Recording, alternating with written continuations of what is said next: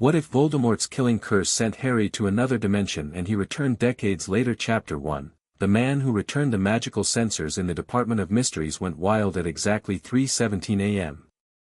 Alarms blared through the normally silent corridors, startling the night shift security wizards from their half-slumber. Red warning lights pulsed along the stone walls as the detection charms registered something they'd never encountered before. What in Merlin's name is that? Junior Auror Theo Donovan grabbed his wand from his desk, knocking over a cold cup of tea in the process. His supervisor, Auror Hawkins, was already on her feet, moving toward the source. Something's breached the Veil Room. Call for backup, now. But before Donovan could send the Patronus message, the entire ministry shuddered. The magical core of the building, spells laid down by wizards centuries ago, briefly destabilized, plunging them into darkness before emergency lights sputtered to life. "That's impossible," Hawkins whispered, her wand tip illuminating the fear on her face. "Nothing can affect the ministry's foundation spells." They rushed through corridors, joined by 3 more security wizards responding to the silent alarms. The massive door to the Department of Mysteries swung open of its own accord as they approached, another impossibility that sent chills down their spines. "Form up," ordered Hawkins, her voice steady despite the unprecedented situation. "Standard containment formation. We don't know what we're dealing with." The 5 wizards moved in practiced synchrony toward the circular room that served as the department's hub. As soon as they entered, the room began to spin, walls blurring until they couldn't tell which door they'd come through. But something was different. One door glowed with an eerie blue light that pulsed in an irregular rhythm. None of them had ever seen the room behave this way. "That door," Donovan pointed. "It's choosing for us." Hawkins nodded grimly. "Wands ready. Full shield charms on my mark." The glowing door swung open as they approached, revealing the amphitheater-like room containing the Veil, the ancient stone archway that had claimed Sirius Black's life years ago. But the Veil wasn't its usual still, whisper-filled self. The tattered curtain whipped violently as though caught in a storm, and the entire archway crackled with electric blue energy. And in front of it stood a man. Tall and lean, wearing strange robes of midnight blue with silver runes that seemed to move of their own accord. His back was to them, but they could see he had unruly salt and pepper hair and stood with the confident posture of someone dangerous. His right hand held a wand unlike any they'd seen, longer than normal, with what looked like crystal formations along its length. Hawkins didn't hesitate.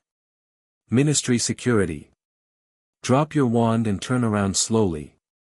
The man didn't seem startled. He simply raised his left hand in a calming gesture while keeping his wand pointed at the Veil. "One moment," he said, his voice deep and commanding. "Need to seal this rift or we'll have bigger problems." He moved his wand in a complex pattern, and the energy around the Veil began to condense, folding in on itself like fabric being stitched closed. "I said drop your wand." Hawkins raised her own, preparing to stun. "Trust me, you don't want me to do that right now," the man replied, still working. "Unless you want half the ministry to collapse into a dimensional pocket." Donovan exchanged confused glances with his colleagues. The man spoke with absolute authority, as if he belonged there, as if they were interrupting his important work. With a final flourish, the man sealed whatever disturbance had been affecting the Veil. The blue energy collapsed into a single point of light, which he somehow captured at the end of his wand before absorbing it into one of the runes on his robes. Only then did he turn to face them. The security team gasped almost in unison. The man was in his early 50s, with weathered skin and a short beard shot through with gray, but his eyes were unmistakable, bright green and almond-shaped, partially hidden behind round glasses. And on his forehead, partially obscured by his hair but still visible, was the lightning bolt scar. "Harry Potter?" Donovan blurted out, lowering his wand slightly in shock. The man's mouth quirked up in a half-smile. "Been a long time since anyone's called me that." His eyes scanned each of their faces, taking in details with practiced efficiency. "I realize this is confusing. I'd like to speak with whoever's in charge these days." Hawkins hadn't lowered her wand. Harry Potter died 5 years ago during the Battle of Hogwarts. From your perspective, I suppose that's true, the man said. He slowly, carefully, tucked his strange wand into a holster at his forearm. Time flows differently between dimensions. For me, it's been just over 40 years since I faced Voldemort in the Forbidden Forest. Donovan couldn't help himself. You expect us to believe you're Harry Potter, returned from the dead after 5 years, claiming you've been in another dimension for decades? The man, Harry, chuckled. When you put it that way, it does sound rather far-fetched. But yes. That's exactly what happened. He reached slowly into his pocket and pulled out a small leather pouch. I believe this might help convince you. It's the snitch Dumbledore left me. The one that contained the resurrection stone. Hawkins' eyes widened slightly. That detail had never been made public. We need to take you into custody, she said finally. Standard procedure for unknown magical incursions. Harry nodded. I understand. And I'll cooperate fully. But first, he waved his hand and 5 patron uses burst forth simultaneously from his fingertips without a wand, each taking the form of a stag. Messages to some old friends. They'll want to know I'm back. The casual display of wandless, wordless, multiple patron uses left the security team speechless. No wizard they knew could perform such magic. Now, Harry said, placing his hands together in front of him obligingly, lead the way. I'm curious to see how the ministry's changed. 3 hours later, Harry sat in an interrogation room, sipping tea and watching the chaos unfold outside through the one-way glass. His arrival had thrown the entire ministry into an uproar. He could see officials rushing back and forth, urgent messages flying, and heated discussions taking place just out of earshot. The door burst open, and Harry couldn't help but smile at the sight of Kingsley Shacklebolt. The Minister for Magic looked much the same as Harry remembered, though with more grey in his hair. They're saying it's really you, Kingsley said, his deep voice betraying uncharacteristic emotion. But that's impossible. Harry set down his teacup. Hello, Kingsley. It's good to see you again. Kingsley approached cautiously, wand not drawn but clearly ready.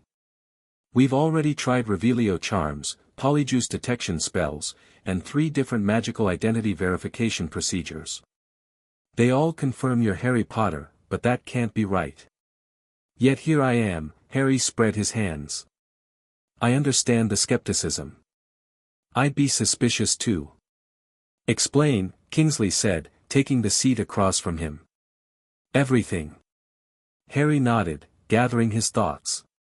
When Voldemort cast the killing curse at me in the forest, something unexpected happened. I was meant to die, I was ready to die, but the combination of factors created a unique magical circumstance. The Elder Wand refusing to truly kill its master, the fragment of Voldemort's soul being destroyed instead of mine, and my willing sacrifice created a tear in reality instead of simply killing me. A tear in reality, Kingsley repeated flatly. I know how it sounds, Harry acknowledged. I didn't understand it myself until years later. I thought I was dead at first, expected to see Dumbledore or my parents. Instead, I woke up in a world similar to this one but fundamentally different. A parallel magical dimension where the rules of magic had evolved differently. Harry paused, studying Kingsley's expression. The minister was listening intently, skepticism warring with the evidence of his eyes. I lived there for 42 years, Kingsley. I built a life. Learned their magic. Found my place. And eventually discovered how to return. Why now? Kingsley asked. Why come back after all this time? Harry's expression darkened. Because something's wrong with the boundaries between dimensions. What happened to me was just the beginning. The walls are thinning. I came back to help, and to warn you. Kingsley leaned forward. Warn us about what? Things from other dimensions crossing over. Magical energies that don't belong here. And people who might exploit these rifts. Harry tapped his fingers on the table. But that's getting ahead of ourselves. I imagine you'll want to verify my identity beyond magical means. We've already called in people who knew you, Kingsley confirmed. They're on their way. Harry nodded, feeling a strange mix of anticipation and dread. I expected as much. I look forward to seeing them, though I doubt they'll recognize me easily. You look like you could be Harry Potter's father, Kingsley observed. I'm 58, Kingsley. Lived most of my life in a place where time moves differently. Harry ran a hand through his salt and pepper hair. Who's coming? Hermione Granger and Ron Weasley, for starters. They should be here the door flew open again, and Harry's heart skipped a beat. Standing in the doorway was Hermione, his brilliant, loyal friend, but now a confident young woman in her early 20s. Her eyes widened as she took him in, her analytical mind clearly racing to process what she was seeing.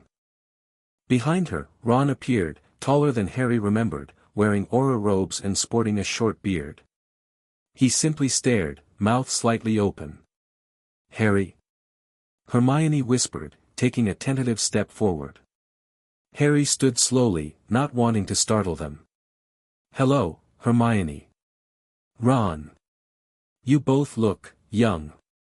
Bloody hell, Ron breathed. It really is you, isn't it? Harry smiled sadly. Yes and no. I'm not the Harry you remember. That boy died in the forest, in many ways. I've lived a whole life since then. Hermione approached him cautiously, studying his face.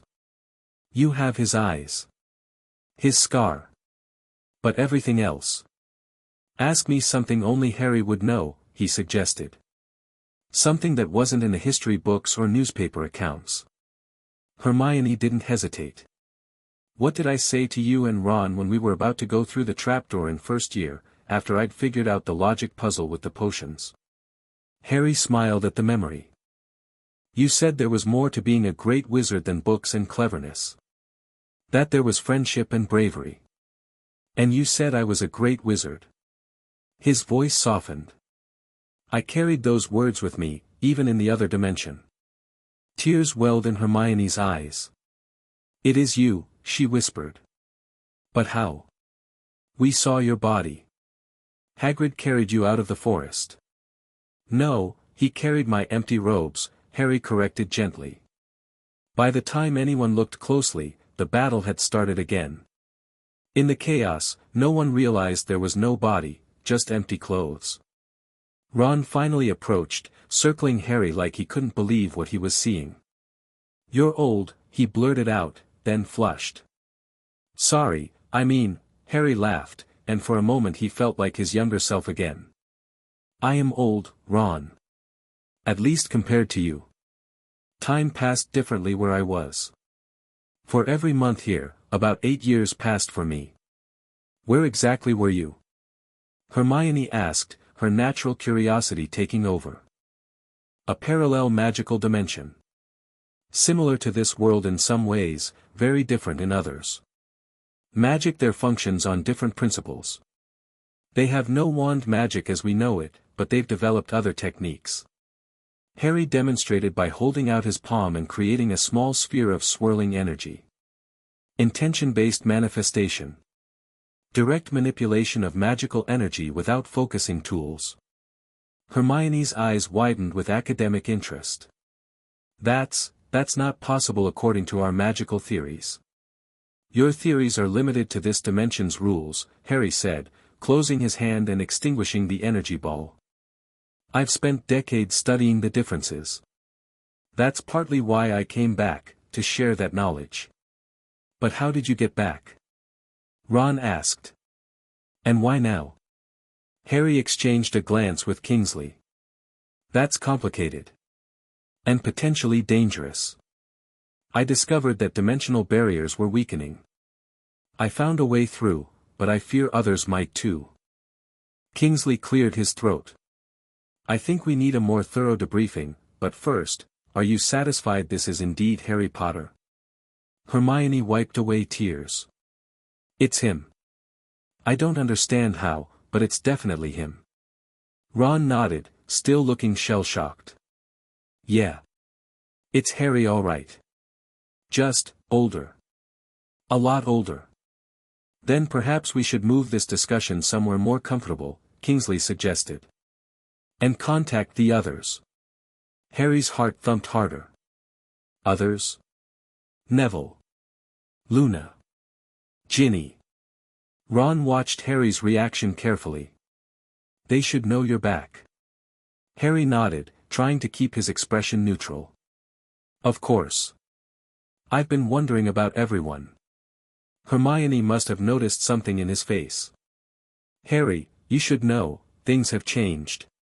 People have moved on with their lives. I expected that, Harry said quietly. 5 years is a long time. And for me, well, it's been even longer. He didn't mention that he, too, had moved on in many ways.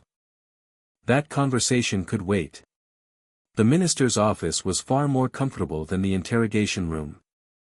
Harry sat in a plush armchair, hands wrapped around a fresh cup of tea, as Hermione peppered him with questions. Ron mostly stared, occasionally shaking his head in disbelief. So this other dimension, Hermione was saying, did it have its own version of Hogwarts? Its own wizarding society? Harry nodded. Similar in structure but different in practice. They call it the Arcanum rather than Hogwarts. Magic users are called Shapers rather than wizards and witches.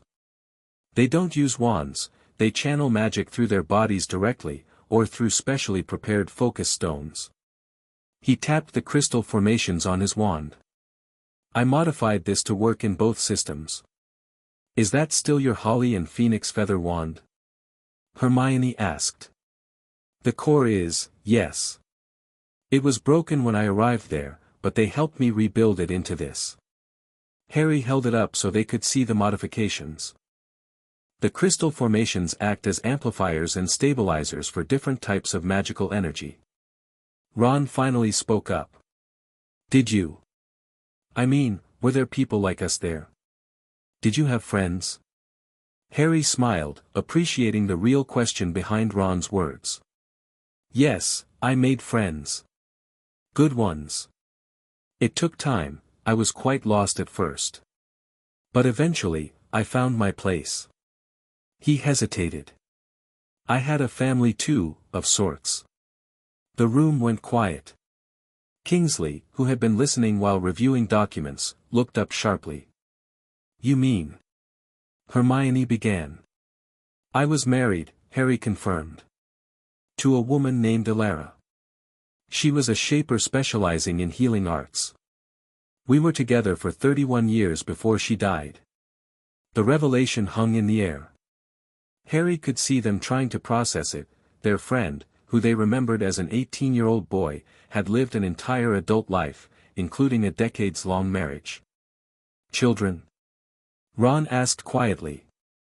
Harry shook his head. We couldn't have children together. Something about the dimensional difference made it impossible. We tried for years before accepting it. The old pain was dull now, but still present. We mentored many young shapers though. Had a house full of students at times. Kingsley cleared his throat. I've been checking our records while you've been talking. The disturbance in the Department of Mysteries coincided with strange magical fluctuations across Britain. Reports of spell malfunctions, wards temporarily failing, magical creatures becoming agitated. Whatever brought you back affected our world's magic. Harry nodded grimly. I was afraid of that. The dimensional tear I came through, it wasn't a clean transition. I tried to minimize the damage, but some bleed-through was inevitable. Bleed-through? Hermione leaned forward. What does that mean exactly? Magic from one dimension leaking into another, Harry explained. It can cause instabilities. Unpredictable effects. Usually temporary, but what? Kingsley prompted when Harry hesitated. But I'm concerned this might not be an isolated incident, Harry finished. My arrival may be just the beginning. Before anyone could respond, the office door opened and Neville Longbottom walked in. He'd filled out since Harry had last seen him, looking confident and composed in professor's robes. His eyes widened as he took in the scene. "It's true then?" he asked, gaze fixed on Harry. Harry stood, smiling at his old friend. "Hello, Neville. I hear you're a professor at Hogwarts now." Neville approached slowly. Unlike Ron and Hermione, he didn't seem shocked by Harry's appearance, just thoughtful. "Herbology. 5 years now." He extended his hand. "Welcome back, Harry. Though I'm guessing that name doesn't fit quite right anymore." Harry shook Neville's hand, appreciating his perceptiveness. "Most people called me Henry where I was. Easier for them to pronounce than Harry." "Henry," Neville tested the name. "Suits you somehow. More grown up." That simple acceptance nearly undid Harry. He'd been bracing for disbelief, for suspicion, for interrogation, but Neville just accepted him as he was. "Thanks, Neville," he said quietly. The moment was interrupted when Luna Lovegood drifted into the room, followed by her father Xenophilius. Luna's eyes immediately found Harry's, and a serene smile spread across her face. "Your aura has changed," she said by way of greeting. "It's layered now, like you've lived multiple lives." She approached and, without hesitation, hugged him. "The Raxburts are completely gone, though." "That's nice." Harry hugged her back, laughing despite himself. "I've missed you, Luna." Luna stepped back, studying him. "You're both younger and older than you should be. The other world must have strange time currents." Harry raised an eyebrow at her insight. "You're exactly right. Time flowed differently there." Xenophilius was practically vibrating with excitement. "Mr. Potter. Or should I say, Dimensional Traveler Potter. This confirms everything I've written about parallel magical realms. The readers of the Quibbler will be fascinated, Dad," Luna interrupted gently. Perhaps Harry would prefer to settle in before becoming the subject of an exposé. Harry shot her a grateful look. "It's good to see you both. And yes, I'd appreciate some time before any public announcements." Kingsley stepped forward. "That's actually something we need to discuss. Your return will cause a sensation once word gets out, which it inevitably will. We need a strategy." "I was afraid you'd say that," Harry sighed. "Let me guess, press conference, official statement, controlled narrative." "Something like that," Kingsley confirmed. "Unless you'd prefer to disappear into anonymity, which I suspect isn't an option given the nature of your return and the magical anomalies that accompanied it." Harry ran a hand through his hair, a gesture so familiar to his old friends that several of them smiled despite the serious conversation. "I've never been good with publicity." "Some things never change," Ron said, grinning. "We'll keep it controlled," Hermione promised. "But people deserve to know you're back. You're still a hero to the wizarding world, Harry." Harry grimaced. "That's what I'm afraid of. I'm not the same person they remember. I'm not the boy who lived anymore. I'm just a middle-aged man who's spent more of his life in another dimension than in this one." Neville stepped forward. "Then that's what we tell them. No pretenses. Just the truth." The conversation was interrupted again as the door opened once more. Harry looked up, and his heart stuttered in his chest. Standing in the doorway was Ginny Weasley, her red hair pulled back, wearing what looked like Quidditch training gear. She had clearly rushed over from practice. Their eyes met, and Harry saw a storm of emotions cross her face: shock, disbelief, joy, pain, anger, all in the span of seconds. "Ginny," he said softly, rising from his chair. She didn't move, her knuckles white where she gripped the doorframe. They told me, but I didn't really believe." "It's me," Harry said. "I'm sorry. I know this must be a shock." Ginny's eyes traveled over him, taking in the decades of aging, the changed physique, the different way he carried himself. You're so different. I am, he acknowledged. It's been a long time for me, Ginny. 5 years, she whispered. 42, he corrected gently. Where I was. Something in Ginny's expression hardened. Convenient. For you. She turned to Kingsley. I confirmed it's him. I'll be at practice if you need me for anything else. Without another word or backward glance, she left, closing the door firmly behind her. The room fell silent. Ron looked uncomfortable, torn between loyalty to his sister and his friend. She took it hard, mate. When you died, when we thought you died. She never really. I mean, she dated a bit, but. Harry nodded, understanding. I don't expect anything, Ron. Too much time has passed. For both of us. Hermione gave him a searching look. You said you were married. For 31 years. I was. Harry met her gaze steadily. Elara died 3 years ago. Heart failure. Their healing magic is different from ours, more advanced in some ways, but some things they can't fix either. The reality of what Harry had lived through seemed to finally hit them all. He wasn't just their friend who had disappeared and returned. He was a man who had lived an entire adult life away from them, who had loved, lost, aged, and changed in ways they couldn't fully comprehend. Maybe we should continue this tomorrow, Kingsley suggested, seeing the emotional toll the reunions were taking. You need rest, Harry. Where will you stay tonight? Harry hadn't thought that far ahead. I don't know. I suppose Grimmauld Place, if it's still standing.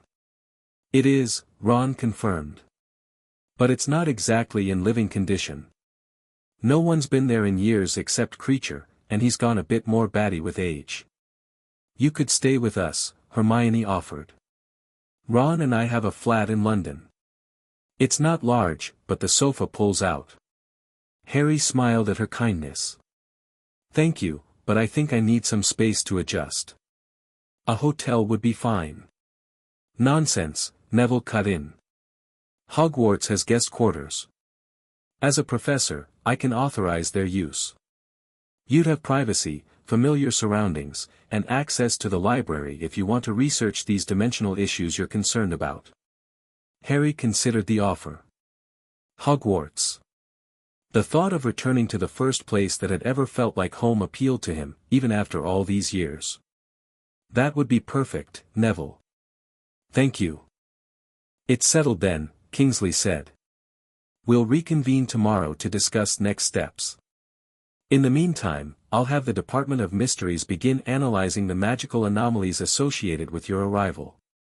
As the meeting broke up, Harry found himself surrounded by his old friends, now young adults, trying to bridge a gap of decades and dimensions.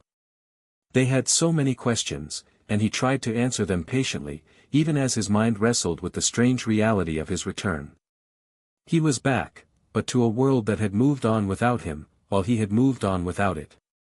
The boy they remembered was long gone, replaced by a man shaped by experiences they couldn't imagine. And somewhere, in the space between dimensions, something was stirring that threatened everything he had once fought to protect. Hogwarts Castle looked exactly as Harry remembered it, and nothing like the school he'd left behind. The reconstruction after the Battle of Hogwarts had been faithful to the original architecture, but to Harry's dimensional traveler eyes, the magic felt different. Newer in some places, ancient in others, with currents and eddies of power that hadn't been there before. Or perhaps he simply hadn't been able to sense them as a teenager. You're examining the castle like you've never seen it before, Neville observed as he led Harry through the corridors toward the guest quarters. It was late evening, and most students were already in their common rooms. I'm seeing it differently, Harry explained. My magical senses developed in the other dimension. I perceive magical energies more directly now. What do you see when you look at Hogwarts? Neville asked, genuinely curious. Harry considered the question. Layers. The oldest magic is at the foundation, steady, immovable. The newer spells from the reconstruction shimmer more brightly. And there are connections. Threads linking everything together. He smiled slightly. It's beautiful, actually. They passed the Great Hall, where a few students were still studying. Harry felt their curious gazes follow him, just another visitor to them, not the legendary Harry Potter. The anonymity was refreshing. The headmistress knows you're here, of course, Neville said as they climbed a staircase to the 4th floor. She'd like to meet with you tomorrow if you're willing. McGonagall is still headmistress? Harry asked, pleased. Neville nodded. Going strong. She says she'll retire when she finds someone worthy to replace her, but none of us believe she ever will. That made Harry laugh, a genuine laugh that felt good after the emotional strain of the day. Some things truly never change. They reached a corridor Harry didn't recognize, a new addition since the reconstruction, Neville explained.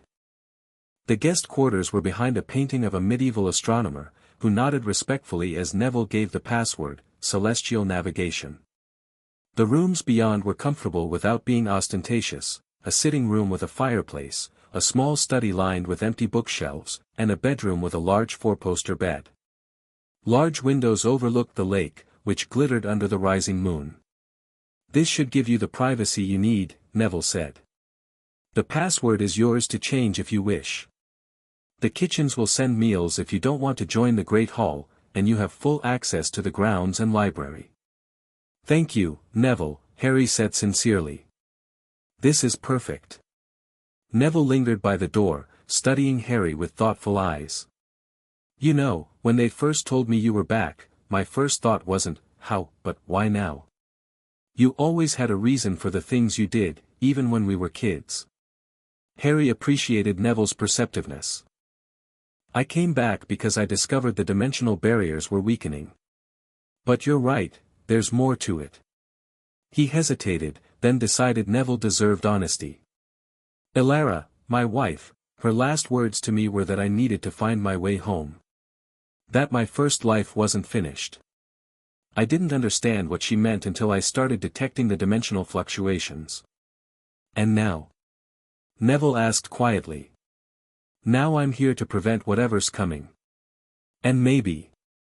Harry looked out at the familiar yet strange landscape of Hogwarts grounds. Maybe to find out if this still is home. Neville nodded, understanding. Well, for what it's worth, I think you'll find parts of it still are. He moved toward the door.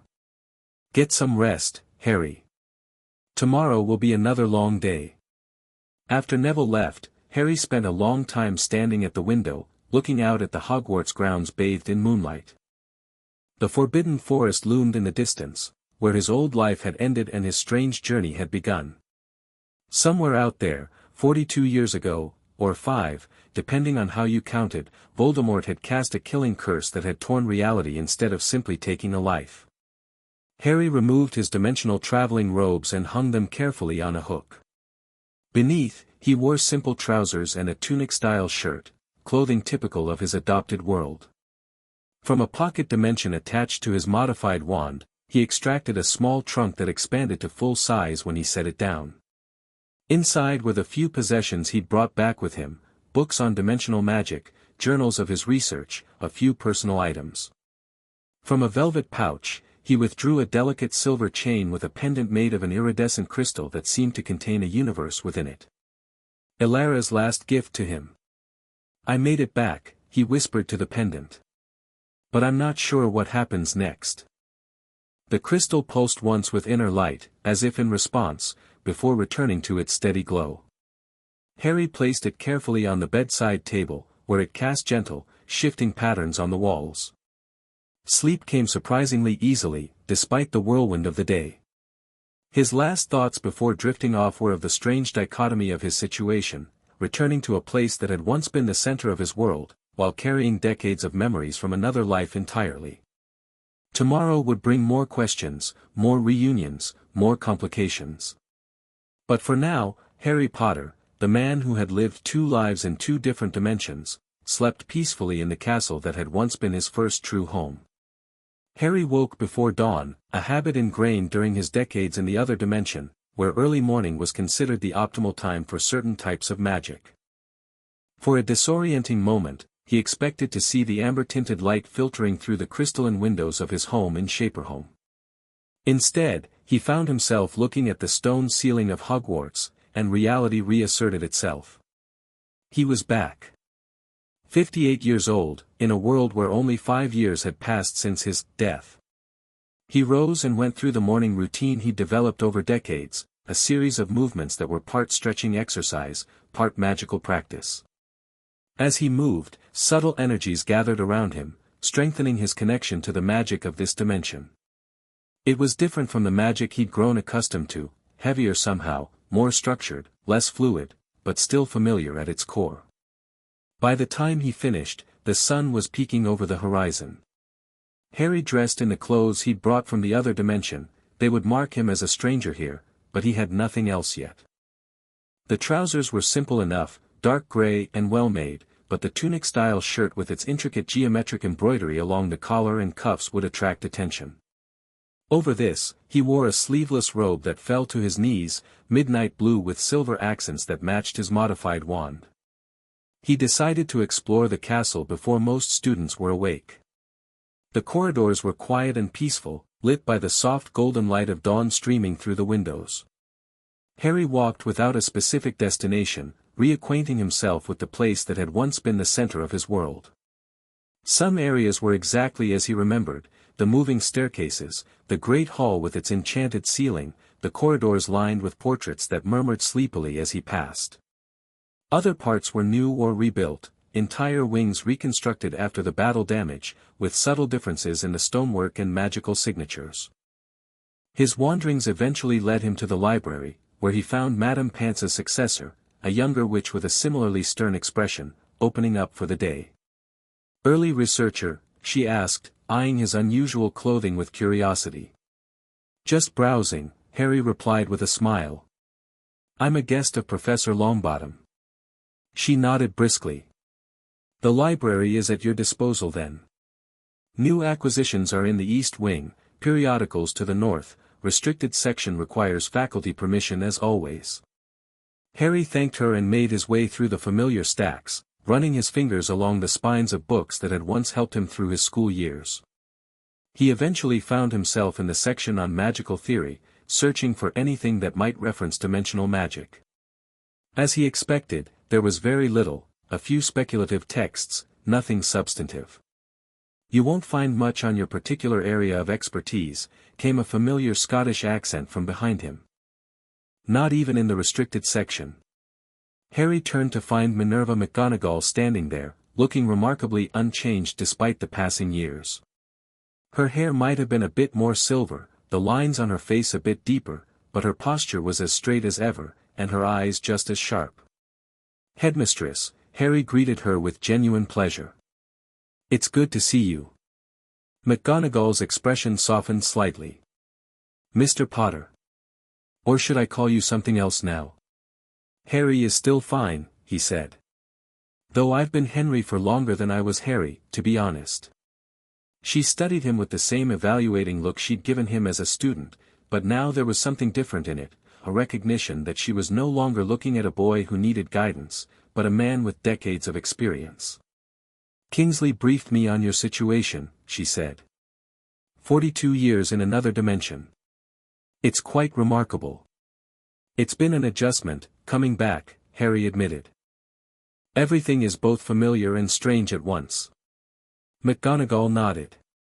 "I can only imagine. Would you join me for breakfast in my office? We have much to discuss, and I suspect you'd prefer to avoid the commotion of the Great Hall for now." Harry accepted gratefully, and they made their way to the headmistress's office. The gargoyle guarding the entrance leapt aside without a password, recognizing McGonagall's magical signature. As they ascended the spiral staircase, Harry felt a flutter of anticipation. Would Dumbledore's portrait be awake? What would his old mentor make of his dimensional exile and return? The office had changed somewhat from Dumbledore's days. McGonagall's taste ran to tartan rather than silver instruments, and the bookshelves were more orderly. But Fawkes Perch remained, though empty, and the portraits of former headmasters and headmistresses still lined the walls. Harry's eyes immediately found Dumbledore's portrait. The painted figure was awake, blue eyes twinkling behind half-moon spectacles as they had in life. "Ah, Harry," the portrait said warmly. "Or perhaps you prefer Henry now. Welcome back to the land of the living, from our perspective, at least." Professor Dumbledore, Harry greeted him, feeling a complex mix of emotions. This wasn't really Dumbledore, just an imprint of his personality, but the familiar voice and mannerisms still affected him. "It's been a long time." "For you, certainly," the portrait agreed. "I understand you've lived quite a life since we last spoke in that place between life and death." Harry raised an eyebrow. "You remember our conversation at King's Cross?" "The portrait was completed before my death," Dumbledore explained. "But it contains impressions of things I intended to happen. I always believed you would return from that forest, though I never imagined it would be quite so circuitous a journey." McGonagall conjured a tea service and breakfast pastries. "The portraits have been most animated since hearing of your return, Harry. Particularly Severus, though he pretends indifference." Harry glanced at Snape's portrait, which appeared to be sleeping, though Harry suspected the former potions master was merely avoiding conversation. "I have many questions," McGonagall said as they settled into comfortable chairs, "but I suspect you've been answering questions since your arrival. Perhaps you have some of your own." Harry appreciated her consideration. "I do, actually. I'm curious about what happened after the battle. How the wizarding world rebuilt. The history books in the other dimension couldn't tell me that." McGonagall sipped her tea. "The immediate aftermath was chaos, of course. Your apparent death was a terrible blow to morale, though your sacrifice inspired many. When Neville killed the snake and you were nowhere to be found during the final confrontation with Voldemort, rumors spread that you had somehow transcended death itself." "Not entirely wrong," Harry murmured. "Indeed. When Voldemort fell, there was a moment of disbelief, then celebration. The rebuilding began almost immediately. Hogwarts was functional by September, though construction continued for another 2 years." She gestured around the office. "We took the opportunity to modernize certain aspects while maintaining the essential character." "And the wizarding world? The ministry?" "Kingsley was named interim minister and then elected properly. He's been remarkably effective at reform, though there's always resistance to change. The pureblood supremacy ideology has been thoroughly discredited, though pockets remain." She gave him a shrewd look. "But I suspect you're more interested in the people than the politics." Harry nodded, grateful for her perceptiveness. "I've seen Ron and Hermione, and Neville of course. And Ginny," he added, his voice softening slightly on the name. "Briefly." McGonagall's expression turned sympathetic. "Miss Weasley took your death particularly hard. She threw herself into Quidditch, plays for the Holyhead Harpies now, quite successfully. But those who know her well can see she's never fully moved on." She paused. "Your return will be complicated for her." "I know," Harry said quietly. "I don't expect anything. Too much has happened. Too much time has passed, for both of us." McGonagall studied him over her teacup. "You were married, I understand." "Yes. To a remarkable woman named Elara. She was a magical researcher, what they call a theoretical shaper. Brilliant, kind, patient with my constant questions about how their magic worked." Harry smiled at the memories. "She helped me adapt, to build a new life there." "And she has passed?" McGonagall asked gently. Harry nodded. 3 years ago. Heart failure. Their healing magic is different, more advanced in some ways, less in others. "I'm sorry for your loss," McGonagall said sincerely. "Thank you." Harry turned the conversation to lighter topics. "Tell me about the students these days. Are they still getting into as much trouble as we did?" McGonagall's mouth twitched. Thankfully, no one has quite matched the talent for catastrophe that you, Mr. Weasley, and Miss Granger possessed. Though we have a few contenders. They spoke for nearly an hour, McGonagall filling him in on the changes at Hogwarts, the accomplishments of his former classmates, the evolving magical education curriculum. Dumbledore's portrait occasionally chimed in with observations or gentle corrections. Even Snape's portrait eventually gave up the pretense of sleep to make a sardonic comment about the declining quality of potion students. As they finished their tea, McGonagall broached the subject Harry had been expecting. Kingsley mentioned you've detected dimensional instabilities. How concerned should we be? Harry considered his response carefully. Concerned enough to investigate thoroughly, not enough to panic. The mere fact that I was able to cross between dimensions indicates a thinning of the barriers. My arrival seems to have caused some magical disturbances, but they appear to be stabilizing. But? McGonagall prompted, hearing the reservation in his voice. But I don't think my crossing was an isolated incident, Harry admitted. In the other dimension, there were researchers studying these phenomena. Some with benign intentions, others less so. I'm concerned that if I found a way through, others might as well. Others from that dimension? Or from this one going there? Dumbledore's portrait asked, leaning forward in his painted chair. Both, potentially. The multiverse theory they developed suggests that once a connection is established between dimensions, it becomes easier for subsequent crossings to occur. McGonagall set down her cup with a decisive click. Then we should be prepared. What do you recommend? Harry felt a surge of gratitude for her immediate acceptance of the potential threat. For now, monitoring. I need to establish detection wards at key magical locations, Hogwarts, the Ministry, Diagon Alley, places where dimensional breaches would most likely occur or be most dangerous. Consider it done, McGonagall said. Hogwarts is at your disposal. I'll speak with the other professors, discreetly, of course. Harry nodded gratefully. Thank you, headmistress. There's one more thing, I'd like access to my old school records, particularly anything related to my connection with Voldemort. I have a theory about why the killing curse sent me to another dimension instead of killing me, but I need more information. Of course, McGonagall agreed. Though I'm not sure how much you'll find. Albus kept many of his theories about your connection to Voldemort to himself. Dumbledore's portrait smiled apologetically. A habit I now regret, though I believed it necessary at the time. However, Harry, you might find my personal journals useful. Minerva has preserved them. McGonagall nodded. I'll have them brought to your quarters. Now, as for your public reappearance, Kingsley mentioned a press conference is being planned for tomorrow. Are you prepared for that? Harry grimaced slightly. As prepared as I'll ever be. I've never enjoyed publicity.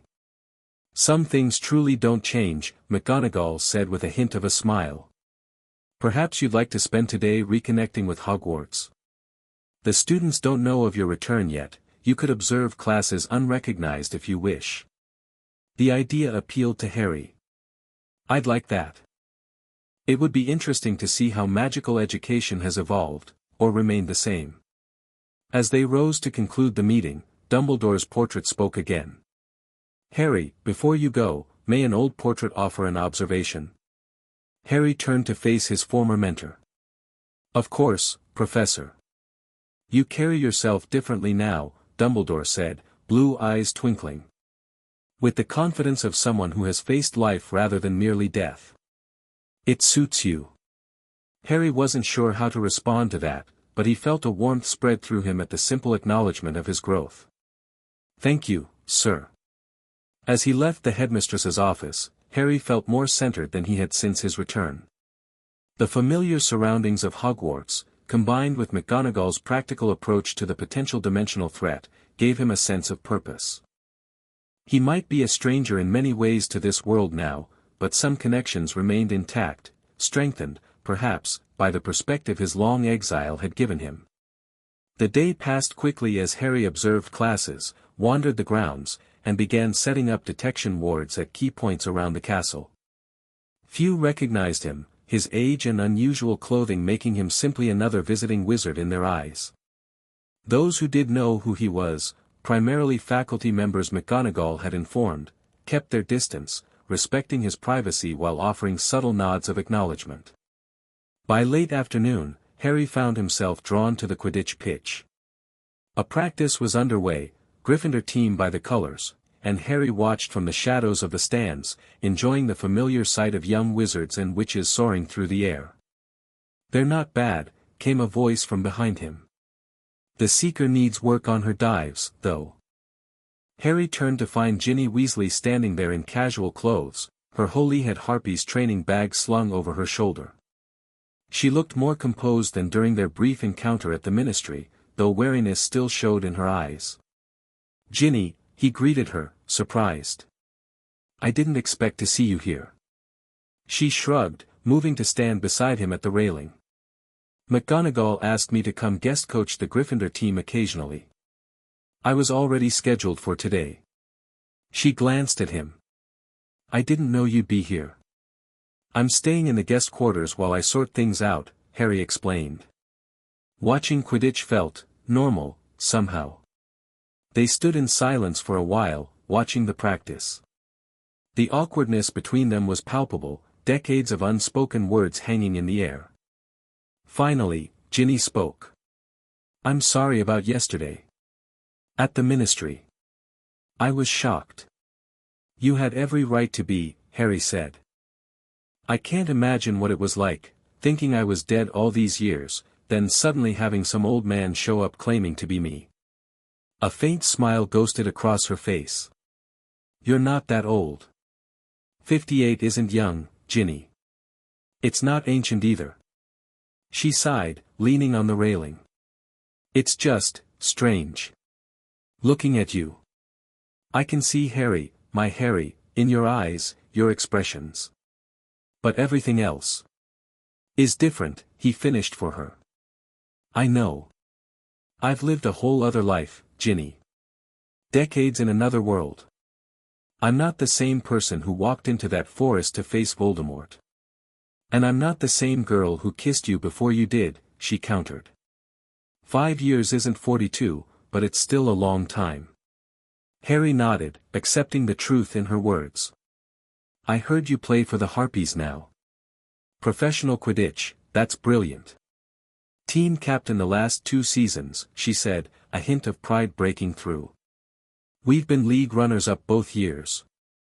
"I'd love to see you play sometime," Harry said, then immediately wondered if that was too presumptuous. But Ginny just nodded. "We have a match next weekend against Puddlemere. I could get you tickets. If you're still here, that is." The question behind her words was clear: was he staying? Harry wished he had a simple answer. "I'll be here. I came back for a reason, Ginny.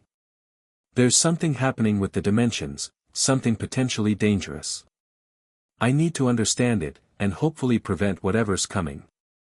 She studied him, the Quidditch practice forgotten. "Always saving the world, Harry Potter."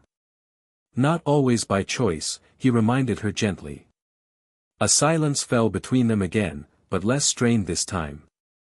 Eventually, Ginny gestured to the practice. "I should go coach those kids before they develop bad habits. The Seeker really does need help with her dives." Harry nodded. "Of course." She turned to leave, then hesitated. "Harry. I'm glad you're not dead. Even if it's complicated, I'm glad you're here." The simple statement meant more to him than she could know. "Thank you, Ginny. That means a lot." She nodded once, then descended to the pitch, calling instructions to the players as she went. Harry watched her take command of the practice, her confident expertise immediately apparent. This wasn't the Ginny he remembered, this was a woman who had built her own life, found her own strength. Just as he had built a different life in the other dimension. Harry remained at the pitch for a while, watching Ginny coach the young players, seeing glimpses of the girl he had known and the woman she had become. There was a bittersweetness to it, the recognition of what might have been, coupled with the acceptance that their paths had diverged long ago. As the sun began to set, Harry made his way back to the castle. The great hall was filled with students for dinner, and Harry slipped in quietly, taking a seat at the end of the staff table where Neville had indicated he would be welcome. The buzz of conversation, the clatter of utensils, the enchanted ceiling reflecting the darkening sky, it all felt so familiar, yet he experienced it now from a different perspective. Not as a student, not as the boy who lived, but as a visitor from another dimension, a man returned from what everyone had believed was death. Tomorrow would bring the press conference, the public revelation of his return, and all the chaos that would entail. But for tonight, Harry was content to simply exist in this place that had once been the center of his world, to observe how it had changed, how it had remained the same, and to consider his place within it now. After dinner, he returned to his quarters to review Dumbledore's journals, which McGonagall had delivered as promised. Hours passed as he pored over the former headmaster's intricate theories about the nature of the connection between Harry and Voldemort, theories that went far beyond what Dumbledore had shared during Harry's lifetime. One passage in particular caught Harry's attention: the connection between Harry and Voldemort transcends ordinary magical bonds. It exists simultaneously in multiple magical dimensions, a theoretical construct most wizards dismiss but which I believe has merit. The killing curse that failed to kill Harry as an infant may have created a fracture in the dimensional barriers, allowing Voldemort's soul fragment to attach to the boy instead of passing beyond the veil. If this theory is correct, then the eventual destruction of this soul fragment could have unpredictable consequences for the dimensional barriers themselves. Harry set down the journal, mind racing. Dumbledore had been closer to the truth than he could have known. The killing curse in the forest hadn't simply destroyed the Horcrux within Harry, it had torn a hole in reality, catapulting Harry into another dimension entirely. And now, decades later, that tear was widening. Other crossings were becoming possible. The question was, who, or what, might be taking advantage of these weakened barriers? And to what end? With these troubling thoughts, Harry finally retired for the night, his mind filled with dimensional theories, memories of two different lives, and the faces of friends both old and new, some familiar, some changed, all part of the complex tapestry of his unexpected return. The press conference was every bit the circus Harry had expected. The Ministry's largest conference room was packed with reporters from every wizarding publication, the Daily Prophet, the Quibbler, which weekly, even international correspondents from magical newspapers across Europe and beyond. Camera flashes blinded him as he entered alongside Kingsley, McGonagall, and a small contingent of aurors for security. Harry wore simple black wizard's robes that Hermione had brought him that morning, to help you blend in a bit more, she'd explained, though they both knew nothing would make the situation normal. He'd kept his dimensional wand visible, however, a conscious choice to acknowledge his time away. Kingsley stepped up to the podium first, his deep, calming voice bringing some order to the clamor. "Ladies and gentlemen, thank you for coming on such short notice. As many of you have heard through unofficial channels, we have extraordinary news to share. 5 years ago, during the Battle of Hogwarts, Harry Potter was believed to have died facing Lord Voldemort. That belief was not entirely accurate." The room erupted in questions and exclamations. Kingsley raised his hands for silence. "Please. All will be explained. I will now turn this over to the man himself." Harry approached the podium, feeling the weight of hundreds of eyes upon him. The room fell into shocked silence as many got their first clear look at him, so clearly older than the teenage hero they remembered, yet unmistakably Harry Potter. "Hello," he began simply. "I realize this is unexpected. 5 years ago, I walked into the Forbidden Forest to face Voldemort. He cast the killing curse at me, and something unprecedented happened. Instead of killing me, the curse tore a hole in reality, sending me to a parallel magical dimension." More murmurs swept the room. Harry continued, "In that dimension, time flows differently. While 5 years passed here, I lived there for 42 years. I built a life, learned their magic, and eventually discovered how to return when I realized the dimensional barriers were weakening. He paused, letting the information sink in. I've returned both to reconnect with this world and to help address potential dangers from these dimensional instabilities. I'm working with the Ministry and Hogwarts to monitor the situation. Questions exploded from every direction. Harry pointed to a familiar face, Luna's father. Mr. Potter, or should I say, Dimensional Traveler Potter, can you describe this other world? Were there Raxperts there? Different magical creatures? Harry suppressed a smile. Their magical ecosystem was quite different, yes. They had creatures that could exist in multiple phases of reality simultaneously. As for Raxperts, they had something similar, though they called them thought wisps. Xenophilius looked delighted. Harry called on the next reporter, Rita Skeeter, looking hardly changed despite the years. Harry, darling, she purred, acid green quill poised above her notepad. Our readers will want to know about your personal life in this other dimension. Were you alone all those years? Or did you find companionship? The implied question was obvious. Harry met her gaze steadily. I lived a full life there, Rita. I was married for 31 years to a brilliant woman named Alara, who passed away 3 years ago. I had colleagues, friends, students I mentored. Rita's quill scratched rapidly. And now that you're back, are you planning to rekindle any old flames? Perhaps with a certain professional Quidditch player who never quite moved on from your death. Harry felt a flash of anger. My personal relationships are not up for public discussion.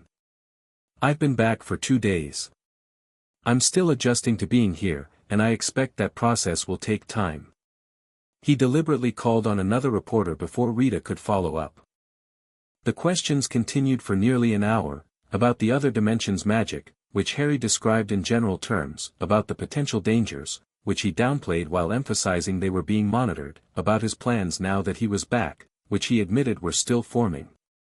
Throughout it all, Harry maintained a calm, measured tone, neither overwhelmed by the attention nor entirely comfortable with it. He was no longer the awkward teenager thrust unwillingly into the spotlight, but neither was he someone who sought it out. Finally, Kingsley stepped in. That's all the questions we'll be taking today. Mr. Potter deserves some privacy as he readjusts to our world. The Ministry will issue updates on the dimensional research as appropriate. Thank you all for coming. As they exited amidst continued shouting of questions, Harry felt Kingsley's hand on his shoulder. You handled that well. Harry shrugged. I've had practice with difficult situations. Just not press conferences. They made their way to Kingsley's office, where Ron, Hermione, and several Ministry officials were waiting. Ron had a copy of the Evening Prophet Special Edition, already hot off the presses. The headline blared, "The Boy Who Lived Twice, Harry Potter Returns from Another Dimension." That was fast, Harry commented, glancing at the paper. Though I suppose I should be grateful they didn't go with "The Man Who Lived" or something about my age. Page 3, Ron said with a grimace, flipping to an inside story. This headline read, Potter's Otherworld Romance, Who Was Mystery Wife Alara? Harry sighed. Of course. Hermione took the paper and set it aside. Ignore Rita. People will be curious, but the novelty will wear off eventually. Until then, Kingsley said, security remains a concern. Not just from overeager reporters, but from those who might view your return, and the dimensional magic you bring with you, as a threat or an opportunity. Harry nodded. I've been thinking about that. I need to establish a base of operations, somewhere I can conduct research and set up proper monitoring for dimensional anomalies. Somewhere secure. Grimmauld Place. Ron suggested. It's still yours, technically. Might need some work, but the protections are already in place. Harry considered it. That could work. The Black Library might have useful resources too, even if they don't directly address dimensional magic. I'll have a team clean it up, Kingsley offered. And add whatever additional security you need. Thank you, Harry said. I'd also like to request access to the Department of Mysteries research on the Veil. I suspect it might be connected to these dimensional issues. Kingsley exchanged glances with Hermione. That might be complicated. The unspeakables are protective of their research. I understand, Harry said, but this is important. The veil has always been a thin point between dimensions. What wizards interpret as the boundary between life and death is actually something more complex. I'll see what I can do, Kingsley promised. In the meantime, is there anything else you need? Harry thought for a moment. Access to my Gringotts vault, if it still exists. And perhaps a more comprehensive briefing on what's happened in the wizarding world while I was gone, politically, magically, socially. I need to understand the current landscape. I can help with that, Hermione offered. I've been working on magical law reform at the ministry. I can fill you in on the political side. And I can cover the social bits, Ron added. Plus, Mum's desperate to see you. Keeps saying she needs to feed you up, even though you're a grown man who's older than she is now, which is weird to think about. That made Harry smile genuinely. I'd like that. Seeing your family, I mean. As the meeting continued, discussing logistics and arrangements, Harry found his mind wandering to the dimensional concerns that had brought him back. The press conference and personal reunions were necessary distractions, but the real work lay ahead. Something had followed him back, he could feel it in the subtle shifts of magical energy around him, in the occasional prickling of his dimensional senses. Not a physical entity, perhaps, but a disturbance that was growing. And somewhere out there, someone was taking notice. He needed to be ready when they made themselves known. Grimmauld Place looked much as Harry remembered it, gloomy, antiquated, filled with dark magical artifacts and unpleasant memories. But as he stood in the entrance hall, breathing in the musty air, he felt a strange sense of ownership that transcended his long absence. Home sweet home, Ron quipped, setting down a box of research materials Harry had begun accumulating. Or it will be, once Mum's cleaning crew gets through with it. Harry glanced at him. Your mum's coming to clean. Try and stop her, Ron grinned. When she heard you were moving in here, she immediately started organizing. That poor man can't live in filth, Ronald. Never mind that you're older than she is now. Harry felt a rush of affection for Molly Weasley. Some things truly didn't change. I appreciate it, but she doesn't need to trouble herself. It's not trouble for her, it's therapy, Ron said, more seriously. Gives her a way to help you that makes sense to her. Cooking, cleaning, that's how Mum shows love. Harry nodded, understanding. All right. But I'm helping, not just sitting back while she does all the work. They moved through the house, assessing what needed to be done.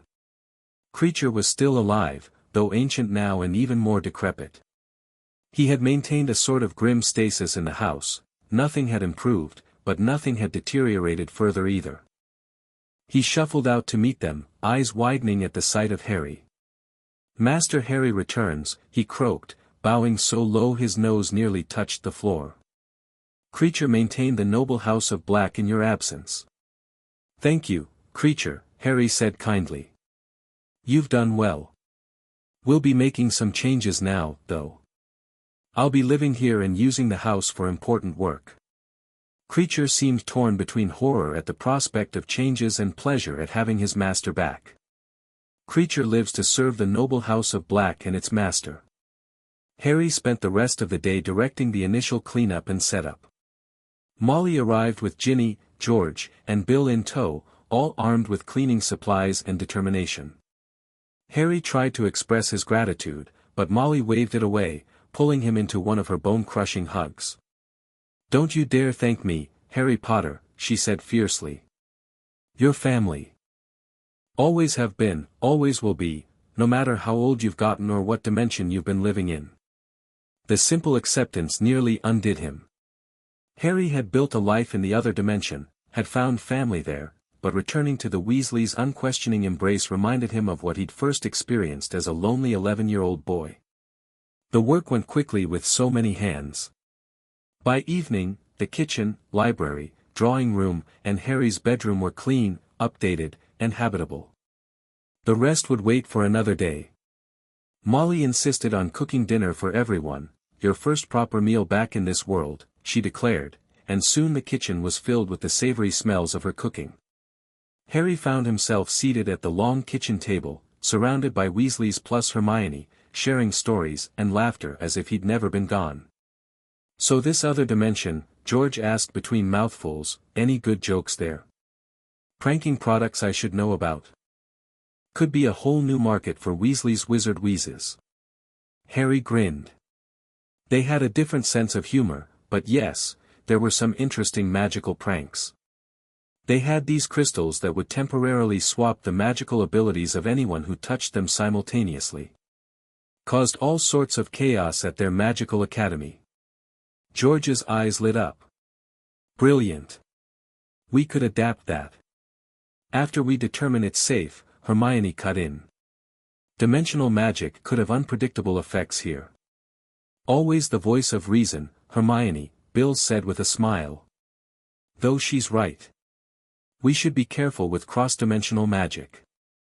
The conversation flowed easily, touching on Weasley's Wizard Wheezes expansion, now with 3 locations, Bill and Fleur's children, 10-year-old Victoire and 7-year-old Dominique, Ginny's Quidditch career, and Ron and Hermione's work at the Ministry. Harry shared selective stories from his life in the other dimension, his initial confusion at their different magical system, his gradual adaptation, his work as what they called a boundary shaper, someone who specialized in the edges between different types of magic. He spoke briefly about Elara when asked, describing her intelligence, her wry humor, her patience with his dimensional displacement. He didn't mention their inability to have children or the prolonged illness that had taken her life. Those memories felt too private for the dinner table. Ginny was relatively quiet throughout the meal, though she participated in the general conversation. Harry caught her watching him sometimes with an unreadable expression. Not hostile, but thoughtful. Assessing. He wondered what she saw when she looked at him now, the boy she had loved, or a stranger wearing a familiar face. After dinner, Harry pulled Ron and Hermione aside while the others were engaged in a heated debate about the Quidditch League standings. I need to show you something, he said quietly. In the library. Once they were alone among the ancient black family tomes, Harry extracted a small leather-bound journal from his pocket. I've been working on something since I got back. A detection system for dimensional anomalies. He opened the journal to reveal intricate diagrams, magical formulas unlike anything taught at Hogwarts, symbols that seemed to shift and move on the page, calculations that extended into 3 dimensions. This is... Hermione trailed off, fingers hovering over the complex notations.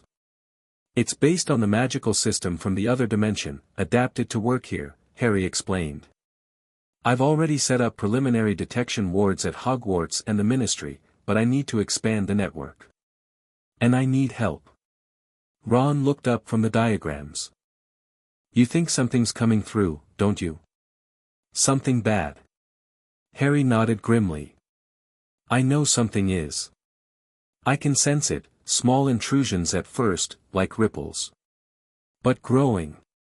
And I don't think they're accidental. Someone's deliberately breaching the dimensions? Hermione asked, alarmed. I believe so. In the other dimension, there was a researcher, a brilliant but ambitious man named Saurin. He was fascinated by my arrival, by the very concept that dimensional travel was possible.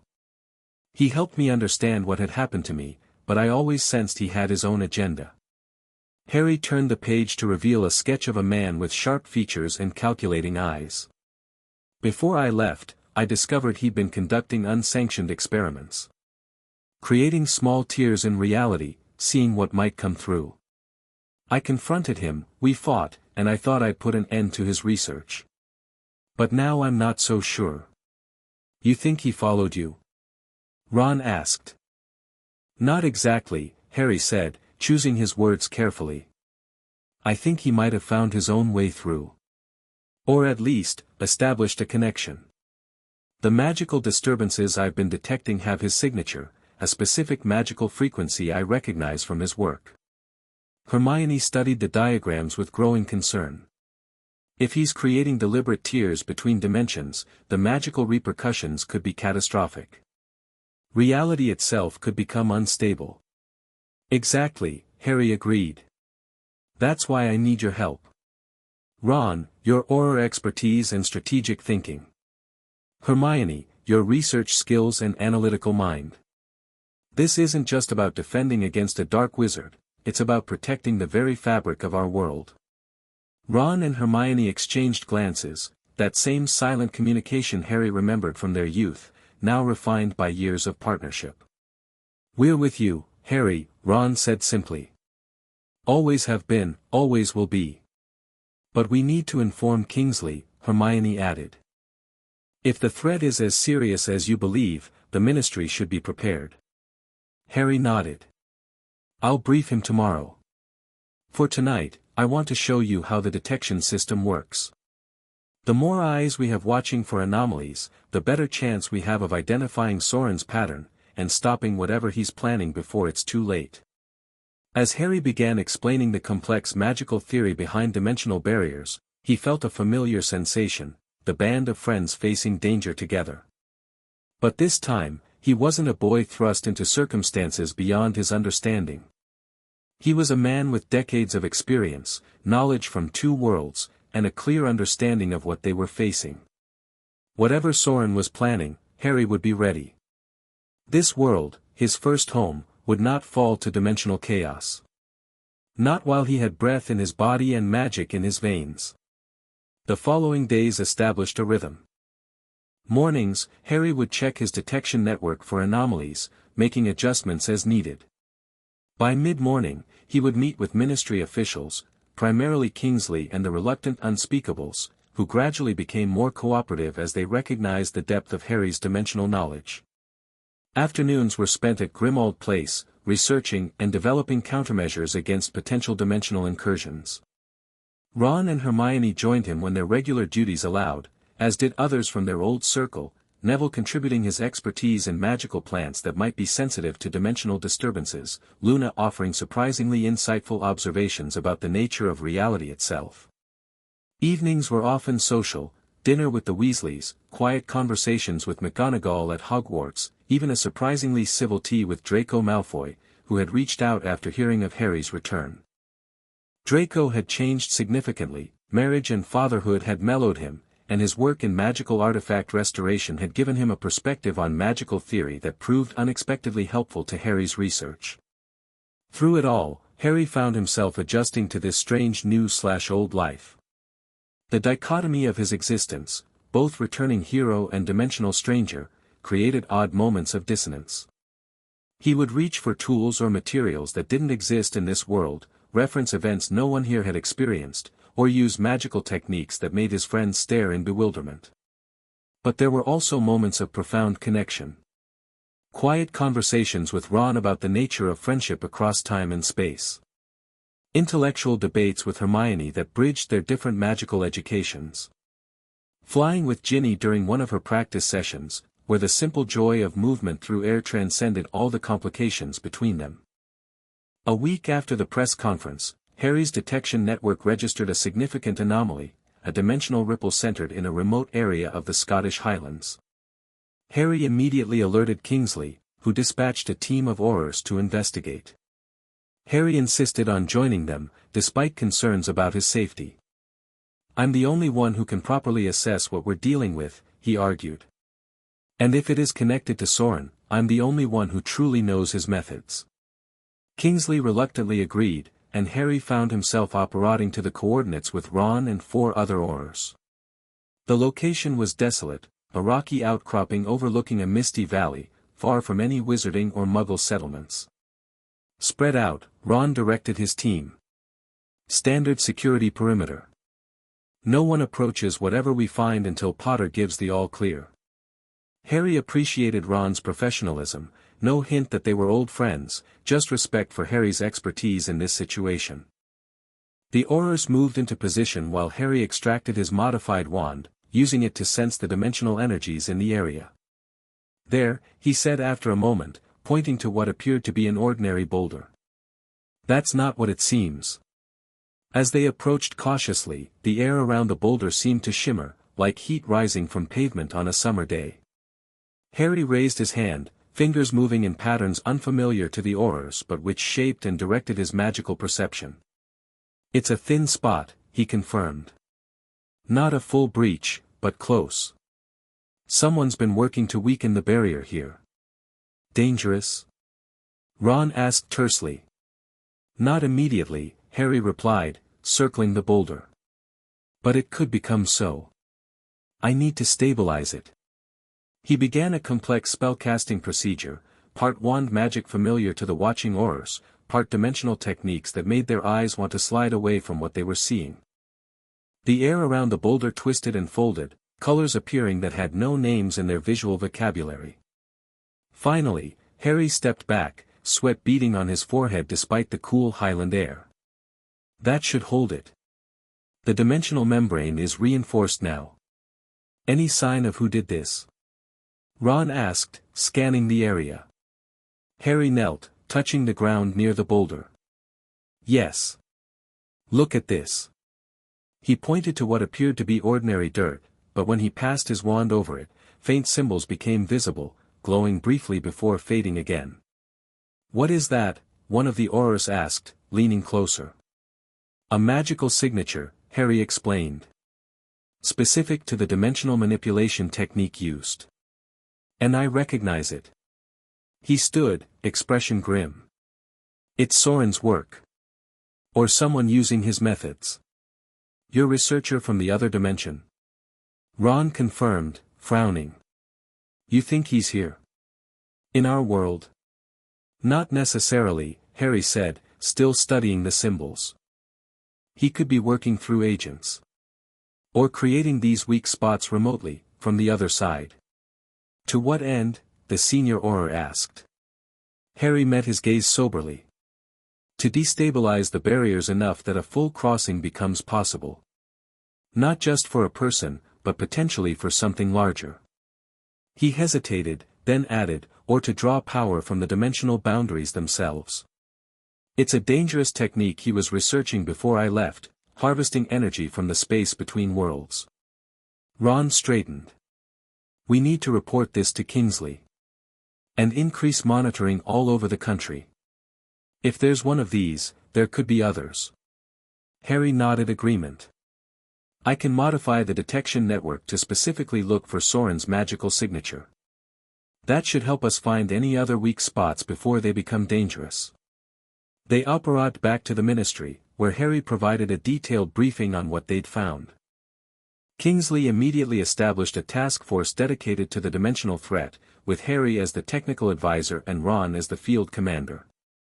This Saurin, Kingsley said as the meeting concluded, what's his ultimate goal? What does he want? Harry considered the question carefully. Power, primarily. The energy that exists between dimensions is immense, properly harnessed, it could make someone nearly godlike in magical terms. But there's more to it than that. Saurin was always obsessed with transcendence, moving beyond the limitations of a single reality. He believes that a truly evolved consciousness should be able to exist across multiple dimensions simultaneously. And that's bad? One of the Aurors asked uncertainly. It's unnatural, Harry said firmly. Reality is compartmentalized for a reason. The walls between dimensions maintain the integrity of each. Breaching them temporarily for travel is one thing, what happened to me was an accident of unique magical circumstances. But deliberately weakening those walls for power or transcendence risks the stability of all connected dimensions. The gravity of his words settled over the room. This wasn't simply about defending against a dark wizard with conventional ambitions. It was about protecting reality itself from someone who saw its fundamental structures as limitations to be overcome. Later that evening, alone in the library at Grimmauld Place, Harry reviewed his notes from the Highland site. The magical signature was definitely Saurin's, he would recognize that particular blend of calculation and recklessness anywhere. But there was something else about it that troubled him, something he couldn't quite identify. A soft knock at the door interrupted his thoughts. Harry looked up to see Ginny standing there, still in her Quidditch practice clothes. "Ron told me about what you found today," she said without preamble. "Thought you might want company that isn't asking you technical questions about dimensional whatever." Harry smiled, appreciating the gesture. "Come in. I could use a break from staring at these notes." Ginny entered, glancing at the papers spread across the desk. "Looks complicated." "It is and it isn't," Harry said, leaning back in his chair. "The principles are actually quite simple once you understand them. It's the execution that gets tricky." She settled into an armchair near the desk. Ron seemed worried. "Said this Saurin person is dangerous." "Very," Harry confirmed. "Brilliant, ambitious, and utterly convinced of his own rightness. A dangerous combination in any dimension." "You knew him well?" Ginny asked. Harry nodded. "We worked together for several years. He was fascinated by my accidental dimensional travel, saw me as living proof of his theories. He helped me understand what had happened to me, helped me adapt to their world." He paused, remembering. "I considered him a friend, once." "What changed?" "I discovered he was conducting experiments that endangered innocent people," Harry said, his voice hardening. "Creating small dimensional tiers in populated areas, regardless of the magical instabilities they caused. When I confronted him, he was unapologetic, said progress required sacrifice. We fought. Magically. It was quite destructive." Ginny studied him. "You won, obviously, since you're here." Harry's mouth quirked. "I did. But I should have realized he wouldn't give up so easily. Saurin doesn't accept defeat, he just changes tactics." They sat in companionable silence for a moment. Then Ginny spoke again, her voice casual but her question anything but. "This Alara, your wife. What was she like?" The question surprised Harry, but he answered honestly. "Brilliant. Passionate about magical theory. She could get so absorbed in her research that she'd forget to eat or sleep if I didn't remind her." He smiled at the memory. "She had a quiet sort of humor, not laugh-out-loud funny, but clever observations that would make you think and then smile. And she was kind, fundamentally kind, even to people who didn't deserve it." "She sounds wonderful," Ginny said softly. "She was," Harry agreed. "She saved me, in many ways. When I first arrived in that dimension, I was lost, grieving for everyone I'd left behind, struggling to understand their magic. She took me under her wing, taught me, challenged me to build a new life rather than just mourning my old one." "Did you tell her about us?" Ginny asked. "About your life here?" Harry nodded. "Everything. She knew about you, about Ron and Hermione, about Hogwarts and Voldemort and all of it. She used to say she was married to two men, the boy I had been here, and the man I became there." Ginny absorbed this. "And did she?" She hesitated, then pressed on. "Did she mind? That you had loved someone else before her?" "No," Harry said simply. "She understood that love isn't finite. That loving her didn't diminish what I had felt for you, any more than her previous relationships diminished what she felt for me." He met Ginny's eyes directly. "She was the one who encouraged me to find a way back, at the end. To close the circle, she called it." "Why are you telling me this?" Ginny asked, her voice steady but vulnerable. "Because you deserve the truth," Harry replied. "All of it. I loved you, Ginny. What we had was real and important. And I loved Alara too, with the person I became after. They're not competing truths, they're both part of who I am." Ginny nodded slowly. "Thank you for that." She stood, moving toward the door, then paused. "For what it's worth, I think she was right, about closing the circle. Whatever that means for us now." After she left, Harry returned to his notes, but his mind kept circling back to their conversation. Closing the circle. Alara had meant it in terms of his life journey, returning to where he began. But as he studied the magical signature from the Highland site, another meaning occurred to him. Circles. Cycles. Patterns that repeated. He grabbed a fresh sheet of parchment and began plotting the coordinates of the Highland site against other locations where his detection network had registered minor disturbances. At first, they seemed random, scattered across Britain without obvious pattern. But when he applied a dimensional overlay, a technique Alara had developed for mapping multi-reality convergences, a pattern emerged. The sites formed a perfect circle, with a single point at its center. Godric's Hollow.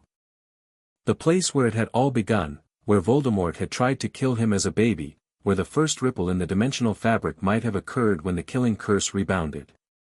Clever, Saurin, Harry murmured, seeing the design take shape. Using the existing weak point as your anchor. It was clear now what Saurin was attempting, creating a ring of dimensional pressure points around a naturally thin spot in reality. If all the points were activated simultaneously, they would force a breach at the center, a controlled dimensional collapse that would release enormous power and potentially allow for a mass crossing from the other side. Harry immediately sent his Patronus to Ron, Kingsley, and Hermione with an urgent message, pattern identified. Meet at Grimmauld Place immediately. Prepare for possible confrontation at Godric's Hollow. The dimensional chess game had entered its next phase. Saurin had made his move. Now it was Harry's turn to counter. The emergency meeting at Grimmauld Place stretched into the early hours of the morning. Ron, Hermione, Kingsley, and several senior Aurors listened as Harry explained what he'd discovered. So this Saurin is creating weak points in a circle around Godric's Hollow, Ron summarized, studying the map Harry had prepared. And when he activates them all, boom, big dimensional hole opens up. Essentially, yes, Harry confirmed. But it's more controlled than that. He's creating a convergence point, a place where our dimension and his can temporarily overlap. It would allow for passage between worlds without the traumatic transition I experienced. But why Godric's Hollow specifically? Hermione asked, frowning at the map. Because the dimensional barrier is already naturally thin there, Harry explained. When Voldemort's killing curse rebounded for me as a baby, it created a minute tear in reality, not enough for passage, but enough to leave a scar, so to speak. Saurin is exploiting that pre-existing weakness. Kingsley studied the map with a strategic eye. How many of these weak points has he established? I've confirmed 7, Harry said, pointing to the marked locations. Based on the pattern, there should be 12 total to complete the circle. And the ones we haven't found yet? Kingsley pressed. I've calculated their likely positions, Harry indicated the predicted locations. I can adjust the detection network to focus on these areas specifically. How much time do we have? Asked one of the senior Aurors, a witch named Prescott whom Harry had come to respect for her pragmatic approach. That's harder to determine, Harry admitted. The sites we found are in different stages of development. Some are barely started, others nearly complete. At the current rate of progression, I'd estimate we have 3 to 4 weeks before Saurin could attempt the full convergence. Unless he accelerates his timeline now that we've discovered his plan, Hermione pointed out. Harry nodded grimly. That's a real possibility. Which is why we need to act quickly, secure the sites we know about, find the others, and prepare countermeasures for Godric's Hollow itself. Kingsley made a decision. Auror Prescott, organize teams to monitor the confirmed sites. Ron, coordinate the search for the remaining locations based on Potter's predictions. I'll speak with the Unspeakables about reinforcing magical protections around Godric's Hollow. There's something else we need to consider, Harry said, his expression serious. Saurin might not be working alone. In fact, I'd be surprised if he is. He would need local assistance, someone in our dimension helping to establish these sites. A collaborator? Ron frowned. Who would help destabilize dimensional barriers? Someone who doesn't understand the full consequences, Harry suggested. Or someone promised power or knowledge in return for their help. I'll review recent unusual magical activity, Prescott offered. Look for anyone experimenting with magic outside the normal boundaries. The meeting continued with detailed planning, duty rotations, communication protocols, emergency responses. Through it all, Harry was struck by how seamlessly he had been integrated into the Ministry's security apparatus despite his long absence. There were no questions about his authority on dimensional matters, no challenges to his assessments. His 42 years of experience in the other dimension had earned him a respect that went beyond his boy-who-lived legacy. As dawn approached and the meeting finally broke up, Hermione lingered behind with Ron. "Harry, there's something we haven't discussed," she said once they were alone. "What happens when we stop Saurin's plan? What happens to you?" Harry raised an eyebrow. "What do you mean?" "I mean, if we seal all these dimensional weak points, including the one that let you come back, could you be trapped here? Unable to return to the other dimension if you wanted to?" The question caught Harry off guard. In truth, he hadn't considered returning, his focus had been entirely on stopping Saurin. But Hermione, perceptive as always, had identified an important consideration. "It's possible," he acknowledged. "The controlled passage Saurin is trying to create would work both ways, theoretically. If we prevent it from being established and reinforce the dimensional barriers. You'd be making a final choice to stay in this world," Ron finished for him. Harry looked between his two oldest friends, now young adults while he was middle-aged, yet still the people who knew him best in this world. "Would that be so bad?" he asked quietly. "Of course not," Hermione said quickly. "We want you here." But you've built a life there too," Ron said with surprising insight. 42 years, mate. That's not nothing. Even with Alara gone, you must have other connections, other people who matter to you." Harry couldn't deny it. "I do. Colleagues, students, friends. A whole network of relationships." He sighed, running a hand through his graying hair. "But I made my choice when I came back, even if I didn't fully realize it at the time. This world, our world, is in danger. Protecting it has to come first." Ron and Hermione exchanged glances, that silent communication that had only deepened with their years together. "All right," Hermione said finally. "But let's make sure we understand all options before any barriers become permanent. You deserve a choice, Harry." Harry appreciated their concern, but as they left, he found himself wondering if he truly did have a choice anymore. From the moment Voldemort's curse had torn reality and sent him to another dimension, his path had been shaped by forces beyond his control. Even his return had been precipitated by Saurin's experiments, by Alara's dying words, by the weakening of dimensional barriers that required his intervention. Perhaps free choice was itself an illusion, a comforting fiction in a multiverse where every decision created branches of reality, where every possibility existed simultaneously somewhere in the infinite dimensions. These philosophical musings accompanied Harry as he finally sought a few hours' rest before the day's work began. But as he drifted toward sleep, his mind returned to more concrete concerns. Saurin was out there, or at least, his influence was, creating weak points in reality for purposes that could not be benign. And Harry, who had once faced Voldemort to save the wizarding world, now found himself defending the very fabric of reality itself. The stakes had grown with him, it seemed. The boy who lived had become the man between worlds, standing at the crossroads of dimensions, fighting battles most wizards couldn't even comprehend. Sleep claimed him at last, bringing dreams of Alara's gentle smile, of Ginny's fierce determination, of two lives lived in different worlds but connected by the common thread of his existence.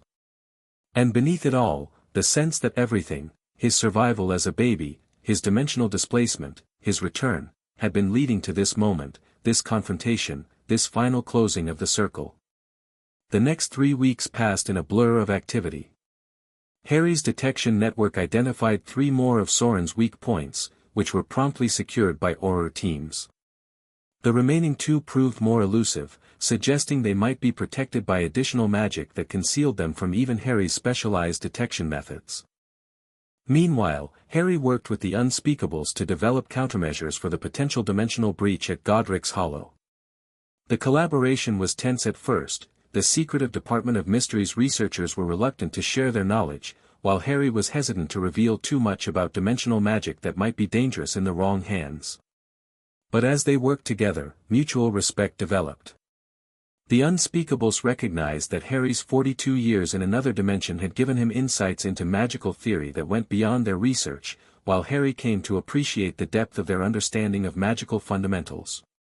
Together, they created what Harry called a dimensional anchor, a magical device that would stabilize reality against forced convergence. It resembled a crystalline sphere about the size of a quaffle, with intricate runes etched into its surface that seemed to shift and change depending on the angle of observation. This will need to be placed at the exact center of the convergence point, Harry explained during a briefing with Kingsley and the senior Aurors. Once activated, it will reinforce the natural dimensional barriers, preventing the type of breach Saurin is attempting to create. And the weak points he's already established? Prescott asked. Once the anchor is activated, they should stabilize naturally, Harry said. Think of it like healing a wound. If you treat the central injury, the surrounding tissue can recover on its own. When do we deploy it? Ron asked, eyeing the dimensional anchor with a mixture of fascination and wariness. That's the tricky part, Harry admitted. We need to wait until Saurin makes his move. If we place it too early, he might detect it and adjust his plans. Too late, and the convergence might already be underway. So we wait, Kingsley concluded. And watch. Exactly, Harry nodded. I've created detection wards specific to Godric's Hollow that will alert us the moment any dimensional activity begins there. We'll need response teams ready to move immediately when that happens. The planning continued, duty rotations established, emergency protocols rehearsed, contingencies considered. Through it all, Harry was conscious of a growing tension in the air, a sense that events were building toward a climax. His dimensional senses, honed over decades in the other world, detected subtle shifts in the magical atmosphere, nothing concrete enough to act upon, but enough to keep him constantly vigilant. Between planning sessions and research, Harry continued to reconnect with his old life. He visited Hogwarts regularly, both to check the detection wards and to spend time with Neville and McGonagall. He attended one of Ginny's Quidditch matches with Ron and Hermione, marveling at her skill and the confident grace with which she commanded the pitch. He had dinner with the Weasley family every Sunday, gradually adjusting to the strange dynamic of being chronologically older than Molly and Arthur but treated as one of their children nonetheless. And through it all, he watched and waited for Saurin's next move. It came on a Tuesday evening, nearly 4 weeks after Harry had discovered the pattern. He was at Grimmauld Place, reviewing research with Hermione, when all the detection instruments simultaneously activated, magical alarms blaring, detection crystals pulsing with urgent light, the dimensional map on the wall showing a sudden surge of energy at Godric's Hollow. It's happening, Harry said, immediately sending his Patronus to alert Kingsley and the response teams. Sooner than I expected, and stronger. Hermione was already gathering her emergency kit, healing potions, protective amulets, and her beaded bag containing additional supplies. Could he have discovered our countermeasures? Possibly, Harry acknowledged, retrieving the dimensional anchor from its protective case. Or he might simply have completed his preparations faster than we anticipated. They apparat to the Ministry's Emergency Response Center, where Ron was already coordinating Auror teams. First responders are on site, he reported tersely. They're reporting strange magical phenomena, lights in the sky, objects floating, magical creatures behaving erratically. Early signs of dimensional instability, Harry confirmed. We need to move quickly. Kingsley arrived, looking grave. The village has been evacuated, both magical and Muggle residents. Anti-Muggle wards are in place. You're clear to proceed with whatever is necessary, Potter. Harry nodded his thanks, then addressed the assembled teams. Remember your training. Do not engage directly with any dimensional anomalies, that's my responsibility. Your job is to secure the perimeter and prevent interference. If Saurin or his agents are present, detain them, but prioritize your safety. Dimensional magic can be unpredictable and dangerous. With final preparations complete, they apparat to Godric's Hollow. Harry had expected chaos, but the reality exceeded his worst fears. The night sky above the village swirled with unnatural colors, electric blues, vivid purples, colors that had no names in human language. Objects, leaves, rocks, even garden furniture, floated aimlessly through the air, occasionally phasing in and out of visibility. Most disturbingly, reality itself seemed to ripple in places, buildings, trees, and the very ground appearing to waver like reflections in disturbed water. At the center of it all, the village square pulsed with concentrated energy, a column of light extending upward into the turbulent sky. "It's already begun," Harry said, his voice tight. "The convergence is underway. Auror teams, establish the perimeter as planned. Ron, Hermione, with me." They moved toward the village square, wands at the ready. Harry held the dimensional anchor carefully, feeling it vibrate in response to the distorted reality around them. As they approached the center of the convergence, resistance grew, the air itself becoming thick, movement requiring greater effort with each step. "Harry," Hermione gasped, struggling forward. "Look there." Following her gaze, Harry saw a figure standing calmly at the exact center of the chaos, a man in robes similar to Harry's dimensional attire, but darker, with red accents where Harry's had silver. His back was to them, hands raised toward the column of light, manipulating its flow with precise gestures. "Saurin," Harry confirmed grimly. "I'd recognize his casting style anywhere." As if hearing his name, the man turned. Though the distance was considerable, Harry could make out his features clearly, sharp, aristocratic, with calculating eyes and a thin smile that conveyed absolute confidence. He looked exactly as Harry remembered him, not having aged a day since their confrontation in the other dimension. "Harry Potter," Saurin called, his voice somehow carrying over the dimensional distortion. "Or do you prefer Henry now? I wondered if you'd detect my work in time." Harry handed the dimensional anchor to Hermione. "Get this as close to the center as you can when I give the signal. Ron, cover her." Then he stepped forward, focusing his magical senses on the dimensional currents flowing around them. "You didn't think I'd notice a systematic attempt to breach the barriers between worlds? I trained as a boundary shaper for decades, Saurin. There's no one better at detecting your kind of interference." Saurin smiled more broadly. "I was counting on it, old friend. Who better to witness my triumph than the man whose accidental crossing inspired it all? You proved it was possible, I'm simply perfecting the method." Harry continued moving forward, carefully navigating the unstable reality. Objects phased in and out around him, gravity fluctuated, but he maintained his focus. "This isn't perfection, Saurin. It's recklessness. You're forcing a convergence that could destabilize both dimensions." "A necessary risk for necessary progress," Saurin replied, unmoved. "You always were too cautious, Henry. Too concerned with stability, with boundaries, with what should and shouldn't be possible." His hands continued their complex manipulation of the energy column. "I'm not merely opening a doorway, I'm merging realities, creating a new state of existence where the best of both dimensions can coexist." Harry was close enough now to see the magic Saurin was working, intricate patterns of dimensional energy being woven together, the fabric of reality itself being rewritten. It was brilliant, terrifying work. "You can't control a convergence of this magnitude," Harry argued, preparing his own countermeasures. "The cascading effects will spread beyond this location, beyond your ability to manage. Millions could die, Saurin. Billions, potentially, across both worlds." Saurin's expression hardened. "You underestimate me, as always. I've spent years refining this technique, calculating every variable, preparing for every contingency." His eyes gleamed with fervor. "Including your interference."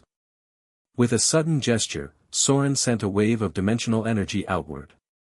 Unlike conventional magic, it didn't manifest as a spell or curse, rather, reality itself seemed to ripple around Harry, trying to displace him, to push him out of proper alignment with the world. Harry countered with techniques developed over decades in the other dimension, grounding himself not just physically but metaphysically, anchoring his existence to this specific point in reality. The attack washed over him, distorting his perception momentarily but failing to displace him. "You've improved," Saurin acknowledged, genuine respect in his voice. The Henry I knew couldn't have withstood that. "I've had 3 years to continue my training since our last encounter," Harry replied, moving steadily closer. 3 years to prepare for the possibility that you might attempt something like this." The exchange of dimensional manipulations intensified, not a duel in the conventional wizarding sense, but a battle fought on the level of reality itself. Saurin attempted to shift Harry into pocket dimensions, to accelerate his personal time flow until he aged to dust, to fragment his consciousness across multiple potential realities. Harry countered each attack, responding with his own techniques, creating zones of hyperstable reality that negated Saurin's manipulations, using his wand to focus conventional magic alongside dimensional skills in combinations Saurin couldn't easily predict. Around them, the convergence continued to build. The column of energy expanded, reality becoming increasingly fluid.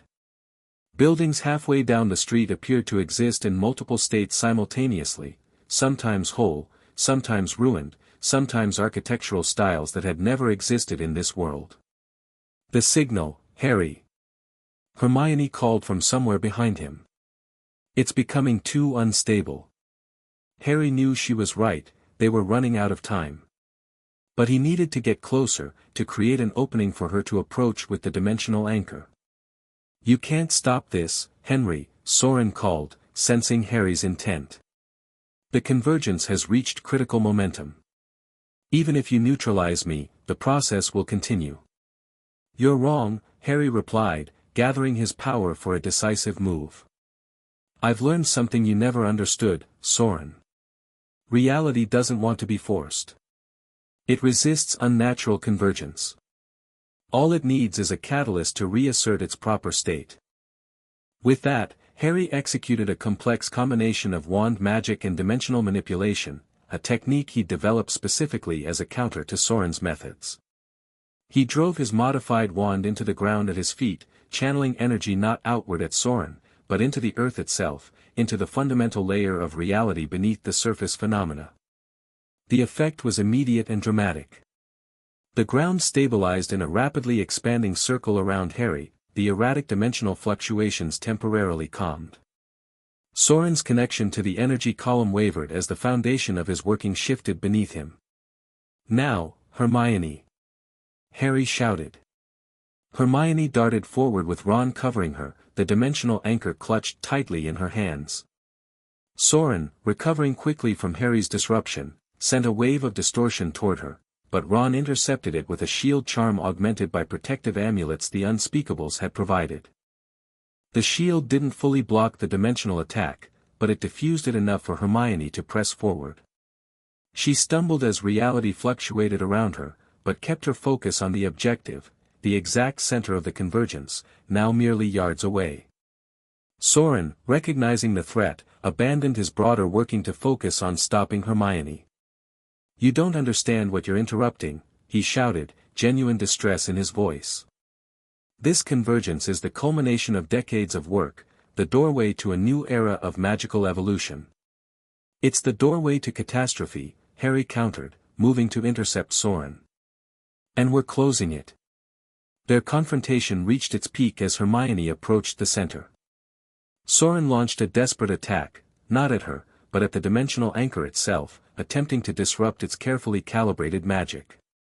Harry intercepted the attack, using his body as a shield between Saurin and Hermione. The dimensional energy struck Harry fully, and for a moment, his existence seemed to fragment, his consciousness simultaneously experiencing multiple possible realities, different versions of himself across the multiverse. In one, he had never left his original dimension. In another, he had died in the forest as intended. In countless others, variations of his life played out in dizzying succession. Through sheer force of will, Harry pulled himself back to this specific reality, this specific moment. Activated, Hermione, he gasped, fighting to maintain cohesion. Hermione reached the center of the convergence and thrust the dimensional anchor into the heart of the energy column. With a practiced gesture, she activated the device, then threw herself clear as it began to pulse with counterbalancing energy. The effect was immediate and profound. The chaotic energy began to coalesce around the anchor, drawn into its stabilizing matrix. The column of light narrowed, colors shifting from the alien hues of dimensional breach to more natural magical tones. "No!" Saurin cried, genuine anguish in his voice. "You don't understand what you're destroying." He made a desperate lunge toward the anchor, but Harry intercepted him, grappling with him physically rather than magically. They struggled at the edge of the stabilizing zone, reality still fluid enough around them that their forms seemed to blur and shift with the exertion. "It's over, Saurin," Harry said, restraining the other dimensional traveler. "The convergence is collapsing. The anchor will restore natural barriers." "You've ruined everything," Saurin hissed, still struggling. "Years of preparation, countless calculations, all wasted because you're too afraid of true progress." "I'm afraid of the suffering your progress would cause," Harry corrected. "Real progress doesn't come from forcing reality to conform to your vision, it comes from understanding and working with the natural order of things." The dimensional disturbances were rapidly subsiding now. The floating objects fell to the ground, the ripples in reality smoothed out, the buildings and surroundings stabilizing into their proper forms. The column of energy contracted around the anchor, which absorbed and neutralized the dimensional forces. Aurors moved in, securing Saurin with special restraints designed to limit his magical abilities. He didn't resist physically anymore, but his eyes burned with a mixture of anger and something that might have been pity as he looked at Harry. "You think you've won," he said quietly. "But you've only delayed the inevitable. The barriers between dimensions are thinning naturally, Henry. What I attempted to accelerate will happen regardless, in time. And when it does, those who understand dimensional magic will shape the new reality that emerges." "If that day comes," Harry replied, "we'll face it with wisdom and caution, not reckless ambition." As the Aurors led Saurin away, Ron and Hermione joined Harry at the center of what had been the convergence point. The dimensional anchor continued its work, pulsing gently as it reinforced the natural barriers between worlds. "Is it over?" Ron asked, looking around at the now calm village square. "The immediate threat, yes," Harry confirmed, his dimensional senses confirming what the anchor's readings showed. "The forced convergence has been neutralized. The weak points Saurin established around the country should be collapsing now that their focal point has been stabilized." "And Saurin?" Hermione asked, looking in the direction the Aurors had taken him. "He'll be a unique challenge for the wizarding justice system," Harry acknowledged. "Conventional imprisonment might not be enough to contain someone with his dimensional knowledge. The Unspeakables have a special facility prepared," Ron informed them. "Based on your specifications. It's designed to inhibit the type of magic he uses." Harry nodded, feeling a complex mixture of emotions, relief at averting catastrophe, sadness at the final confrontation with someone who had once been a colleague and friend, uncertainty about what would come next. The dimensional anchor would need to remain in place permanently, maintained and monitored to ensure continued stability. The knowledge Harry had brought back from the other dimension would need to be carefully preserved but also safeguarded. And Saurin's warning about the naturally thinning barriers between worlds couldn't be entirely dismissed, even if his methods were wrong, his observations might have merit. But those were concerns for tomorrow. For now, as dawn broke over Godric's Hollow, Harry stood with his oldest friends in the place where his extraordinary journey had begun, first as an infant surviving Voldemort's curse, then as a dimensional traveler torn from his world, and now as a man returned to save it. The circle, as Alara might have said, was complete. Epilogue 1 year later Godric's Hollow looked peaceful in the summer twilight, with no sign of the dimensional chaos that had nearly consumed it.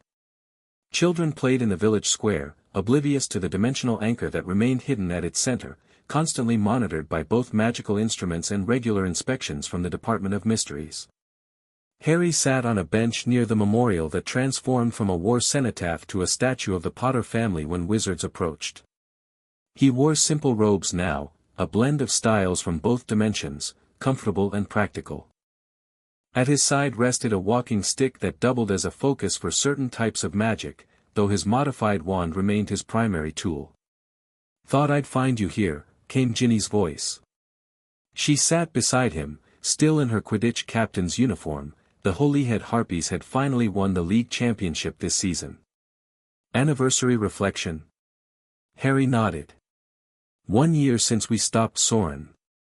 Almost 6 since I returned. Almost 48 since I left, from my perspective." He smiled slightly. "Too many anniversaries to keep track of sometimes. How's the research going?" Ginny asked, referring to Harry's ongoing work with the unspeakables. "Productive," Harry said. "We've established a solid monitoring network for dimensional stability. No significant anomalies since Saurin's attempt. And we've begun adapting some of the less dangerous dimensional techniques for practical applications." "Like that medical procedure they used on George's ear?" Ginny asked. Harry nodded. Dimensional phase shifting allows access to parts of the body that conventional healing magic can't reach. George is the first wizard in this dimension to have a magically regrown ear that was previously cursed off. They sat in comfortable silence for a while. Their relationship had evolved over the past year into something neither of them could have predicted, not the rekindling of their teenage romance, but not merely friendship either. Something unique, something that acknowledged both their shared past and their divergent journeys. "Have dinner with me tonight?" Ginny asked eventually.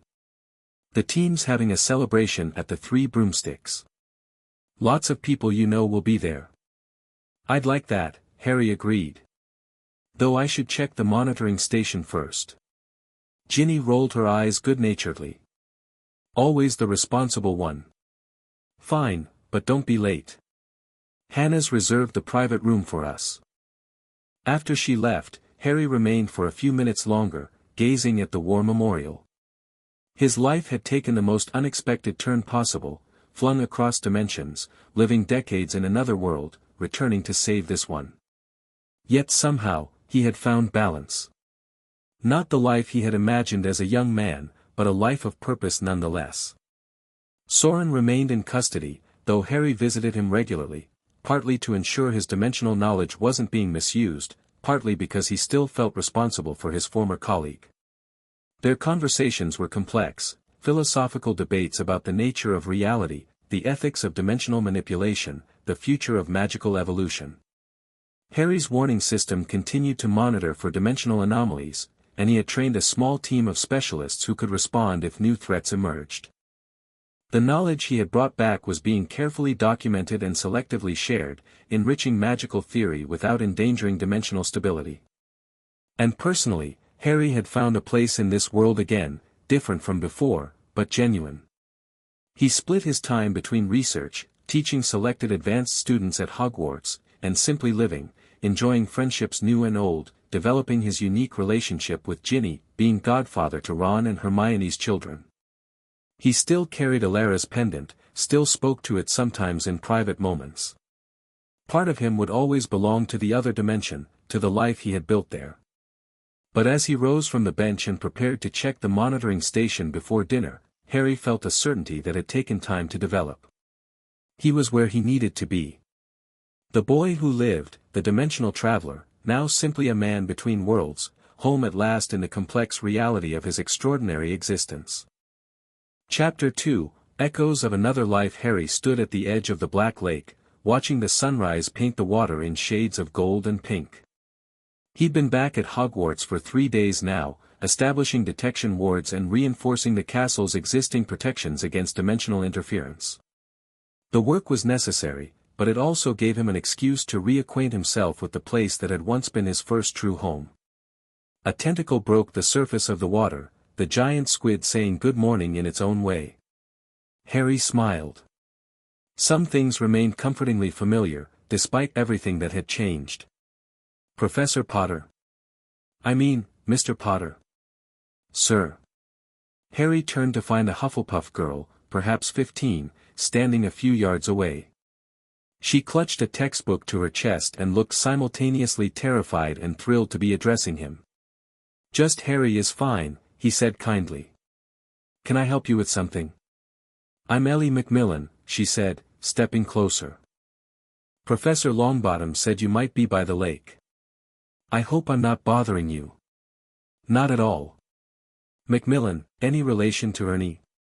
Her face lit up. "He's my dad. He talks about you all the time, being in Dumbledore's army and everything. He'll flip when he hears I actually spoke to you." Harry smiled. "Tell him I said hello. Your father was very brave during the Battle of Hogwarts. That's what I wanted to ask you about, actually." Ellie hesitated. "We're studying dimensional magic theory and advanced charms, just the basics, and Professor Flitwick mentioned your experience might be relevant. I'm doing an extra credit project, and I wondered if I'd share some insights about dimensional travel." Harry finished for her. She nodded eagerly. "Walk with me back to the castle," Harry offered. "I can give you a brief overview, though dimensional magic is extremely complex." As they walked, Harry explained some of the fundamental principles of dimensional travel in terms she could understand, comparing dimensions to pages in a book, with conventional magic operating on a single page while dimensional magic dealt with movement between pages. "The killing curse that sent me to another dimension created what we call a reality fracture, an unintended tear between two stable dimensional states," he explained. "Most magical theory in our world operates on the assumption that reality is fixed, but dimensional magic reveals that it's actually more flexible than we realize." Ellie took notes as they walked, asking surprisingly insightful questions. "Is that why the Ministry's classified most research on dimension theory? Because it challenges fundamental magical assumptions?"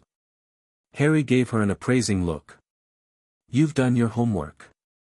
"Yes, that's part of it. The other part is that dimensional manipulation can be extremely dangerous without proper training and safeguards. Even a small miscalculation can have catastrophic consequences." They reached the main entrance, where Professor Flitwick was waiting for them, bouncing excitedly on his toes. "Ah, Mr. Potter. I see you've met our most promising charms student," the tiny professor said. "Thank you for indulging her questions." "She asks good ones," Harry replied. "You're teaching dimensional theory now?" "Only the theoretical foundations," Flitwick assured him. "After your return and the events at Godric's Hollow, the curriculum committee felt students should have at least a basic understanding. I'd love to pick your brain sometime about practical applications, purely academic interest, of course." "Of course," Harry said, amused by Flitwick's barely contained curiosity. "I'd be happy to discuss it." After saying goodbye to Ellie and promising Flitwick a proper conversation later, Harry made his way through the castle to McGonagall's office. The corridors were filling with students heading to breakfast, many of whom stared and whispered as he passed. Harry had grown accustomed to it again, though this time, the whispers held a different quality. Not, "There's the boy who lived," but, "There's the dimensional traveler." He gave the password to the gargoyle, Caledonian chess, and ascended to find McGonagall in conversation with the very person he'd been both hoping and dreading to see again, Ginny Weasley. "Ah, Potter, right on time," McGonagall said, looking between them with a hint of concern. "Miss Weasley is here to discuss the upcoming charity Quidditch match for the school's scholarship fund." Ginny stood as Harry entered, her expression carefully neutral. "Harry. I didn't realize you'd be here." "I've been setting up detection wards," he explained, maintaining a similar neutrality. "The castle's magical foundation makes it a potential hotspot for dimensional instability." McGonagall cleared her throat. "Perhaps I should give you two a moment to catch up. I need to speak with Professor Sprout about the venomous tentacula situation anyway." She departed with surprising speed for a woman of her years, leaving Harry and Ginny alone in the office. An awkward silence fell between them. Harry noted that Ginny looked tired, her professional Quidditch season was in full swing, and if he recalled correctly, the Harpies had played a difficult match against Puddlemere United just yesterday. "Congratulations on the win," he offered. 300 to 160 is impressive against Wood's team. Ginny raised an eyebrow. "You're following Quidditch?" "I try to keep up. Some things are worth reconnecting with." He meant more than just Quidditch, and from the way Ginny's expression shifted, she understood. "Why are you really here, Harry?" she asked, cutting through the pleasantries. Detection wards could have been set by any competent ministry team. "But you're doing it personally." "Because I'm the only one who truly understands what we're looking for," he replied honestly. "But also because I needed to be here. To walk these halls again, to see what changed, what remained the same." He paused. "Hogwarts was the first place that ever felt like home to me." "And the other place?" Ginny asked quietly. "The other dimension. Did that ever feel like home too?"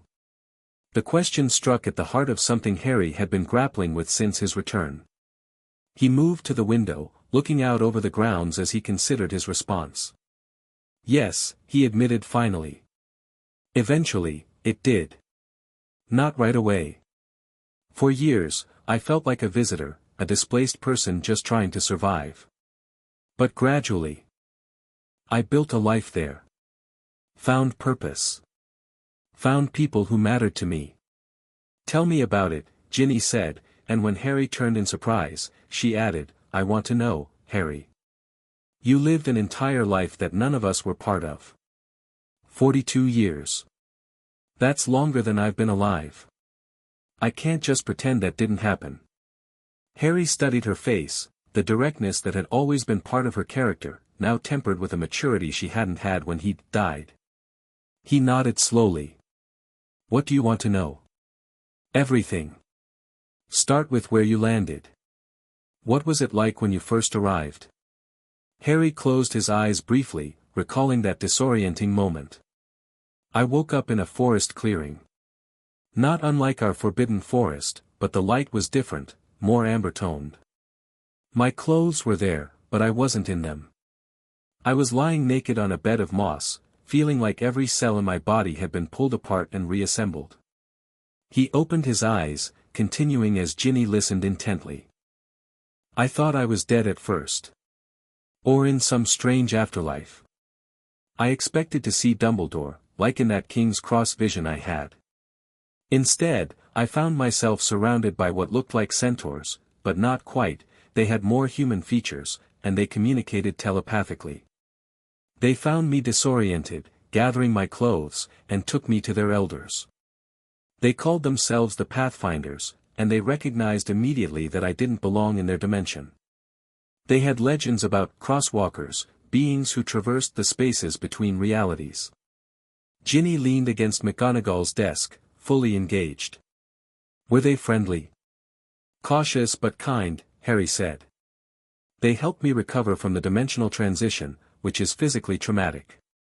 It took weeks before I could walk properly, months before my magic started working again, and even then, it worked differently there." "What do you mean, differently?" Ginny asked. "In their dimension, magic isn't channeled through wands. They use what they call intention manifestation, directly shaping magical energy with thought and gesture." Harry demonstrated by holding out his palm and forming a small sphere of golden light that floated above his hand. Their entire magical theory is built around the idea that reality is malleable, responsive to properly focused will. Ginny watched the light sphere with fascination. "So you had to learn magic all over again?" "From the beginning," Harry confirmed, dispersing the light with a closing of his fist. "Like being 11 years old at Hogwarts again, except everything I thought I knew about magic was wrong." "Who taught you?" Harry smiled, a distant look in his eyes. "Her name was Alara Vossett. She was what they called a master shaper, someone who specialized in understanding the fundamental structures of magic. The Pathfinders brought me to the city of Shaperhome, where she taught at their magical academy." "Your wife," Ginny said softly, not a question. Harry nodded. "Eventually, yes. Though not for many years. At first, she was simply assigned to help the strange dimensional traveler adjust. I was a curiosity, a research subject. She was brilliant, driven, and initially not particularly impressed by me. That brought a small smile to Ginny's face. Smart woman. Harry laughed, a genuine laugh that felt good. She was. Reminded me of Hermione in some ways, though with less patience. She used to get so frustrated when I tried to approach their magic like ours. Forget everything you think you know, Henry, she'd say. They couldn't pronounce Harry properly, the sound didn't exist in their language, so I became Henry. And you fought battles there? Ginny prompted, recalling what little he'd shared previously. Harry's expression sobered. Not right away. For the first few years, I was just learning, adapting. But their world had conflicts too. Different from ours, not dark wizards exactly, but what they called void shapers. People who manipulated the empty spaces between realities for power. He moved away from the window, pacing slightly as memories surfaced. About 5 years after I arrived, a void shaper named Talon breached the protective barriers around Shaperhome. He was searching for artifacts of dimensional significance, and as the only known dimensional traveler, I was a target. What happened? Ginny asked.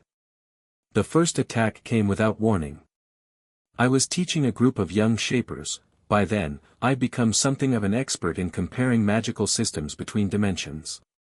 Talon's forces struck the academy, using void energy that our standard protections couldn't block. Harry's voice changed as he recounted the battle, becoming more clipped, more focused. I recognized what they were doing because I'd experienced something similar during my own dimensional transition. While the other shapers tried conventional defenses, I was able to counter Talon's void techniques. That's when everything changed for me there. I went from being an interesting outsider to someone with unique knowledge valuable to their society. Elara and I began developing hybrid magical techniques, combining what I remembered of our magic with their approach to reality manipulation. You became a warrior again, Ginny observed. Harry shook his head slightly. Not exactly. More of a specialist. A consultant. The conflict with Talon lasted nearly 3 years, mostly fought through magical research and targeted operations rather than open warfare. Their society wasn't built for the kind of all-out battle we faced with Voldemort. And you and Elara? Ginny asked, her voice carefully neutral. When did that change? Harry leaned against the wall, considering. During the final confrontation with Talon. We tracked him to what they called a void nexus, a naturally occurring weak point between dimensions, similar to the veil in our Department of Mysteries. He was attempting to tear it open completely. Elara and I led the team sent to stop him. The battle was intense. Reality itself became unstable around the nexus. At one point, Elara was caught in a void collapse, a localized breakdown of dimensional stability. Without thinking, I used a combination of her shaping techniques and what I remembered of Expecto Patronum to create a protective bubble around her. Harry's eyes took on that distant look again. It shouldn't have worked, mixing magical systems that way. But something about my unique position between worlds made it possible. I pulled her back from what should have been certain death. After that, something changed between us. We'd been colleagues, then friends, for years. But nearly losing her made me realize she'd become more than that to me. It took another year before anything happened. We were both cautious people, dedicated to our work. But eventually. You fell in love, Ginny finished for him. Yes, Harry said simply. Not the way I'd loved as a teenager, it was different, more gradual, built on shared purpose and mutual respect that evolved into something deeper. Ginny was silent for a long moment, processing everything he'd shared. Finally, she asked, "Were you happy there, Harry?" The question was loaded with unspoken complexity. Harry met her eyes directly. Eventually, yes. Not at first, for years I grieved for everyone I'd left behind. For you. For the life I thought I'd have. But time changes perspective. I built a good life there, Ginny. Meaningful work. Deep relationships. It wasn't what I'd planned, but it became enough.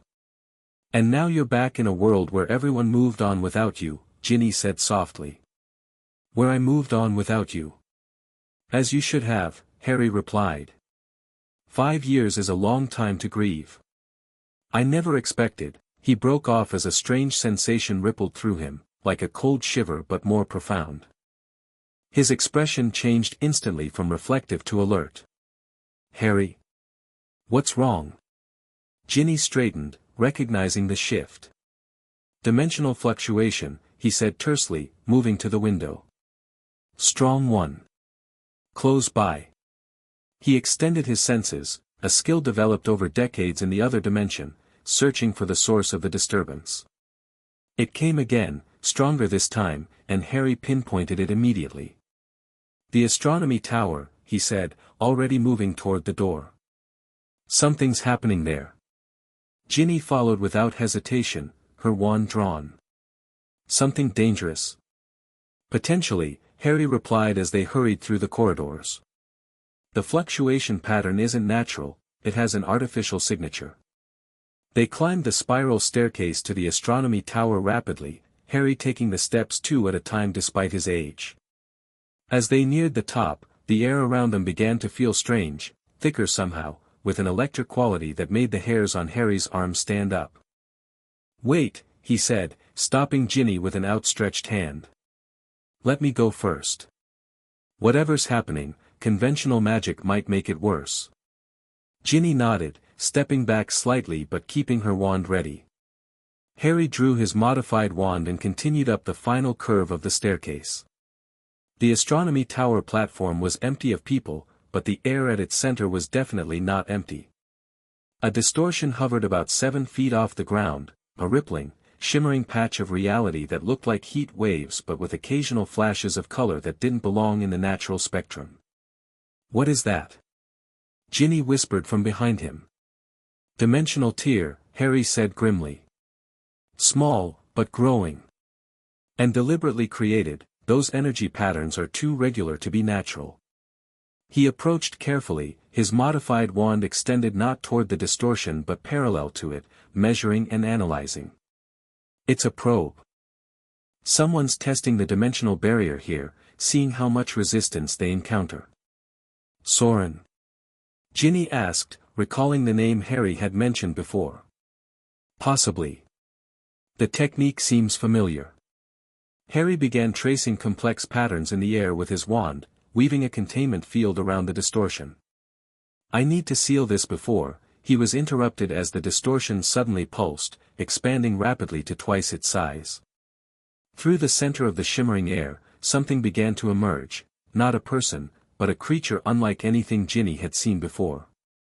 It resembled a large insect, but with a translucent, gelatinous body that seemed to phase in and out of visibility. Multiple limbs, Ginny couldn't count them as they kept shifting position, reached through the distortion, feeling the air of this dimension. Void crawler, Harry said tersely. Don't let it touch you. The creature fully emerged from the dimensional tear, hovering in the air. It had no visible eyes, but it seemed to sense their presence, orienting toward them. With startling speed, it launched itself at Ginny. Protego, she shouted instinctively, raising a shield charm. The void crawler passed through her shield as if it weren't there, its front limbs inches from her face when Harry stepped between them. Instead of using his wand, he clapped his hands together in a sharp motion, creating a visible ripple in the air that collided with the creature. The void crawler was thrown backward, its gelatinous body distorting. It made a high-pitched keening sound that seemed to come from everywhere and nowhere at once. Physical shields don't work on them, Harry explained quickly. They exist partially out of phase with our dimension. You need to match their vibrational frequency to affect them. The creature recovered and circled around, looking for another angle of attack. Harry turned to Ginny. I need to close that tear. Can you keep it distracted? How? She asked, not taking her eyes off the alien creature. Like this, Harry said. He made a quick gesture with his left hand while holding his wand in his right, creating a shimmer around Ginny's wand. I've temporarily attuned your magic to affect it. Aim for the center mass, not the limbs. Ginny nodded and moved to one side of the platform while Harry approached the dimensional tear. The void crawler seemed torn between targets before deciding Ginny was the greater threat, perhaps sensing she was less familiar with its nature. It darted toward her with that unnatural speed. This time, instead of a shield charm, Ginny cast a stunner, but with a difference. The red beam that shot from her wand had an unusual shimmer to it, affected by Harry's attunement. When it struck the void crawler, the creature convulsed and dropped several feet before recovering. Encouraged, Ginny fired again, driving it further from Harry, who was now fully engaged with the tear itself. Harry's work at the dimensional rift was complex and delicate. The tear had been created with skill, not just punched through reality but carefully unwoven, making it harder to seal. He recognized the technique, which confirmed his suspicions about who was behind it. Meanwhile, Ginny was demonstrating why she was one of the top Quidditch players in Britain, her reflexes and aim keeping the increasingly agitated void crawler at bay. When it tried to circle around her, she anticipated its movement, firing spells in rapid succession that forced it to retreat. Almost there, Harry called, his hands moving in increasingly intricate patterns, magical energy visibly gathering around the tear as he worked to close it. The void crawler, perhaps sensing that its way home was being threatened, suddenly changed tactics. Instead of attacking Ginny directly, it shot upward, then plummeted toward Harry's back. "Harry!" Ginny shouted in warning, already moving. Harry couldn't turn, interrupting the sealing process now would cause a dangerous energy backlash. Ginny threw herself forward, casting the most powerful stunner she could manage directly at the creature's center mass. The spell hit with pinpoint accuracy, sending the void crawler tumbling off course. It crashed into the stone floor of the platform just feet from Harry, its gelatinous body splashing like water before reforming. Before it could recover, Harry made a final, forceful gesture at the tear, completing the sealing spell. The dimensional rift contracted rapidly, energy swirling inward until it vanished with a sound like air being sucked through a narrow opening. With the tear closed, Harry immediately turned to deal with the stranded crawler. It was already moving toward the edge of the tower, perhaps seeking escape. "Oh no you don't," Harry muttered. He raised both hands, one still holding his wand, and brought them together in a crushing motion. The air around the void crawler compressed visibly, forcing it to fully materialize in this dimension. Now fully physical, it screeched, a sound like metal scraping stone, and tried to break free of the compression field. "Ginny, now!" Harry called. "Hit it with anything you've got." Ginny didn't hesitate. "Reducto," she shouted, her spell striking the now vulnerable creature dead center. The void crawler exploded into gelatinous fragments that briefly glowed with an unearthly light before dissolving into smoke that dissipated in the morning breeze. Harry lowered his hands, breathing heavily from the magical exertion. "Well done," he said, giving Ginny an appreciative nod. "You still have excellent aim."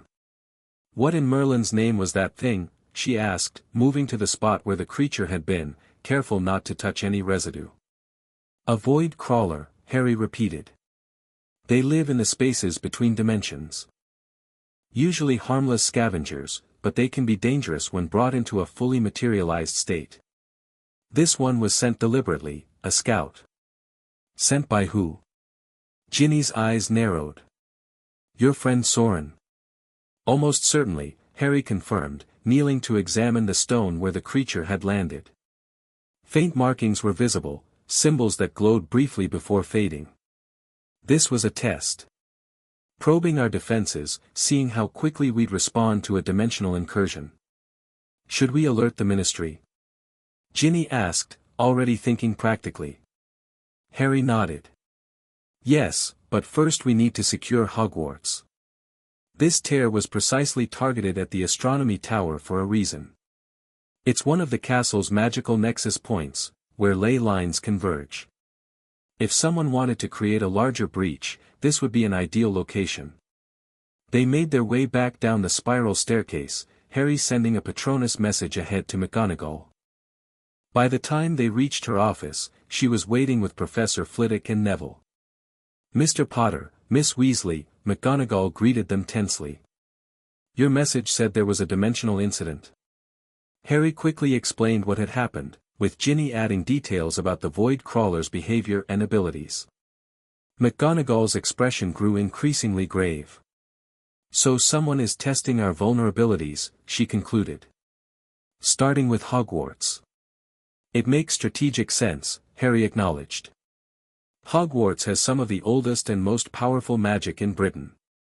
Breaching the dimensional barriers here would create a cascade effect, weakening reality throughout the region. What do you recommend?" McGonagall asked directly. "We need to establish a permanent dimensional ward around the castle," Harry said. "Not just detection alerts, but active protection against further incursions. And we need to teach basic defensive measures to the staff and older students, just in case something gets through." McGonagall didn't hesitate. "Consider it approved. Professor Flitwick, please assist Mr. Potter with whatever he requires. Professor Longbottom, alert the other heads of houses. We'll need to adjust class schedules to accommodate training sessions." "I can help too," Ginny offered unexpectedly. "The Harpies are on a 2-week break before the semi-finals. And I've already had some first-hand experience with these creatures." Harry looked at her in surprise. She met his gaze steadily. "I'm still pretty good with defensive magic. And you'll need all the trained people you can get." "Thank you," he said simply. "We will." As McGonagall continued organizing Hogwarts' response, Harry stepped aside with Ginny. "You don't have to do this," he said quietly. "This isn't your fight." "Isn't it?" she challenged. "Hogwarts is still my school. Britain is still my home. And whatever's happening involves you, which means—" She paused, seemingly surprised by her own train of thought. "Which means what?" Harry prompted. "Which means I'm involved whether I want to be or not," Ginny finished, a hint of her old fire flashing in her eyes. "Besides, I've spent 5 years wondering if there was something I could have done to save you in that forest. I'm not missing another chance to fight alongside you, Harry Potter." The simple declaration hit Harry with unexpected force. Before he could respond, Flitwick called him over to discuss ward placements, and the moment passed. But as they spent the rest of the day securing Hogwarts against dimensional threats, Harry found himself repeatedly glancing at Ginny, the determination in her movements, the confidence in her magic. She had grown into her power in his absence, no longer the girl he'd left behind but a formidable witch in her own right. And despite the complexity of their situation, despite the years and dimensions between them, he felt a familiar warmth in her presence that transcended time and space. Over the next week, Hogwarts transformed into a center for dimensional defense research and training. Harry established permanent wards around the castle's key magical nexus points, the Astronomy Tower, the Great Hall, the Room of Requirement, and several others. Each ward was anchored by specially prepared crystals that would absorb and neutralize any dimensional energy directed at them. McGonagall converted the defense against the dark arts classroom into a training center where Harry conducted daily sessions for the staff and 7th-year students. The training focused on recognizing signs of dimensional incursion and basic defensive techniques against extradimensional threats. The key concept to understand, Harry explained to a group that included professors and selected students, is that creatures and energy from other dimensions operate on different vibrational frequencies. Conventional magic may be partially or completely ineffective against them. He demonstrated by conjuring a small dimensional anomaly, a controlled, harmless version of what they'd encountered on the Astronomy Tower. A silver sphere the size of a snitch hovered above his palm, shimmering with an inner light that seemed to shift between colors. "This is attuned to a frequency slightly out of phase with our dimension," Harry explained. "Observe what happens with a standard spell." Professor Flitwick stepped forward. Finite incantatem, he cast crisply, his wand movement perfect. The spell passed through the sphere without affecting it at all. Now, Harry continued, if I adjust the magical frequency of the casting. He made a subtle gesture with his modified wand, then nodded to Flitwick. Finite incantatum, Flitwick repeated, his wand now glowing with a slightly different hue. This time, the sphere reacted immediately, contracting before dissipating completely. That adjustment is what I'll be teaching you, Harry said to the assembled group. It's not as difficult as it might sound, it's similar in principle to how we adjust spells for different magical creatures. Werewolves, for instance, require specific magical frequencies to affect them while transformed. The training sessions quickly became the most popular at Hogwarts, with students begging to be included. Harry limited participation to 7th years and a few exceptional 6th years, concerned about the potential dangers of dimensional magic in inexperienced hands. Ginny attended every session, often assisting Harry by demonstrating techniques or working with smaller groups. Their professional rapport was seamless, as if they'd been teaching together for years, though an undercurrent of unresolved tension remained between them personally. By the end of the week, a core group had mastered the basic defensive techniques, among them Neville, Flitwick, McGonagall, and, somewhat surprisingly, Luna Lovegood, who had arrived midweek claiming she'd felt the dimensional thinning, and wanted to help. You have a natural affinity for this type of magic, Harry told Luna after she perfectly executed a dimensional containment spell on her first attempt. Some wizards do.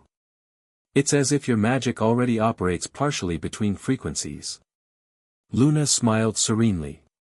Daddy always said our family has fairy blood from 15 generations back. Perhaps that's why I can see things others can't. Harry, who had encountered many different types of dimensional beings over his decades away, didn't dismiss the possibility outright. There might be some truth to that. Many beings we consider mythical in this dimension exist as dominant species in others. On the 8th day after the astronomy tower incident, as Harry was conducting an advanced session with the most promising students, all the detection crystals throughout the castle activated simultaneously, glowing bright blue and emitting a high-pitched tone that only those attuned to dimensional frequencies could hear. Harry immediately halted the lesson. Everyone to your assigned positions, he instructed calmly but firmly. This is not a drill.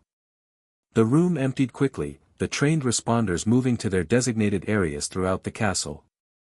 Harry, Ginny, and Neville headed for the Great Hall, one of the primary nexus points they'd identified as vulnerable. What are we looking for? Neville asked as they moved swiftly through the corridors. The detection crystals indicate multiple weak points forming, Harry explained. Not full breaches yet, but precursors. We need to stabilize them before they develop further. When they reached the Great Hall, they found it empty of students. McGonagall had implemented a protocol to move everyone to their common rooms at the first sign of dimensional activity. The enormous room felt eerily quiet without its usual bustle. Harry immediately sensed the problem, a subtle wrongness in the air above the staff table, where reality seemed to bend slightly, like a reflection in troubled water. There, he pointed. Forming slowly, but definitely intentional. The pattern is methodical. Like before? Ginny asked, moving to position herself at one of the points they'd practiced during training. Similar, but more refined, Harry replied, his expression concerned. They're learning from each attempt, adjusting their approach. Neville took his position opposite Ginny. What's the plan? Triangulation seal, Harry said, taking the third position to complete the triangle. We'll establish a counter-frequency field, then gradually contract it until the weak point stabilizes. They began the procedure they'd rehearsed, each casting a specialized charm that Harry had taught them, creating beams of magic that met in the center, directly beneath the dimensional anomaly. Where the beams intersected, a field of energy formed, expanding upward to encompass the distortion. Steady, Harry instructed as the field made contact with the anomaly, which reacted by pulsing more rapidly. Maintain the frequency, don't let it shift. The three of them worked in perfect synchrony, adjustments to their magic flowing naturally as they responded to the anomaly's resistance. Gradually, the dimensional distortion contracted, the ripples in reality smoothing out. Just as it seemed they were succeeding, Harry felt a surge of energy from beyond the anomaly, a deliberate counter to their efforts. "Something's pushing back," he warned. "Someone on the other side is actively fighting our containment." The anomaly suddenly expanded, the rippling air now showing flashes of another place, glimpses of an amber-tinted landscape that Harry recognized immediately. "The other dimension," he breathed. "My dimension." Before he could process the implications, the anomaly bulged downward, and a small object fell through, landing with a metallic clatter on the staff table. The dimensional distortion immediately contracted, stabilizing on its own as if its purpose had been fulfilled. Harry approached the object cautiously, gesturing for Ginny and Neville to maintain their positions. On the table lay what appeared to be a crystal sphere about the size of an apple, mounted on a metal base inscribed with runes Harry recognized from the other dimension. "What is it?" Neville asked, not lowering his wand. "A message sphere," Harry replied, studying it without touching it. "Used for communication in my other dimension. This one has been modified, see the metal housing? That's not standard." "Is it dangerous?" Ginny asked. Harry scanned the object with his dimensional senses. "Not immediately. It's designed to deliver information, not cause harm." He carefully picked it up, turning it over in his hands. "It's addressed to me. My other dimensional name is engraved here." "Who would send you a message?" Neville asked. "And how did they know where to find you?" "Good questions," Harry murmured, his brow furrowed. "The dimensional coordinates for this location are precise, not something someone could guess. Whoever sent this knows exactly where I am. Can you open it?" Ginny moved closer, her curiosity overcoming caution. Harry nodded slowly. "Yes, but let's do this somewhere more secure. If I'm wrong about its purpose." They moved to the room of requirement, which Harry had specifically configured earlier that week as a secure location for dimensional work. The room had responded magnificently, creating a space with natural dampening properties for dimensional energy and materials that could absorb magical backlash if something went wrong. Once inside, Harry placed the sphere on a central table. Ginny and Neville stood back while he performed several detection spells, both conventional magic and dimensional techniques. "It appears to be what it seems, a message container," he confirmed finally. "To activate it." He placed his palm flat against the crystal, channeling a specific frequency of magic into it. The sphere responded immediately, glowing from within. A beam of light projected upward, forming into a three-dimensional image of a man's head and shoulders, a man with sharp features, intelligent eyes, and an expression of amused confidence. "Saurin," Harry said flatly. The image smiled. "Hello, Henry, or do you prefer Harry again now? I hope this message finds you well, old friend. As you've no doubt guessed, I've been exploring the dimensional boundaries between our worlds. Your departure created quite a stir in the Dimensional Research Consortium. Many questions about how you managed it." The projection paused, as if gathering thoughts. "I've spent 3 years refining the techniques you inadvertently pioneered. Your emergency transition was crude but effective, my approach is more elegant. As you've seen from my preliminary tests." Ginny and Neville exchanged glances but remained silent, watching Harry's reaction to this man from his other life. "I'll be direct," Saurin's projection continued. "The dimensional barriers are thinning naturally, a process accelerated by your crossing. What I'm proposing is controlled convergence rather than catastrophic collapse. I believe our two dimensions have much to offer each other.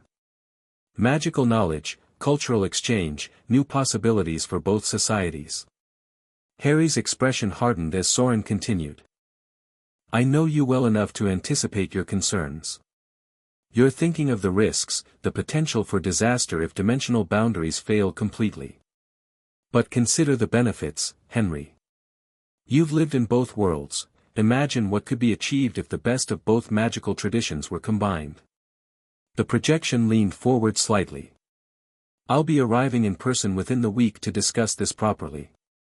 The coordinates for this delivery were precise, but establishing a stable passage for human transition requires more preparation. I've sent this as a courtesy, and as a demonstration of the control I've achieved. Saurin's image smiled again. Oh, and I'm not coming alone. There's someone else who's very eager to see you again. Until soon, old friend. The projection flickered and disappeared, the crystal sphere darkening. Harry stared at it for a long moment, his expression unreadable. Well, Neville said finally. He seems confident. Arrogant is the word, Harry corrected, looking up. Brilliantly, dangerously arrogant. Always has been. You said he was your colleague? Ginny asked, recalling their earlier conversations. Harry nodded. We worked together for years at the Dimensional Research Consortium. He was fascinated by my accidental crossing, saw it as proof of his theories about dimensional permeability. He helped me understand what had happened to me, how to stabilize my existence there. And now he wants to create a permanent connection between dimensions, Neville summarized. Is that even possible? Theoretically, yes, Harry said, pacing now. But extremely dangerous. The natural barriers between dimensions exist for a reason. They maintain the distinct magical and physical laws of each reality. Breaching them temporarily for communication or carefully managed travel is one thing. Creating permanent passages is another entirely. Do you believe him? Ginny asked sharply. About the barriers thinning naturally? Harry considered the question. Partially. My return journey was easier than it should have been, suggesting the boundaries had weakened since my original crossing. But Saurin is exaggerating the inevitability to justify his actions. And he's certainly accelerating the process with his experiments. He said he's bringing someone else, Neville noted. Any idea who? A troubled expression crossed Harry's face. I can think of several possibilities. None reassuring. We need to alert the ministry, Ginny said decisively. If he's planning to arrive within the week, we need to be prepared. Agreed, Harry said. But we need to be careful how we approach this. Saurin isn't evil in the way Voldemort was, he genuinely believes he's working toward a greater good. That makes him dangerous in a different way. You sound like you still respect him, Neville observed. I respect his intelligence and his magical abilities, Harry clarified.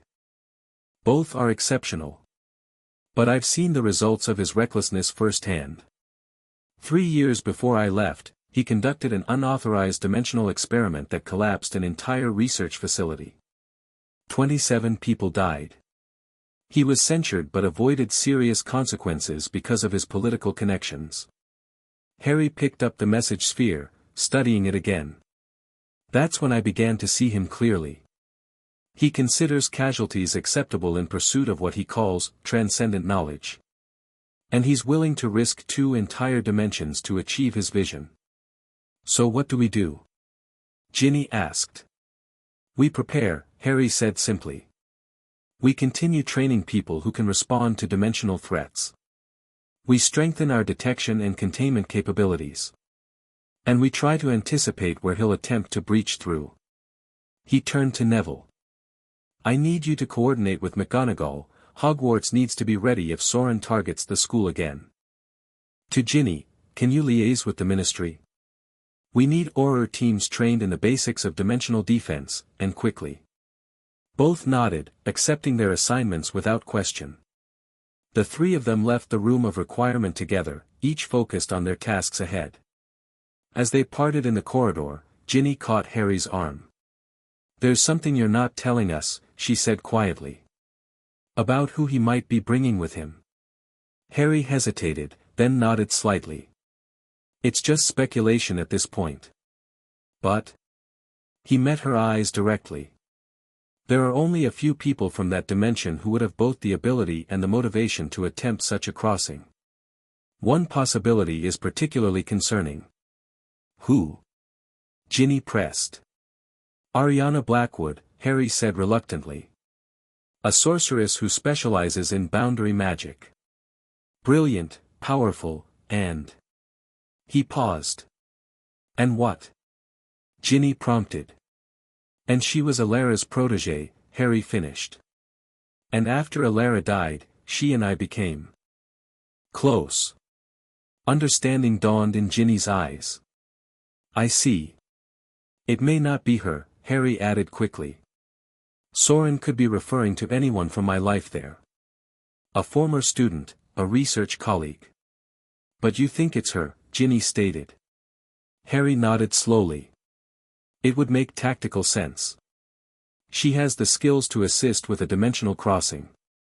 And Saurin would know that her presence would complicate things for me personally. Ginny absorbed this information with remarkable composure. Well, she said finally. This just got even more interesting, didn't it? She turned to leave, then looked back over her shoulder. We'll be ready for them, Harry. Both of them. Whatever complications they bring. As she walked away, Harry found himself admiring her resilience, and wondering how he would manage the potential collision of his two lives if his suspicions proved correct. The past and present were converging, not just dimensionally but personally, and he wasn't sure any amount of magical preparation could truly ready him for what was coming. The Ministry's response to the news of Saurin's imminent arrival was swift and comprehensive. Kingsley immediately established a task force dedicated to dimensional security, with Harry appointed as the lead consultant and Ron commanding the Auror contingent. Hermione was brought in to coordinate legal and research aspects, particularly concerning the unprecedented questions of interdimensional jurisdiction and diplomatic protocol. So we're treating this Saurin as a potential diplomatic visitor rather than an invader? Ron asked during the initial planning meeting, clearly skeptical. We're preparing for both possibilities, Kingsley replied diplomatically. If his intentions are truly cooperative, we establish controlled contact. If not. He glanced at Harry. If not, we need to be ready to prevent any unauthorized dimensional manipulations, Harry finished. Which is why the Auror training is crucial. They established a crash course in dimensional defense for selected Auror teams, an intensive 3-day program teaching the basics of what Harry had been sharing at Hogwarts. The training center at Auror headquarters was converted into a dimensional response facility, complete with detection equipment Harry had designed based on technology from his other dimension. Ginny participated fully in these preparations, her unique experience with the Void Crawler making her particularly valuable. She worked closely with the Aurors, demonstrating techniques she'd learned from Harry and developing new applications based on her combat experience. You're a natural teacher, Harry observed as he watched her guide a group of Aurors through a containment exercise. Ever considered it as a career after Quidditch? Ginny glanced at him, a hint of surprise in her expression. Actually, yes. McGonagall's hinted that the flying instructor position might be available in a few years when Madame Hooch retires. You'd be excellent at it, Harry said sincerely. Thanks, she replied, seeming genuinely pleased by his assessment. Coming from Professor Potter, that means something. Harry raised an eyebrow. I was never a professor. You were, Ginny countered. DA meetings. Best defense teacher we ever had, according to most students. The reminder of his teenage teaching experience brought a smile to Harry's face. That feels like several lifetimes ago. For you, it was, Ginny said, her expression softening slightly. Then, changing the subject, any updates on where Saurin might attempt his crossing? Harry shook his head. I've analyzed the message sphere thoroughly. It contains no specific coordinates, though the magical signature gives me some parameters to work with. I've narrowed it down to several possible locations.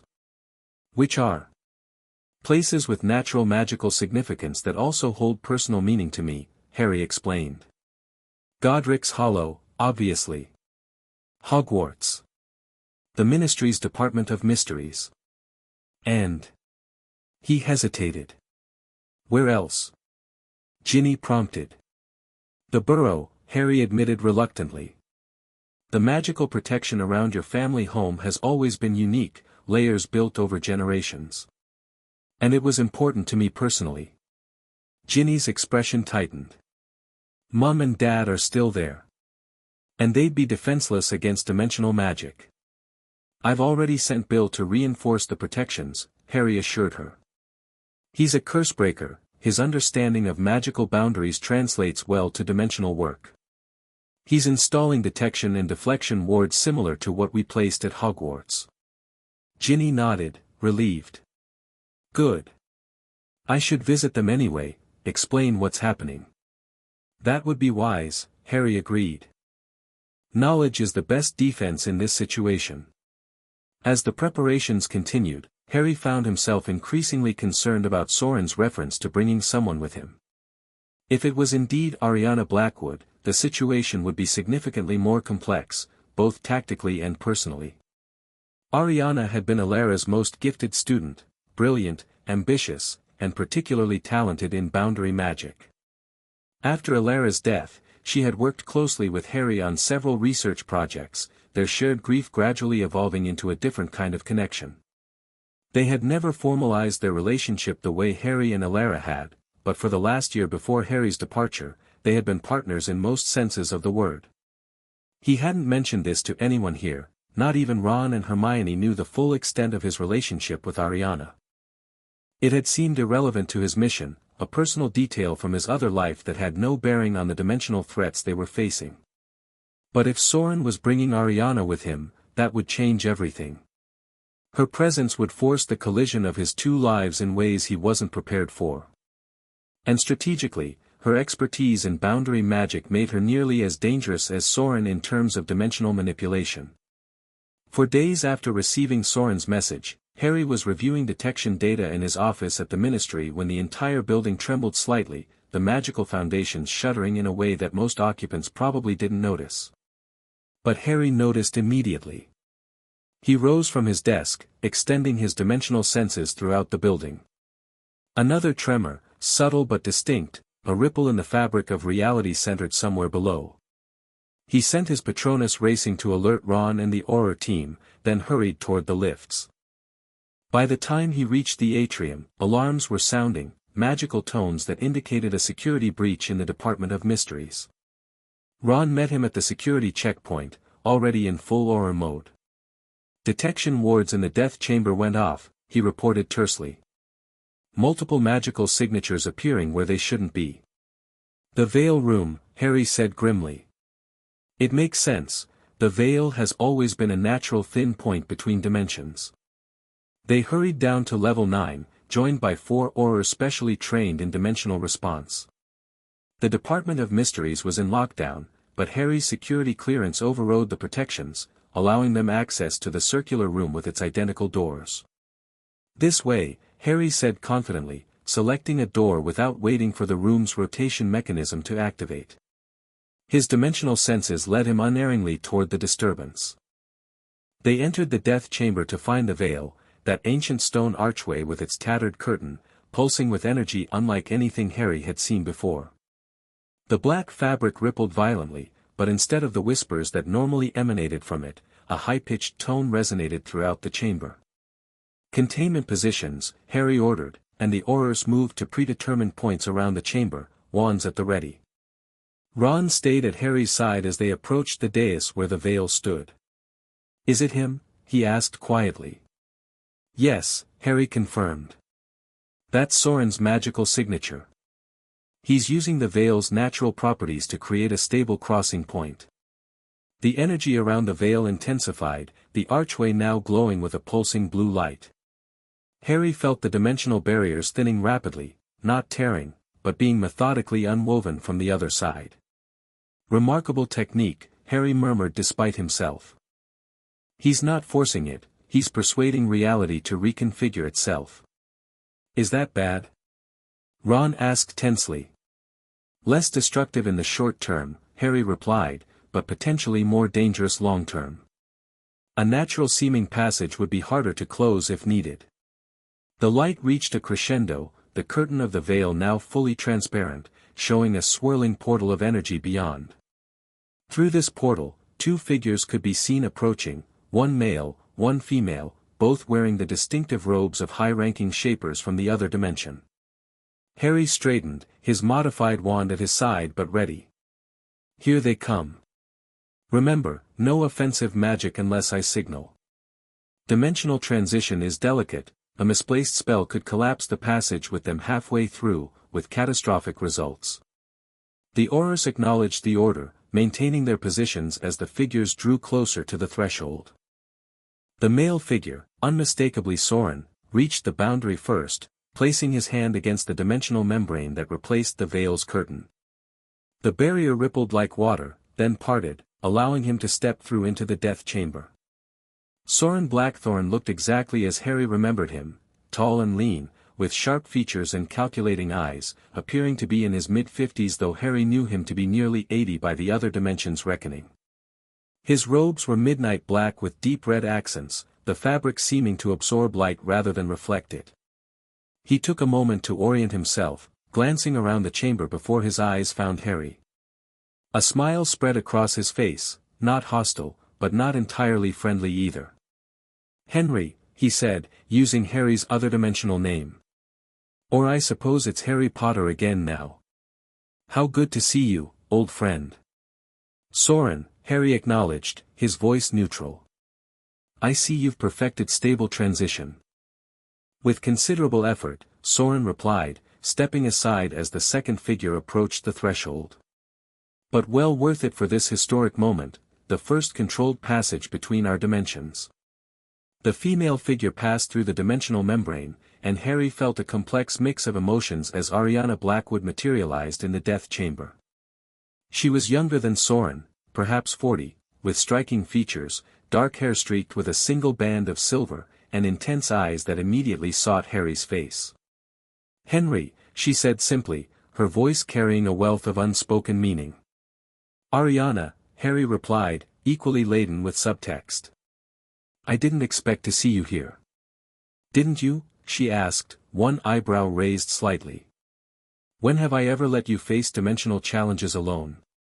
Ron glanced between them, clearly sensing the undercurrents but maintaining his professional demeanor. "Mr. Blackthorn, Ms. Blackwood, I'm Auror Commander Weasley. On behalf of the Ministry of Magic, I need to inform you that you've entered our dimension without prior authorization." Saurin turned his attention to Ron, studying him with interest. Ah, one of Harry's old friends. The loyal companion from his first life. How fascinating to meet you in person after hearing so much. He gave a small bow. "Rest assured, Commander Weasley, our intentions are peaceful and cooperative. We come as researchers and potential allies." "Nevertheless," Ron continued firmly, "protocol requires that you surrender any weapons and submit to magical monitoring while in our dimension." Saurin smiled indulgently. "Of course. Though I should note that our magic doesn't rely on wands as yours does. Our capabilities are intrinsic. But we'll certainly comply with your security requirements." He held out his hands, showing they were empty apart from a small crystal device similar to the message sphere Harry had received. Ariana did the same, though her eyes never left Harry's face.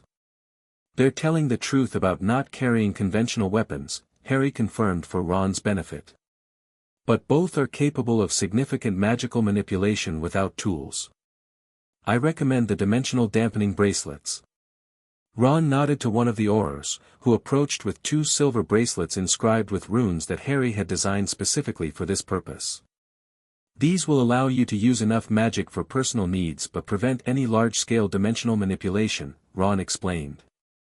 "Standard procedure for interdimensional visitors." "Of which you've had so many," Saurin remarked dryly, but extended his wrist to accept the bracelet without objection. Ariana did the same, though Harry noted the calculating look in her eyes as the bracelet clasped around her wrist.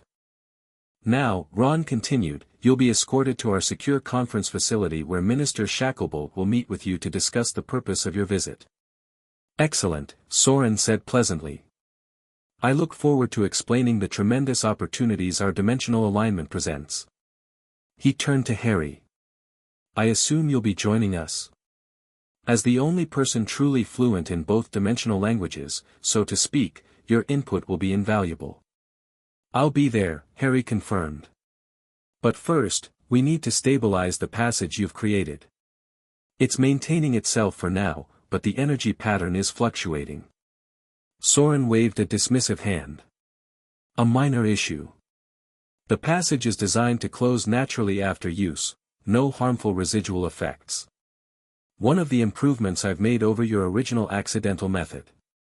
Harry wasn't convinced. I'd still prefer to verify that personally. Always the cautious one, Saurin commented. Very well, do what you must. We'll wait. While Ron and the Aurors positioned themselves around the visitors, Harry approached the veil, which was indeed still shimmering with dimensional energy. He extended his senses toward it, analyzing the pattern Saurin had used to create the passage. The technique was impressive, far more sophisticated than Harry had anticipated.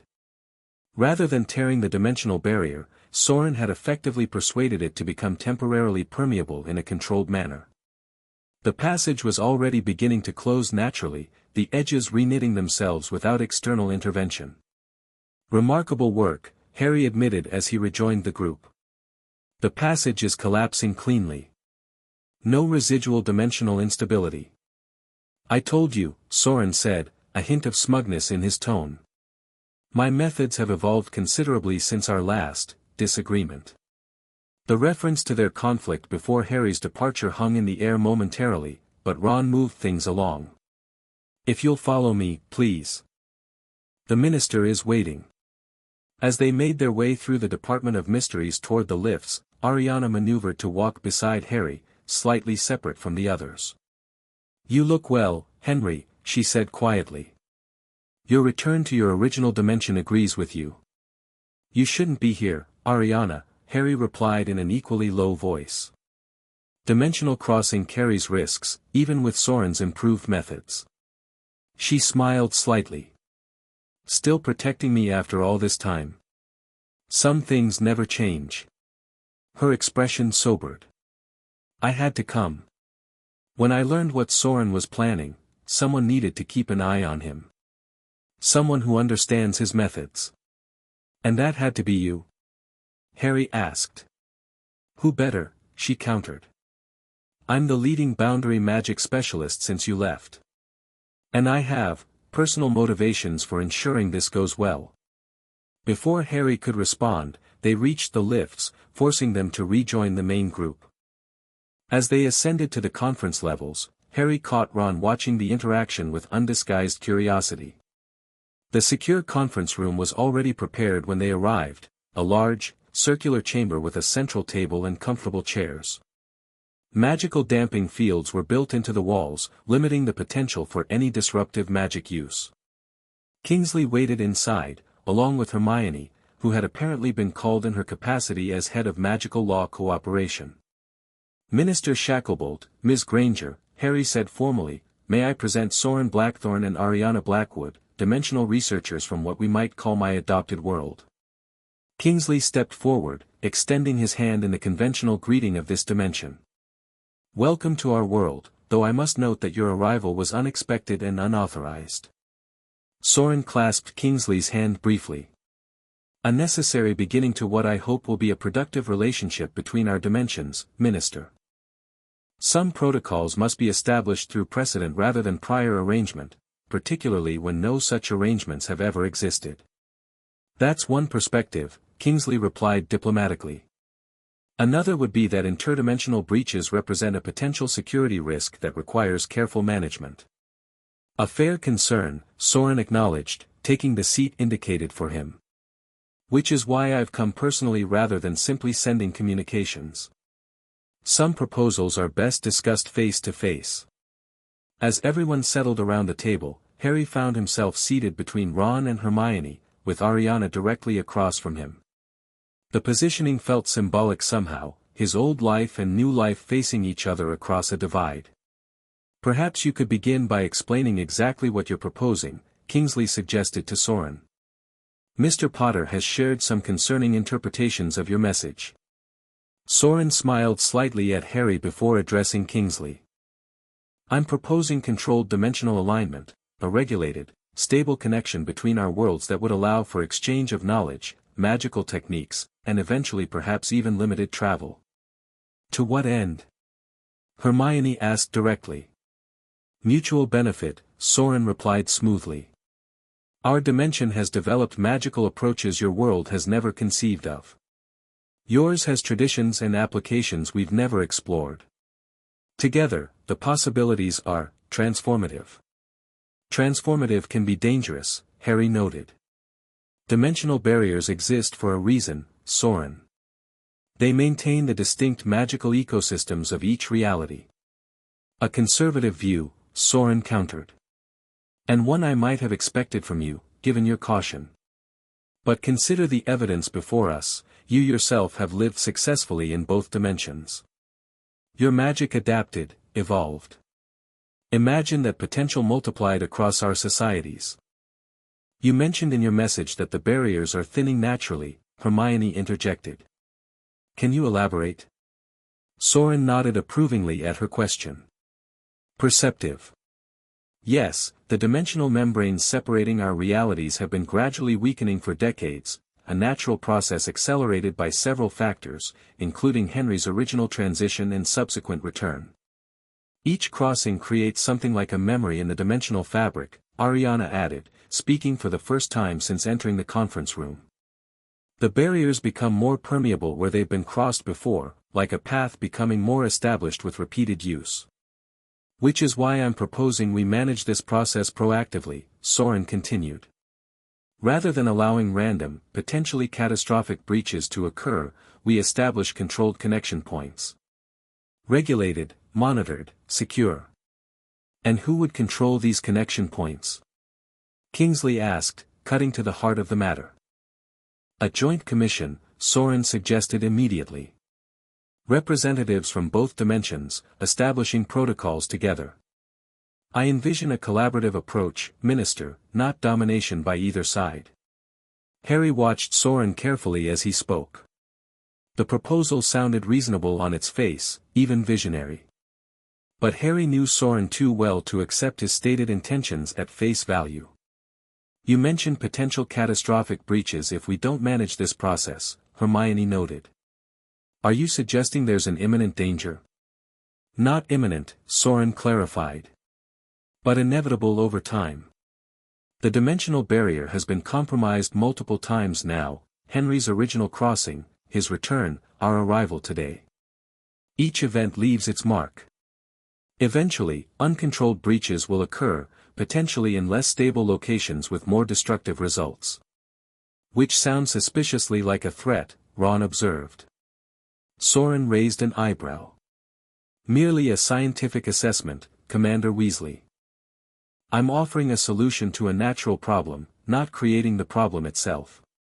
Yet your experiments with dimensional probes accelerated the weakening, Harry pointed out. The void crawler at Hogwarts, the anomaly in the Great Hall, those weren't natural occurrences. Controlled tests, Saurin admitted without apology. Necessary to establish the parameters for stable passage. Would you have preferred I arrive without proper preparation? The risks would have been considerably greater. The discussion continued for over 2 hours, Saurin outlining his proposal in greater detail, Kingsley and Hermione asking pointed questions about implementation and safeguards, Ron focusing on security concerns. Harry remained mostly silent, observing the dynamics and occasionally correcting technical details about dimensional mechanics. Ariana spoke when addressed but similarly seemed to be watching and evaluating rather than advocating. Several times, Harry caught her studying him with an expression he couldn't quite decipher, part curiosity, part concern, part something deeper that resonated with their shared past. Finally, Kingsley called a recess. We'll need time to consider your proposal, Mr. Blackthorne. In the meantime, accommodations have been prepared for you at a secure ministry facility.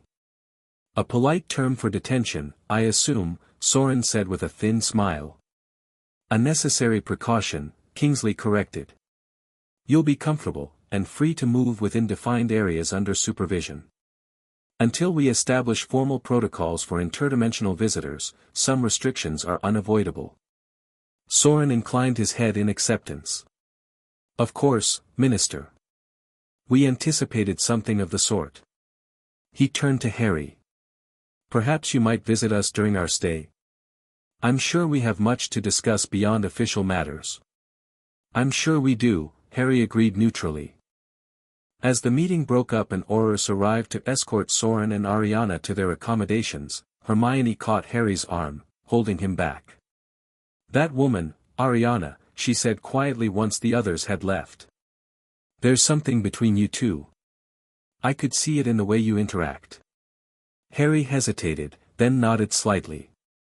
"It's complicated." "When isn't it, with you?" Hermione replied, but her tone was gentle rather than accusatory.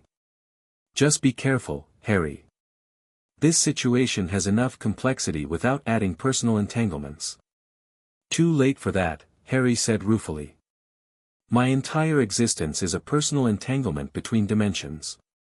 After Hermione left to begin analyzing the legal implications of Saurin's proposal, Harry remained in the conference room alone, trying to sort through his conflicted feelings. Seeing Ariana again had affected him more than he'd anticipated, bringing back memories of his life in the other dimension, of the connection they'd formed in the wake of Alara's death. And now she was here, in his original world, along with Saurin and his dangerous vision of dimensional alignment. The personal and the cosmic were colliding in ways Harry couldn't have imagined, forcing him to confront both his past and potentially the future of two entire dimensions. As he finally left the conference room, Harry couldn't shake the feeling that Saurin's arrival marked the beginning of something far more complex than even the dimensional researcher had revealed, and that his own unique position between worlds would soon force him to make choices he wasn't prepared for. The next morning found Harry at the Burrow, seated at the familiar kitchen table while Molly Weasley fussed over breakfast. Bill had completed the dimensional protection wards the previous day, and Harry had come to inspect them, and to brief the Weasley family on recent developments. "So these people from your other dimension are here now?" Arthur asked, fascinated as always by anything unusual. "Actually here, in our ministry?" "Yes," Harry confirmed. "Saurin and Ariana arrived yesterday through a controlled dimensional passage they created at the Vale in the Department of Mysteries. And they want to establish permanent connections between the dimensions?" Molly asked, concern evident in her voice as she set a plate piled high with eggs and sausages in front of Harry. "Is that even safe?" "That's the question we're grappling with," Harry replied, thanking her for the food. "Saurin claims it's necessary to prevent uncontrolled breaches as the barriers naturally weaken. But I'm not convinced his motives are entirely altruistic." "Ginny mentioned you had history with this Saurin fellow," Arthur said carefully. Harry nodded. "We worked together for years in the other dimension. He's brilliant, possibly the most gifted magical theorist I've ever encountered. But he has a different perspective on acceptable risk." He didn't mention Ariana, that complication seemed unnecessary to share with the Weasleys. But Molly, perceptive as ever, studied his face. "And the other visitor? The woman?" Ginny seemed to think she was significant somehow. Harry suppressed a sigh. He should have known Ginny would pick up on the dynamics. "Ariana Blackwood. She was my wife's most gifted student. After Alara died, we worked together on several research projects. She's an expert in boundary magic, the study of where different types of magic intersect." "Just colleagues, then?" Molly asked with the directness of a mother who had raised 7 children and couldn't be fooled. Harry met her eyes. "We were more than colleagues, less than what Alara and I were. It's complex." Molly nodded, accepting this without further prying. "Well, she's welcome here too, if it comes to that. Any friend of yours from any dimension is family as far as I'm concerned." The simple acceptance touched Harry deeply. Despite everything, his long absence, his return as a middle-aged man, the complications of his other life, the Weasleys still considered him family without reservation. After breakfast, Harry checked the dimensional wards Bill had installed. They were well crafted, a blend of traditional magical protections adapted with the dimensional techniques Harry had taught him. The Burrow was now one of the most secure locations in Britain against interdimensional interference. "Bill has a natural talent for this type of magic," Harry commented to Arthur as they walked the property line. "The curse-breaking experience translates well to dimensional work." He said something similar, Arthur replied. Mentioned that breaking ancient Egyptian curses often involves manipulating the boundaries between different magical states. They completed the inspection and returned to find Ginny had arrived, still in her Quidditch training gear. She nodded a greeting to Harry as she accepted a cup of tea from her mother. "How was the meeting with our dimensional visitors?" she asked directly. "About as expected," Harry replied. Saurin made his pitch for controlled dimensional alignment. Kingsley and Hermione asked the right questions. "No decisions yet." "And the woman? Ariana?" Ginny's tone was carefully neutral. "She didn't say much during the official meeting," Harry said. "Seemed to be observing more than advocating." Ginny studied him over her teacup. "And unofficially?" Harry hesitated, aware of Arthur and Molly listening with poorly concealed interest. "She implied she came partly to keep an eye on Saurin. She doesn't entirely trust his methods either." "Interesting," Ginny murmured. "Potential ally, then?" "Potentially," Harry agreed. "Though her own agenda may not align perfectly with our security concerns." Before the conversation could continue, a silver lynx Patronus bounded through the wall, Kingsley's messenger. It spoke with the minister's deep voice, "Potter, your presence required immediately at the ministry. Dimensional fluctuations detected at multiple locations. Saurin and Blackwood deny involvement but offer assistance. Situation developing." Harry was on his feet instantly. "I need to go." "I'm coming with you," Ginny said, setting down her cup decisively. Harry didn't argue. Her training over the past week had made her one of the most capable responders to dimensional threats outside of Harry himself. They bid hasty goodbyes to Arthur and Molly before operating directly to the Ministry's Emergency Response Center. They found it in controlled chaos, magical maps showing disturbance patterns across Britain, Aurors receiving assignments, researchers analyzing data streams. Ron spotted them immediately and hurried over. "Multiple anomalies appearing simultaneously," he reported tersely. 7 confirmed locations, possibly more developing. None have fully breached yet, but they're growing stronger. "Pattern?" Harry asked, already moving toward the central monitoring station. "Circular," Ron confirmed. "Centered on London. Similar to what you predicted Saurin might attempt, but he's been under constant monitoring since arrival. No significant magic use detected." Harry studied the magical map, which showed glowing points of dimensional disturbance forming a near-perfect circle with the ministry itself at the center. "This is too precise to be natural. Someone is orchestrating this." "Saurin claims it's a natural progression of the weakening he warned us about," Ron said skeptically. "Convenient timing. Where is he now?" "Secure conference room with Kingsley and Hermione. He's offered to help stabilize the anomalies, says his expertise is necessary given the scale of the disturbances." "And Ariana?" "With him," Ron confirmed. "She's been quiet, but seems concerned. Almost surprised by the developments, if that's genuine." Harry frowned, thinking rapidly. "I need to see the pattern data more clearly. And I want to speak with both of them before making any decisions about their involvement." As they moved through the response center, Harry was struck by how quickly the ministry had adapted to this unprecedented threat. A week ago, dimensional defense had been a theoretical concept to most of these people. Now they were implementing containment protocols and deployment strategies with remarkable efficiency. In the conference room, they found Kingsley, Hermione, Saurin, and Ariana gathered around a three-dimensional magical projection showing the anomaly pattern in greater detail. Saurin was speaking as they entered. "Classic cascade pattern. Each anomaly strengthens the others in sequence, creating a self-reinforcing cycle. Without intervention, they'll reach critical mass within hours." He looked up as Harry and Ginny entered. "Ah, Henry. Perfect timing.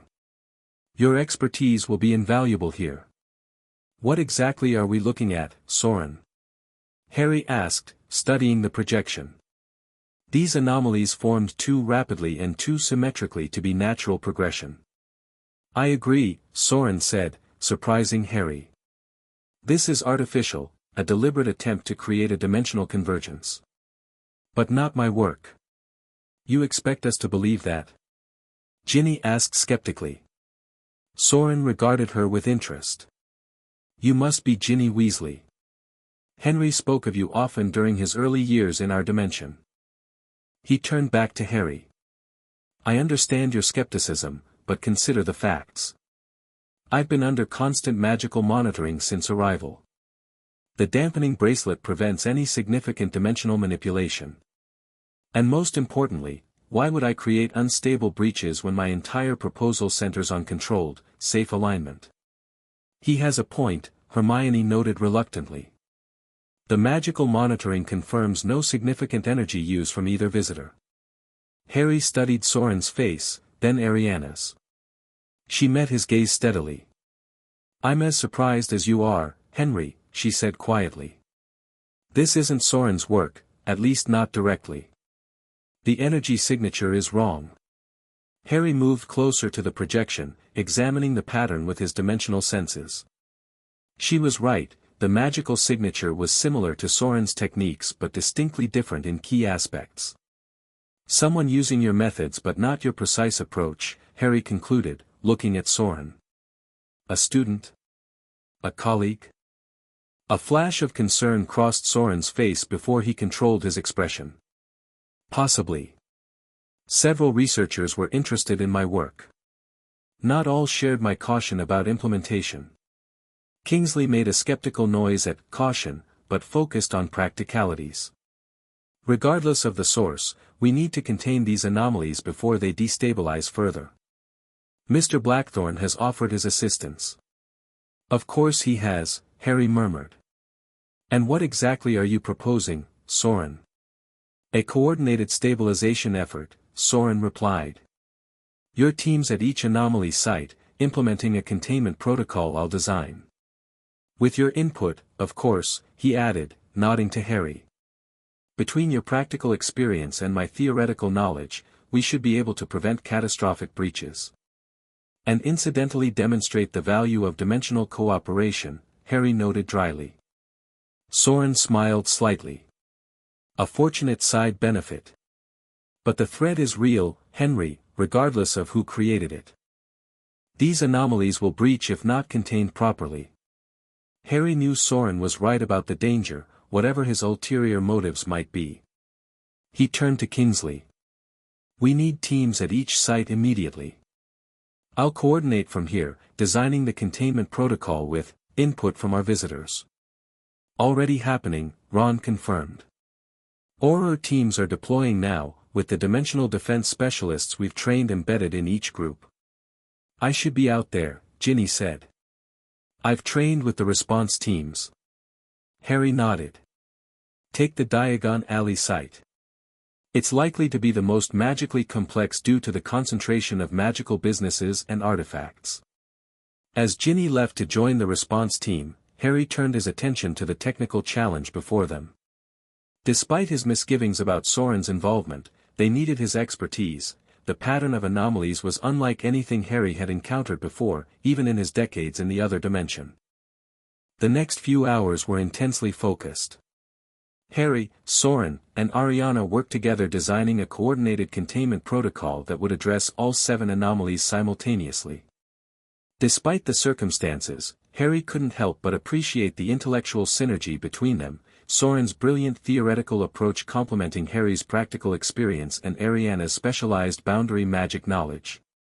The key is synchronization, Saurin explained as they finalized the procedure.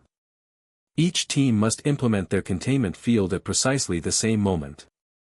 The fields will resonate with each other across the circle, creating a harmonic stabilization effect. Like a dimensional version of sympathetic magic, Hermione observed, following the complex magical theory with impressive quickness. Exactly, Ariana confirmed. The containment fields create a resonance pattern that reinforces the natural dimensional barriers. Harry modified the final protocol slightly, adding safety measures in case any team was delayed or disrupted. We need redundancy, he insisted. If any single point fails, the entire pattern could collapse catastrophically.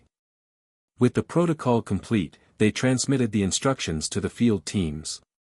Each site reported ready status within minutes, a testament to the training Harry had implemented over the past week. Synchronizing magical timepieces now, Ron announced from the communications station. All teams will execute on my mark in exactly 3 minutes. As they waited for the countdown, Ariana moved to stand beside Harry, speaking quietly. It's remarkable what you've accomplished here in such a short time. These people were completely unprepared for dimensional threats a week ago. They're quick learners, Harry replied. And highly motivated to protect their world. Our world too, in a way, Ariana noted. At least for you. Harry glanced at her. You really had nothing to do with these anomalies. She met his eyes directly. I swear on Alara's memory, Henry. This isn't our doing. Which concerns me greatly. Someone else has access to advanced dimensional manipulation techniques, and they're implementing them recklessly. Before Harry could respond, Ron called out, 1 minute to synchronization. All teams confirm ready status. The tension in the room was palpable as they watched the magical countdown. On the dimensional map, all 7 anomalies pulsed with increasing intensity, the connections between them growing more pronounced as they approached critical mass. 30 seconds, Ron announced. Saurin moved to stand on Harry's other side. Whatever our disagreements about methods, Henry, know that I never intended this type of uncontrolled convergence. It threatens both our dimensions equally. 10 seconds, came Ron's voice. 9, 8. Harry focused his attention fully on the map, extending his dimensional senses to monitor the overall pattern as the countdown continued. 3, 2, 1, execute. Across the map, 7 teams simultaneously activated their containment fields according to the protocol. The effect was immediate and visually stunning. Each anomaly point flared brightly as the containment field engaged, then began to pulse in a synchronized pattern. Lines of magical energy appeared between the points, forming a perfect heptagon with additional lines connecting to the center. Resonance pattern established, Hermione reported from her monitoring station. Dimensional stability increasing at all points. It's working, Harry confirmed, his dimensional senses detecting the strengthening of the natural barriers as the artificial fields reinforced them. The anomalies are contracting. For several tense minutes, they watched as the containment protocol did its work. The anomalies steadily decreased in size and intensity, the dangerous buildup of dimensional energy dissipating safely into the containment fields. All sites reporting successful containment, Ron announced finally. Anomalies at 10% of peak intensity and declining. A collective sigh of relief passed through the response center. Kingsley clasped Harry's shoulder. Well done. Your preparation made this possible. It was a team effort, Harry replied, nodding to include Saurin and Ariana. Whatever his concerns about their agenda, they had contributed significantly to the successful resolution. Saurin accepted the acknowledgement with a slight bow. As I said, Minister, our dimensions are stronger together than separate. Today's crisis demonstrates both the risks of uncontrolled interaction and the benefits of coordinated response. Convenient positioning for your proposal, Hermione noted with undisguised suspicion. Yet entirely factual, Saurin countered smoothly. I didn't create this situation, Ms. Granger, but I'd be remiss not to point out its implications for our broader discussion. As the initial crisis response wound down, Harry found himself troubled by unanswered questions. Who had created these anomalies, using techniques so similar to Saurin's? What was their purpose, a genuine attempt at dimensional convergence, or perhaps a demonstration designed to influence the Ministry's response to Saurin's proposal? And beneath these strategic concerns lay personal ones. Working alongside Ariana again had awakened memories and feelings he'd set aside upon returning to this dimension. The easy synchronicity of their magical cooperation, the unspoken understanding between them, it all felt both familiar and jarringly out of place in this world. As field teams began returning from the stabilized sites, Ginny among them, Harry found himself at a crossroads between worlds. The anomalies had been contained, but the larger questions remained, about dimensional security, about Saurin's true agenda, and about his own place between these colliding realities. Ginny approached, looking tired but satisfied with the successful operation. Diagon Alley's site is fully stabilized. No casualties, minimal magical disruption. Her eyes moved briefly to Ariana, who was conferring with Saurin across the room, before returning to Harry. Seems your dimensional colleagues came through on their containment protocol. They did, Harry acknowledged. Though questions remain about the origin of the anomalies. Convenient crisis for someone advocating dimensional cooperation, Ginny observed, echoing Hermione's earlier point. My thoughts exactly, Harry agreed. Though if Saurin orchestrated this, he hid his involvement remarkably well. Ginny studied him for a moment. You trust him? After everything? Harry considered the question carefully. I trust his intelligence and his magical knowledge. I don't trust his judgment about acceptable risk, or his willingness to prioritize safety over discovery. And her? Ginny asked, glancing toward Ariana again. She's harder to read, Harry admitted. Always has been. But I believe she's genuinely concerned about the implications of these anomalies. Ginny accepted this with a nod, though Harry could see she had more questions she was choosing not to ask. Before either could speak again, Kingsley called everyone together for a debriefing. The successful containment operation had bought them time, but the implications were clear. Dimensional instability was a real and present danger, whether naturally occurring or deliberately induced. And regardless of their suspicions about Saurin's involvement, his expertise had proven valuable in addressing the threat. As the meeting concluded, Kingsley made an announcement that surprised Harry. In light of today's events, we'll be relaxing some restrictions on our dimensional visitors. Mr. Blackthorne and Ms. Blackwood will be allowed more freedom of movement, though still with monitoring and escorts. A wise decision, Minister, Saurin said appreciatively. Closer cooperation can only benefit our response to future incidents. Which we all hope won't occur, Kingsley added pointedly. As the gathering dispersed, Ariana approached Harry. Would you show me around a bit, Henry? I've heard so much about your world from you over the years. I'd like to see it firsthand, now that we're allowed some movement. The request seemed innocent enough, but Harry sensed an underlying purpose. What did you have in mind? Somewhere we can talk privately, she replied, lowering her voice. About things neither Saurin nor your ministry colleagues should hear. Harry studied her face, the earnest expression, the hint of urgency in her eyes. Despite the complications, he still knew her well enough to recognize genuine concern. I know just the place, he said finally. Tomorrow morning. I'll clear it with security. She nodded, seeming relieved. Thank you, Henry. As she rejoined Saurin for their return to the secure accommodations, Harry caught Ginny watching the exchange with an unreadable expression.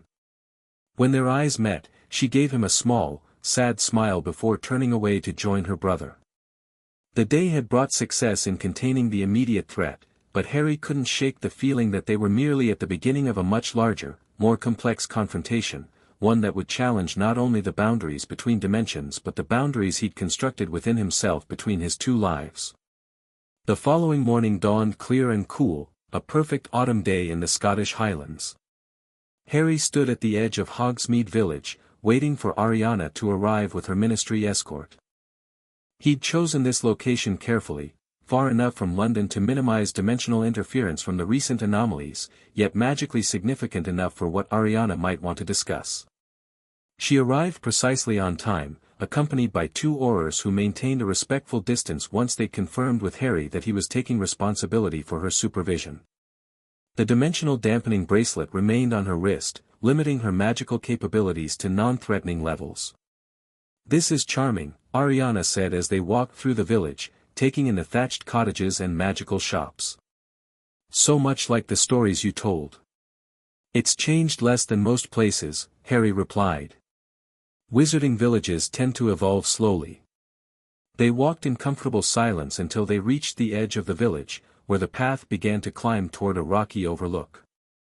Harry led the way up, remembering climbing this same path as a teenager, hidden under his invisibility cloak to meet Sirius during the Triwizard Tournament.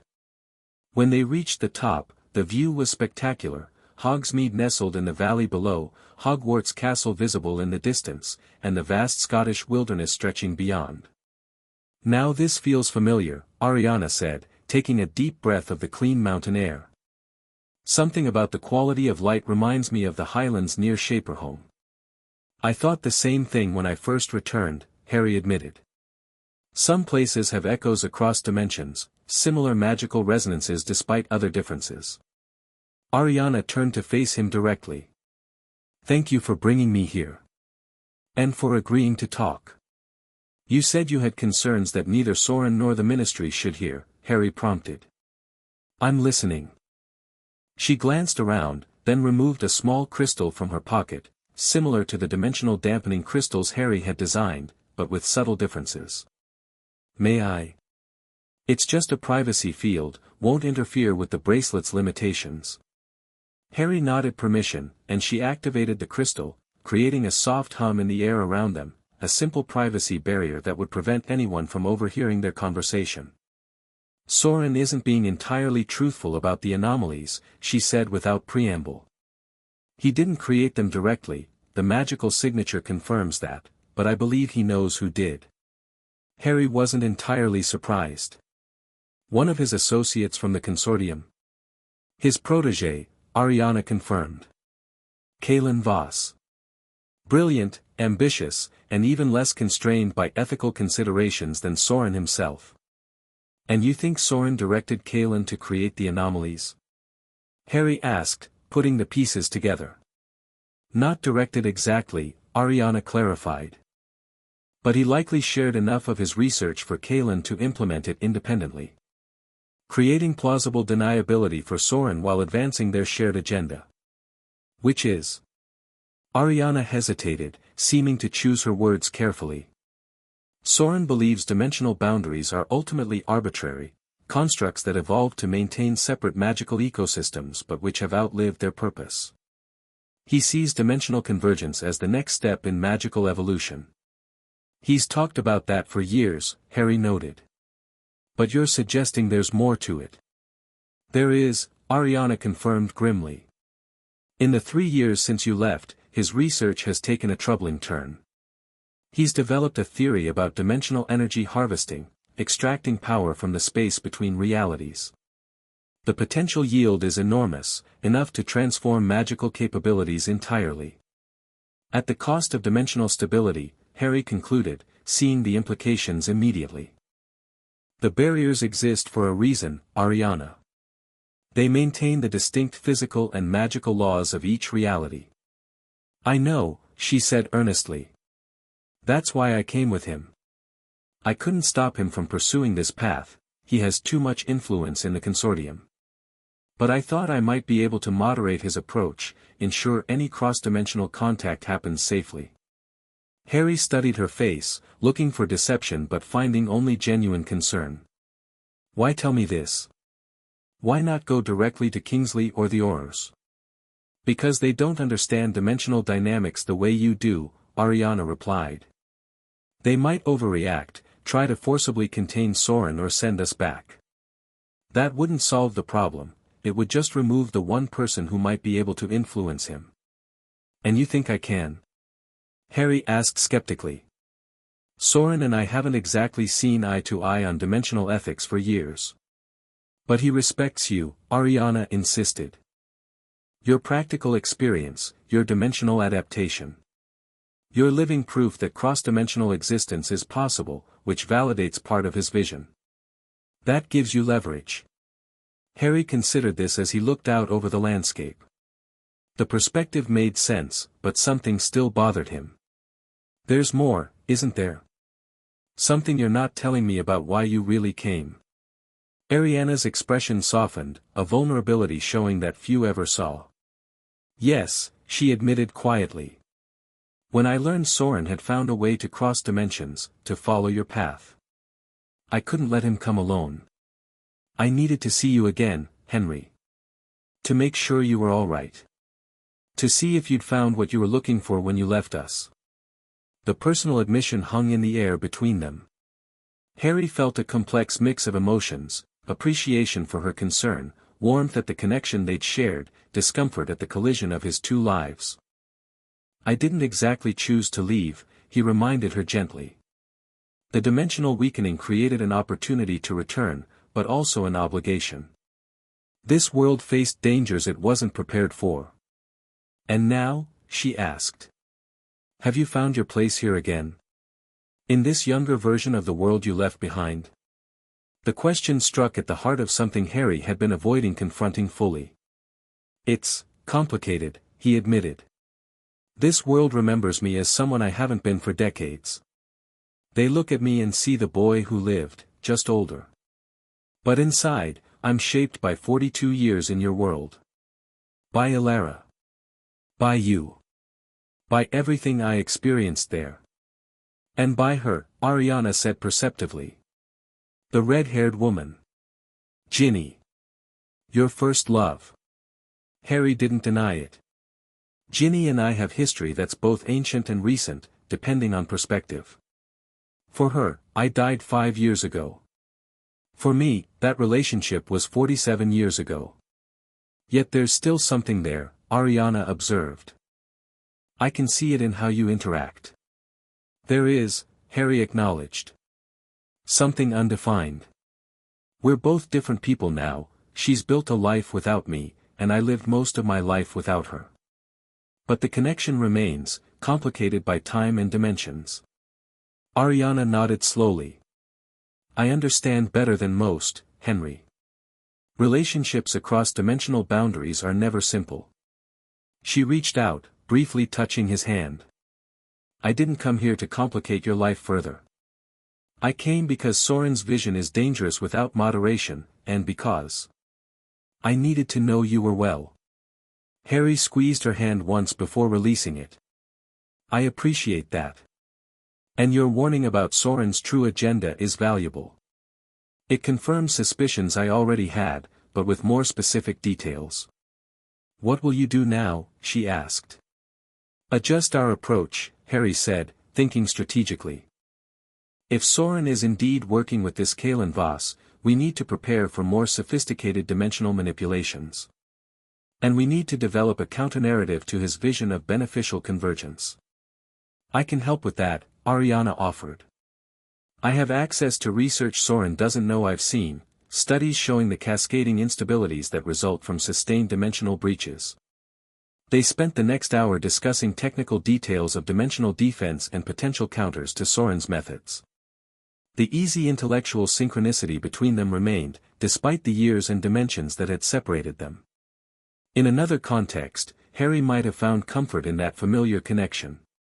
Here, it added another layer of complexity to an already complicated situation. As their conversation wound down, Ariana deactivated the privacy crystal. Thank you for trusting me, Henry, she said sincerely. It means more than you know. We should head back, Harry replied, not directly addressing her statement but not rejecting it either. Your Auror escorts are looking anxious. They descended from the overlook in companionable silence, the unspoken aspects of their relationship hovering between them like the privacy field had, invisible but very real.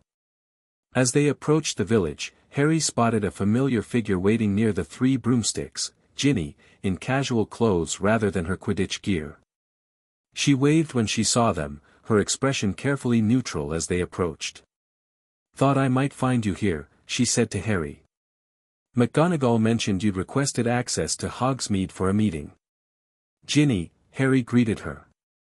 This is Ariana Blackwood. Ariana, this is Ginny Weasley. We weren't properly introduced at the ministry, Ariana said, extending her hand. It's a pleasure to meet you, Ms. Weasley. Henry spoke of you often during his years in our dimension. Ginny shook her hand, evaluating the other woman with undisguised curiosity. Did he? Interesting. He's mentioned you too, though perhaps not as often as he might have. The subtle barb wasn't lost on either Harry or Ariana. A flicker of amusement crossed Ariana's face. Understandable. Navigating two lives across dimensions must require some compartmentalization. Ladies, Harry interjected, sensing the conversation heading into potentially uncomfortable territory. Perhaps we should, actually, Ginny interrupted smoothly, I was hoping to speak with Ariana myself. If you don't mind, Harry. Harry looked between the two women with barely concealed alarm. I'm not sure I'd be delighted, Ariana cut in, a genuine smile appearing.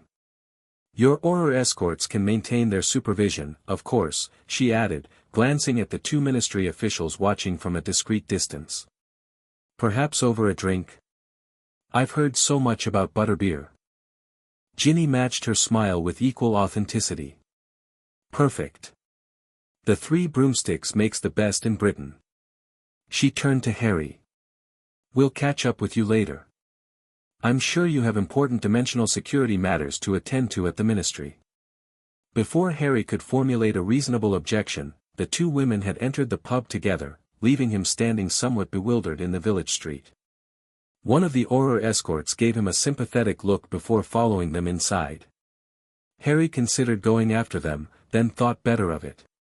Whatever conversation they were about to have, presumably about him, was probably best conducted without his presence. Still, the idea of his current, whatever Ginny was to him now, speaking privately with his former, whatever Ariana had been, created a unique kind of anxiety he hadn't experienced before. With a sigh, he turned toward the apparition point. The Auror was right, he did have dimensional security matters to attend to at the ministry. And perhaps some distance from both complicated relationships was exactly what he needed at the moment. As he prepared to apparate, Harry couldn't help glancing back at the 3 broomsticks. Through the window, he could see Ginny and Ariana already engaged in animated conversation, 2 mugs of butterbeer between them. The sight was simultaneously heartwarming and terrifying, 2 women from different dimensions and different chapters of his life, finding common ground that almost certainly involved him. With a shake of his head and a silent wish for mercy from whatever dimensional forces might be listening, Harry apparat to the ministry, leaving the women to their discussion and whatever consequences might follow. The next few days brought a deceptive calm. No new dimensional anomalies appeared, and the sites of the previous incidents remained stable. Saurin continued his diplomatic approach, meeting with various ministry officials to discuss the potential benefits of controlled dimensional alignment. Ariana divided her time between accompanying Saurin to these meetings and working with Harry on dimensional defense strategies. Whatever Ariana and Ginny had discussed during their private conversation at the 3 broomsticks, neither woman shared the details with Harry. Both maintained cordial but slightly reserved interactions with him, occasionally exchanging knowing glances that did nothing to ease his discomfort. On the 4th morning after the anomaly incident, Harry was reviewing dimensional monitoring data in his office at the ministry when Hermione burst in without knocking. "We found something," she said without preamble, dropping a folder on his desk. Department of Mysteries Archives. Records of dimensional fluctuations dating back 50 years. Harry opened the folder to find meticulously documented incidents of unusual magical phenomena, most minor, but some significant. Each had been classified as unexplained magical anomalies at the time, but viewed through the lens of dimensional theory, the pattern was clear. "These are dimensional bleeding events," Harry said, scanning the reports. "Minor incursions from other realities." "Exactly," Hermione confirmed. "And look at the frequency pattern." Harry flipped through the chronologically arranged reports. The incidents were sporadic at first, one every few years, but gradually increased in frequency. A notable spike appeared around the time of Voldemort's first rise to power, another during his return, and a significant increase after Harry's death in the Forbidden Forest. The magical trauma of major events weakened the dimensional barriers, Harry murmured, seeing the correlation. Voldemort's experiments with soul magic, the Horcruxes, the Elder Wand. All created dimensional stress points. "And your crossing, both ways, accelerated the process," Hermione added. Saurin wasn't entirely wrong about the barriers thinning naturally. The evidence supports that part of his claim. But not his conclusion that controlled convergence is the only solution, Harry countered, thinking through the implications. These records show the barriers are self-healing when given time. The incidence decreased after each peak until new trauma occurred. So with proper management, we could allow the dimensional barriers to recover naturally, Harry finished. Without Saurin's invasive approach. Hermione nodded, looking relieved. That's what I thought too. I've prepared a report for Kingsley with this recommendation. Excellent work, Harry said sincerely. This changes our negotiating position significantly. Before they could discuss further, a silver Patronus, Ron's Jack Russell Terrier, bounded into the office. Harry, Hermione, come to the conference room immediately. Saurin's requesting an urgent meeting. Says it concerns dimensional security. They exchanged concerned glances before hurrying to the conference room, where they found Kingsley, Ron, and several senior ministry officials already gathered. Saurin stood at the head of the table, Ariana beside him looking troubled. Ah, Mr. Potter, Ms. Granger, Saurin greeted them with forced pleasantness. Thank you for joining us. I was just explaining a concerning development from my dimension. What development? Harry asked directly, taking a seat opposite Saurin. I've received communication from the Dimensional Research Consortium, Saurin explained, holding up a small crystal similar to the message sphere Harry had received at Hogwarts. They report multiple dimensional breaches appearing throughout our world, uncontrolled and expanding. Convenient timing, Hermione noted skeptically. I understand your suspicion, Ms. Granger, Saurin acknowledged, but the danger is quite real. These breaches are unstable, unlike the controlled passage we established or even the anomalies you experienced here. They're tiers in reality, not carefully constructed pathways. May I? Harry asked, extending his hand for the communication crystal. Saurin passed it over, and Harry activated it with a specific frequency of magic. The crystal projected images of what appeared to be dimensional rifts, jagged tiers in reality through which chaotic energy pulsed. The locations varied from urban settings to wilderness areas, but all showed the same type of uncontrolled breach. These are genuine, Harry confirmed reluctantly after studying the images. And dangerous. This type of unstructured breach can expand exponentially if not contained. Precisely, Saurin said grimly. The consortium is attempting containment, but they lack the specific expertise needed. Expertise that currently resides in this room. You want to return to help them, Kingsley surmised. Not just return, Saurin corrected. Establish a stable, controlled connection between our dimensions to coordinate our response. These breaches in my world and the anomalies you experienced here are connected, manifestations of the same dimensional instability. What exactly are you proposing? Ron asked, cutting to the practical concern. A joint task force, Saurin replied promptly. Specialists from both dimensions working together to address the instabilities. Sharing knowledge, resources, and direct intervention where needed. Which would require exactly what you've been advocating all along, Hermione pointed out. Permanent passages between dimensions. Not permanent, Saurin countered. Controlled and maintainable. Capable of being closed when the crisis is resolved. If it can be resolved, Harry noted. Dimensional instability of this magnitude may not have a simple solution. All the more reason for cooperation, Saurin insisted. Neither dimension can address this alone, the knowledge base is too specialized, the challenge is too complex. Kingsley looked to Harry. Your assessment. Harry considered carefully, aware of the weight his opinion carried in this unprecedented situation. The breaches Saurin has shown us are genuine and dangerous. If similar instabilities are occurring in both dimensions simultaneously, that suggests a systemic problem that may indeed require coordinated response.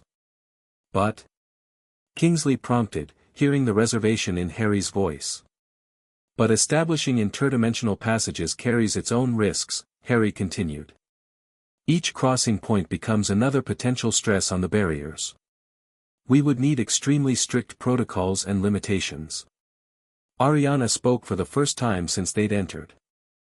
I've been developing such protocols, Minister. Based on my specialization in boundary magic and Henry's experience with cross-dimensional adaptation. They would minimize the risks while allowing necessary cooperation. Kingsley nodded thoughtfully. I'll need to consult with the full Wisengamot before authorizing any formal agreement. This goes beyond standard ministry authority. Of course, Saurin agreed smoothly. But time is a factor, Minister. Each day these breaches remain unaddressed increases the risk of catastrophic failure. The meeting continued with discussion of technical details, potential cooperation frameworks, and security concerns. Throughout, Harry noted the ease with which Saurin navigated the conversation, addressing objections before they were fully formed, offering concessions on minor points while maintaining his position on key issues, presenting himself as a concerned researcher rather than an advocate. When the meeting concluded with Kingsley promising an expedited Wisengamot session the following day, Harry lingered behind as others filed out. Ariana remained as well, appearing to organize notes but clearly waiting for an opportunity to speak privately. Once they were alone, Harry turned to her directly. Did you know about these breaches before coming here? She shook her head. No. The communication genuinely surprised Saurin. I could tell from his reaction when it arrived this morning. But it plays perfectly into his agenda, Harry noted. It does, Ariana acknowledged. Too perfectly, perhaps. I'm concerned, Henry. These breaches don't match any pattern we've studied. They're too random in location but too similar in structure. You think they might be manufactured?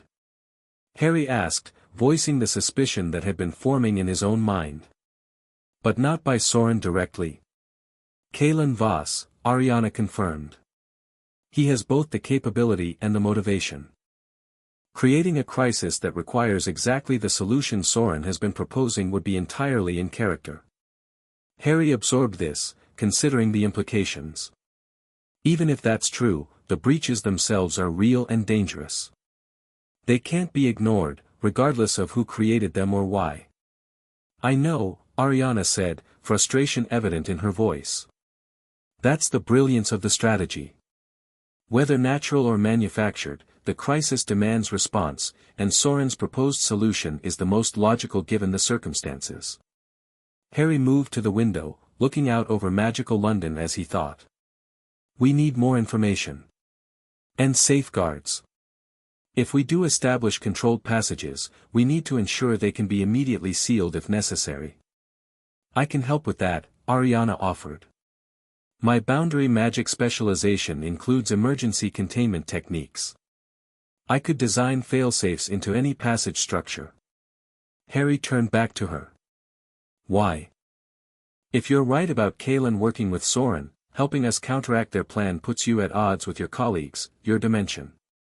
Ariana met his gaze steadily. Because some things are more important than dimensional loyalty, Henry. The stability of reality itself is one of them. And. She hesitated, then continued more quietly, and because you taught me that responsibility comes with knowledge. That we don't pursue magical advancement at any cost. The echo of conversations they'd had years ago in another dimension touched Harry deeply. Whatever complications existed between them personally, he trusted Ariana's commitment to dimensional ethics. It had been one of the foundations of their connection after Ilara's death. All right, he said finally. We work together on this. But with full transparency, I need to know everything you suspect about Saurin's true agenda and Kalen's involvement. Agreed, Ariana said simply. Though we should probably include your Ginny in these discussions as well. Harry raised an eyebrow. My Ginny? A small smile touched Ariana's lips. Figure of speech. But after our conversation at the Three Broomsticks, I think she'd want to be involved. She has valuable insights, and a personal interest in keeping you from dimensional catastrophe. What exactly did you two discuss? Harry asked, unable to contain his curiosity any longer.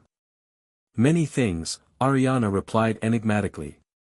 But perhaps most importantly, we established that despite coming from different dimensions and different parts of your life, we share a common concern for your welfare and for the stability of the realities you bridge. Before Harry could press for more specific details, the door opened and Ron entered, looking harried. "Harry, we've got a situation. One of our monitoring teams is reporting unusual activity at the Godric's Hollow site. Not a full breach, but something different. They're requesting you specifically." Harry exchanged a quick glance with Ariana. "Keep working on those fail-safe designs. We'll talk more later." She nodded, and Harry hurried out with Ron, his mind already shifting to the immediate threat. Whatever Saurin's true agenda might be, whatever complex personal dynamics existed between dimensions, the practical reality remained, the barriers between worlds were weakening, and Harry's unique position as a dimensional bridge made him essential to addressing the growing crisis. As he prepared to apparate to Godric's Hollow, Harry couldn't help but wonder if his accidental journey between worlds had been merely the beginning of a much larger cosmic realignment, one that would ultimately transform both dimensions in ways none of them could fully predict. Godric's Hollow seemed peaceful in the late afternoon light, the same quiet village Harry remembered from his visits years ago. But as he and Ron approached the site where the dimensional anomaly had been contained days earlier, Harry immediately sensed something different. "It's not breaching," he said, extending his dimensional senses toward the invisible weak point. "It's listening." "Listening?" Ron repeated skeptically. "How does a dimensional anomaly listen?" "It's the only way I can describe it," Harry replied, moving carefully around the area. "There's a passive energy pattern here, receiving rather than projecting. Almost like a dimensional version of a Muggle radio receiver." The Auror team that had summoned them maintained a perimeter around the site. Their leader, a competent witch named Hawkins whom Harry had helped train, approached with a report. "It started about 3 hours ago," she explained. "The containment field we established began to resonate at a specific frequency. Not destabilizing, just changing. We followed protocol and reinforced the containment, but the resonance continued." Harry nodded, kneeling to place his hand directly on the ground. "It's receiving a signal from the other side. A specific magical frequency being transmitted across the dimensional barrier." "Is it dangerous?" Ron asked, the practical concern foremost in his mind. "Not immediately," Harry replied. "But it suggests something I hadn't anticipated. Whoever created these anomalies isn't just trying to breach the dimensional barriers, they're establishing a communication network." "Saurin?" Ron suggested. "Possibly," Harry acknowledged. "But this doesn't match his magical signature directly. It's similar but distinct, more like." He broke off as realization dawned. "It's a hybrid signature. Combining Saurin's dimensional techniques with something else. Something from this dimension." Ron's expression darkened. "You're saying Saurin has a collaborator on our side?" "That would explain a lot," Harry said grimly, rising to his feet. The anomalies that appeared simultaneously across Britain, the precise targeting of magically significant locations. Saurin needed local knowledge and magical access points. But who? Ron demanded. Who would help destabilize the barriers between dimensions? Before Harry could speculate further, the resonance pattern suddenly intensified. The air above the containment field shimmered slightly, and Harry felt a distinct shift in the dimensional energies. "Something's coming through," he warned, stepping back and drawing his modified wand. Not a physical entity, but information. The shimmering air coalesced into a distinct pattern, not an image exactly, but a series of magical symbols that Harry recognized from his time in the other dimension. They hung in the air briefly before dissolving, only to be replaced by another sequence. "What is that?" Ron asked, wand raised defensively though he wasn't sure what spell would be appropriate against floating symbols. "A message," Harry replied, watching intently. "Written in dimensional syntax, a specialized magical language developed in the other world for expressing complex reality concepts." "Can you read it?" Hawkins asked, fascinated despite the potential danger. Yes, Harry confirmed, his expression growing more concerned as the symbols continued to appear and fade in sequence. It's a warning, or a threat. Hard to translate precisely, but the essence is, convergence inevitable. Resistance accelerates instability. Controlled alignment only viable path.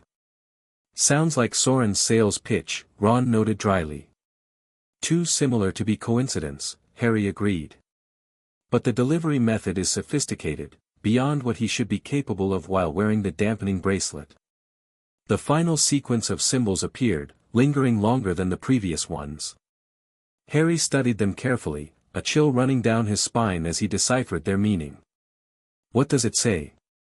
Ron prompted when Harry remained silent.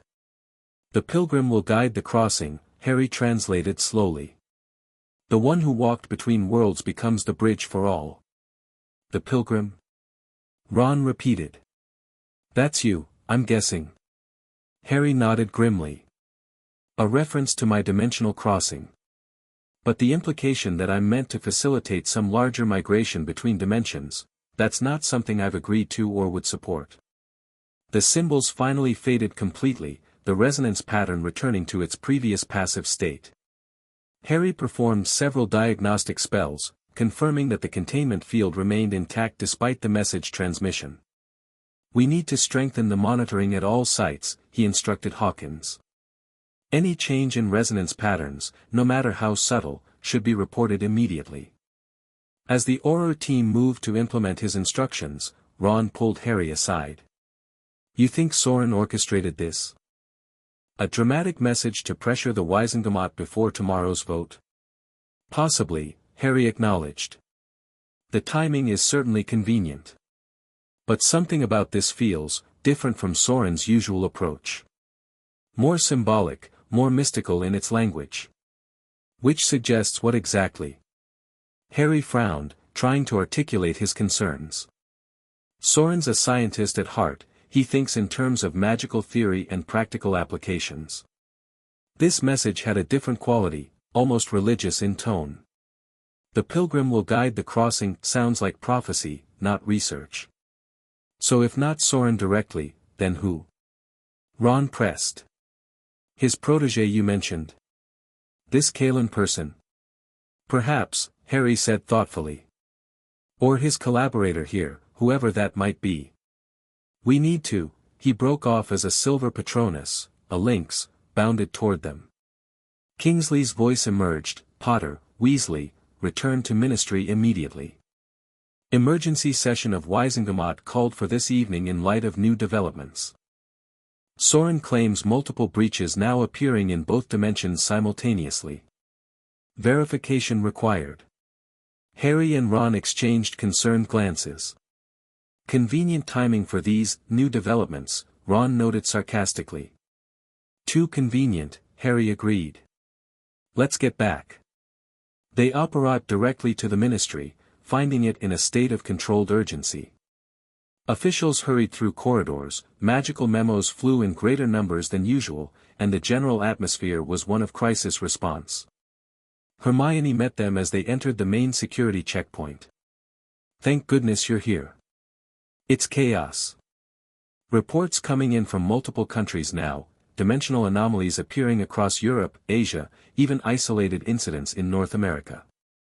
Verified reports? Harry asked sharply. That's the problem, Hermione replied, leading them toward the minister's office. Some are from official magical authorities, others from less reliable sources.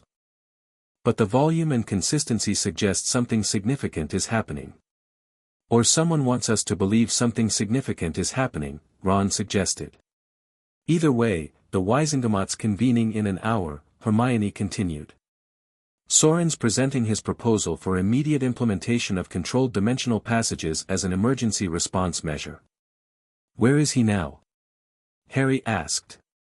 Conference room 3 with Ariana and Kingsley, reviewing the incoming reports. Harry nodded decisively. I need to see those reports myself. And I need 5 minutes alone with Ariana before the Wisengamot session. Hermione gave him a searching look but didn't question his request. I'll arrange it. Ron, the Auror Command is requesting your input on security protocols if the proposal passes. As Ron headed to the Auror department and Hermione went to make arrangements, Harry took a moment to gather his thoughts. Events were accelerating rapidly, too rapidly for natural progression. Someone was orchestrating this crisis, pushing the wizarding world toward a specific response. Whether Saurin was the mastermind or merely an opportunistic participant remained unclear, but the pressure being applied was unmistakable. When Harry entered Conference Room 3, he found Kingsley, Saurin, and several ministry officials reviewing a magical projection showing incident reports from around the world. Glowing points on the global map indicated locations of reported dimensional anomalies, with color coding apparently indicating severity or verification status. "Ah, Harry," Kingsley greeted him, looking grave. "Your assessment of the Godric's hollow situation?" "Contained for now," Harry reported. "But there was a message transmission, dimensional symbols forming a communication that suggests someone is deliberately pushing for convergence." Saurin looked up sharply at this. "What specifically did the message say?" Harry repeated the translation, watching Saurin's reaction carefully. The dimensional researcher showed surprise at the pilgrim reference, either genuine or well-feigned. "Interesting phrasing," Saurin commented. "Not terminology I would use, though the core message aligns with my concerns about resistance increasing instability." "Convenient," Harry noted dryly. Before the conversation could continue, Hermione appeared at the door, catching Harry's eye and nodding slightly. "Minister, the Wisengamot preparations require your input on procedural matters." Kingsley nodded. "We'll continue this discussion in the formal session. Mr. Blackthorne, please prepare your presentation." As the room cleared, Hermione managed to direct Ariana toward Harry with a subtle gesture before departing herself. When they were alone, Harry activated a privacy charm, not as sophisticated as Ariana's crystal had been, but sufficient for a brief conversation. "Something's happening," he said without preamble. "The message at Godric's Hollow, these coordinated reports from around the world, it's too orchestrated to be natural progression." Ariana nodded grimly. "I've been studying the pattern data. The distribution is too symmetrical, the timing too precise. This is manufactured, Henry." "Saurin." "Not directly," Ariana replied. "The reports from our dimension are genuine, I recognize locations and signature patterns from consortium monitoring systems. But the trigger may have been artificial." "Kalen Voss," Harry surmised. "Almost certainly," Ariana confirmed. "Likely working with someone here to create synchronized events across dimensions." "But who?" Harry pressed. "Who in this dimension would have both the knowledge and the motivation to collaborate on dimensional destabilization?" Ariana hesitated, then said quietly, "There's something Saurin hasn't shared with your ministry. Something I only learned recently myself. 3 years ago, shortly after you left our dimension, the consortium detected a micro-breach, a tiny, temporary opening between realities. Similar to how I returned?" Harry asked, immediately grasping the implication. "Similar, but inverse," Ariana clarified. "Not someone leaving our dimension for yours, but someone from your dimension briefly crossing into ours. The signature was unstable, the visitor remained only hours before the breach collapsed naturally. But it was enough for contact to be established." "Contact with Saurin," Harry concluded. "With Kalen, actually," Ariana corrected. "Saurin was away at the time. But Kalen recognized the significance immediately. He stabilized the visitor long enough to exchange information, establish a connection." "Did you learn who it was?" Harry asked urgently. "The visitor from this dimension?" Ariana shook her head. "Kalen protected that information zealously. But whoever it was had significant magical knowledge, enough to attempt dimensional crossing, however briefly and dangerously. And has likely been Kalen's collaborator ever since," Harry finished the thought. "Preparing for this coordinated push toward dimensional convergence." Before Ariana could respond, a chime sounded throughout the ministry, the signal for Wisengamot members to assemble for the emergency session. Their privacy time had run out. "I need to find this collaborator," Harry said as he disabled the privacy charm. "Before the Wisengamot votes on Saurin's proposal. I'll help however I can," Ariana promised. "But we should proceed carefully, Henry. Whoever this person is, they've successfully hidden their involvement for 3 years while preparing for this moment. They won't reveal themselves easily." They parted at the corridor leading to the Wisengamot chambers, Ariana joining Saurin while Harry sought out Ron and Hermione. He found them waiting just outside the chamber doors, speaking in urgent whispers. "We may have a bigger problem than we realized," Harry said without preamble, quickly relaying what Ariana had told him about the visitor from their dimension. "Someone from here crossed dimensions 3 years ago?" Hermione repeated, her analytical mind immediately considering the implications. "That would require extraordinary magical knowledge and power. And a very specific motivation," Ron added grimly. "Not many wizards would risk experimental dimensional travel." "We need to identify them before the vote," Harry insisted. "If Saurin's proposal passes, whoever this collaborator is will have achieved exactly what they wanted, official sanction for dimensional passages they've been working toward for years." Hermione's expression suddenly changed, her eyes widening as a realization struck. "The timing," she said. 3 years ago. That was when the Department of Mysteries was reorganized after the war damage was finally repaired. Several unspeakables retired or were reassigned. Creating opportunity and covering tracks, Ron concluded, following her thinking. An unspeakable would have both the knowledge and the access to attempt dimensional experimentation. And the ability to hide their activities within classified research, Harry added. "We need to," he was interrupted as the doors to the Wisengamot chamber swung open, and an usher announced that the session was beginning. They had run out of time for investigation. The vote would proceed with this critical piece of information still unknown. The Wisengamot chamber was filled to capacity, all 50 members present for this unprecedented session, along with key ministry officials and invited experts. Harry, Ron, and Hermione were directed to special advisor seats near the front, while Saurin and Ariana were positioned at a presentation area in the center of the circular room. Chief Warlock Ogden called the session to order, his magically amplified voice echoing through the chamber. "We are convened on an emergency basis to address what has been described as a multidimensional crisis of unprecedented scale. Minister Shacklebolt will present the situation, after which we will hear expert testimony before proceeding to deliberation and vote." Kingsley rose, his commanding presence bringing immediate focus to his words. "Members of the Wisengamot, we face a situation without precedent in magical history. The barriers between our dimension and at least one parallel magical reality are weakening at an accelerating rate. Anomalies are appearing globally, with potential for catastrophic breaches if not addressed." He outlined the events of the past weeks, Harry's return, Saurin and Ariana's arrival, the coordinated anomalies, and the most recent reports of global dimensional instability.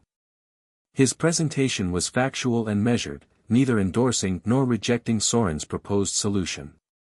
"We have with us today Mr. Saurin Blackthorn, a dimensional researcher from the parallel world who has proposed a coordinated response involving controlled dimensional passages. We also have Mr. Harry Potter, whose unique experience as a dimensional traveler provides essential perspective. Both will present their assessments before we deliberate." Saurin was invited to speak first. He approached the center of the chamber with confident authority, his presentation materials manifesting as sophisticated magical projections around him. "Distinguished members of the Wisengamot," he began, "we stand at a pivotal moment in magical history. The dimensional barriers that have separated our realities for millennia are naturally thinning, a process accelerated by recent events but not caused by them." His presentation was masterful, technical enough to demonstrate expertise but accessible enough for non-specialists to follow. He explained dimensional theory in clear terms, presented evidence of the growing instabilities, and outlined his proposal for controlled alignment with apparent transparency. "What I am suggesting is not merger or invasion," he emphasized. "Rather, a carefully managed network of stable passages at key locations, jointly monitored by authorities from both dimensions. These would serve three critical functions: first, to relieve pressure on the weakening barriers by providing controlled release points; second, to enable coordinated response to breaches that may occur despite our efforts; and third, to allow beneficial exchange of knowledge and techniques for addressing this unprecedented challenge.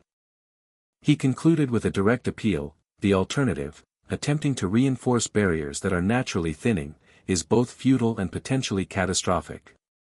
Like damming a river that must flow, it creates pressure that will eventually rupture with far greater destructive force. Controlled passage is not merely desirable, it is the only viable path forward for both our dimensions. The presentation was met with murmurs of both concern and approval from the Wisingamot members. Saurin had made a compelling case, supported by evidence that, while potentially orchestrated, appeared genuine and alarming. When Harry was called to speak next, he felt the weight of the moment acutely. His unique position gave his words special significance, yet he remained uncertain about critical aspects of the situation, particularly the identity of Saurin's collaborator in this dimension.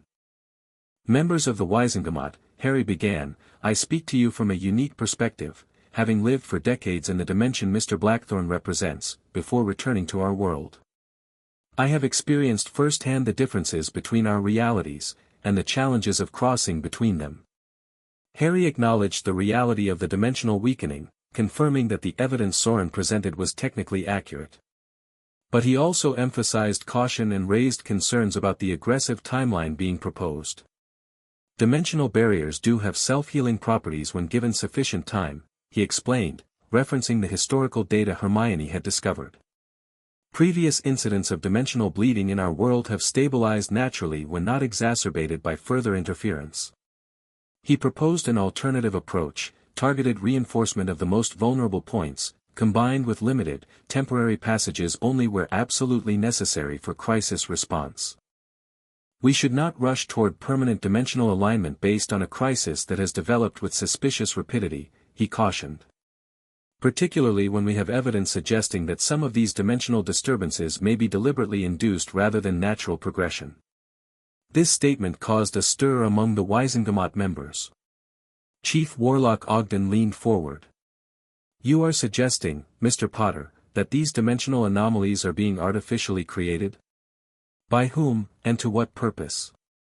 Harry chose his words carefully, aware that making direct accusations without definitive proof would undermine his credibility. "The pattern of anomalies, their simultaneous appearance at specific locations, and their remarkably consistent magical signatures suggest coordination beyond what natural dimensional thinning would produce. As for who might be responsible, that remains under investigation." His gaze briefly met Saurin's across the chamber. The dimensional researcher's expression remained neutral, but Harry detected a flicker of calculation behind his composed exterior. The questioning continued for nearly an hour, with Wisingamot members directing inquiries to both Harry and Saurin. Throughout, Harry sensed the balance of opinion shifting gradually toward Saurin's position, not because the Wisingamot fully trusted him, but because the crisis appeared genuine and his solution seemed pragmatically necessary. As the questioning wound down and the Wisingamot prepared to deliberate, Harry requested one final statement. Chief Warlock Ogden granted permission, and Harry addressed the chamber with urgency in his voice. "Before you vote on this proposal, I must emphasize one critical consideration. If dimensional passages are established, they must include fail-safe mechanisms that allow immediate closure in case of emergency, independent mechanisms controlled solely by our dimension's authorities. Without such safeguards, we risk losing control over our dimensional integrity entirely." Several Wisingamot members nodded at this practical security concern. Saurin, recognizing the shift in mood, immediately conceded that something went wrong with this response. "Please try again. Add the next chapter to the story." The end. Thank you for watching this video. Please be sure to subscribe to our channel and like this video.